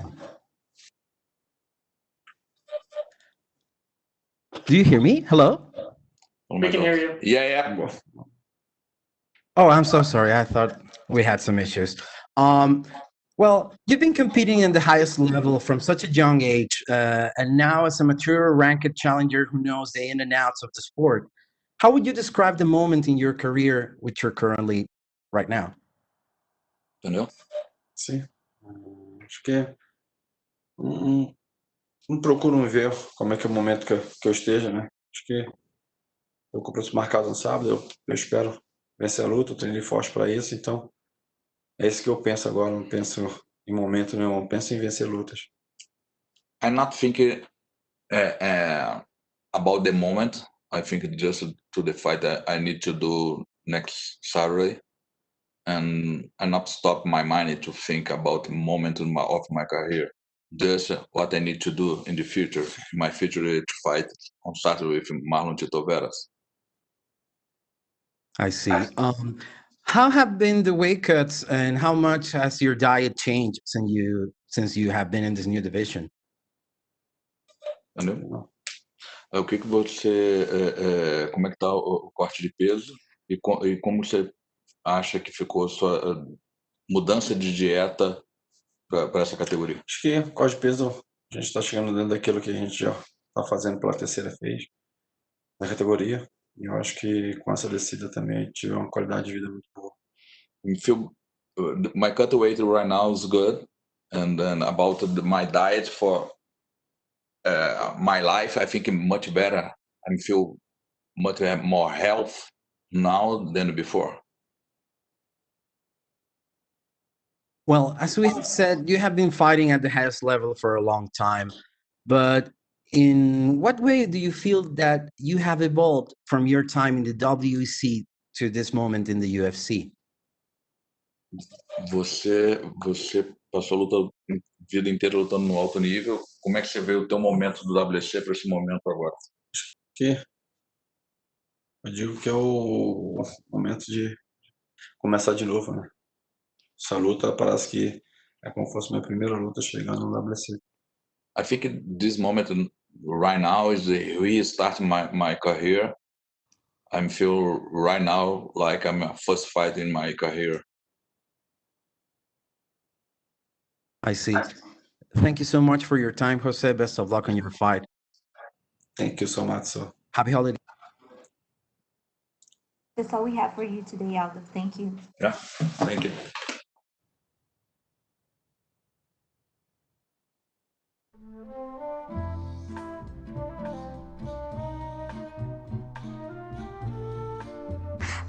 This concludes the UFC Fight Night Thompson vs. Neal virtual media day.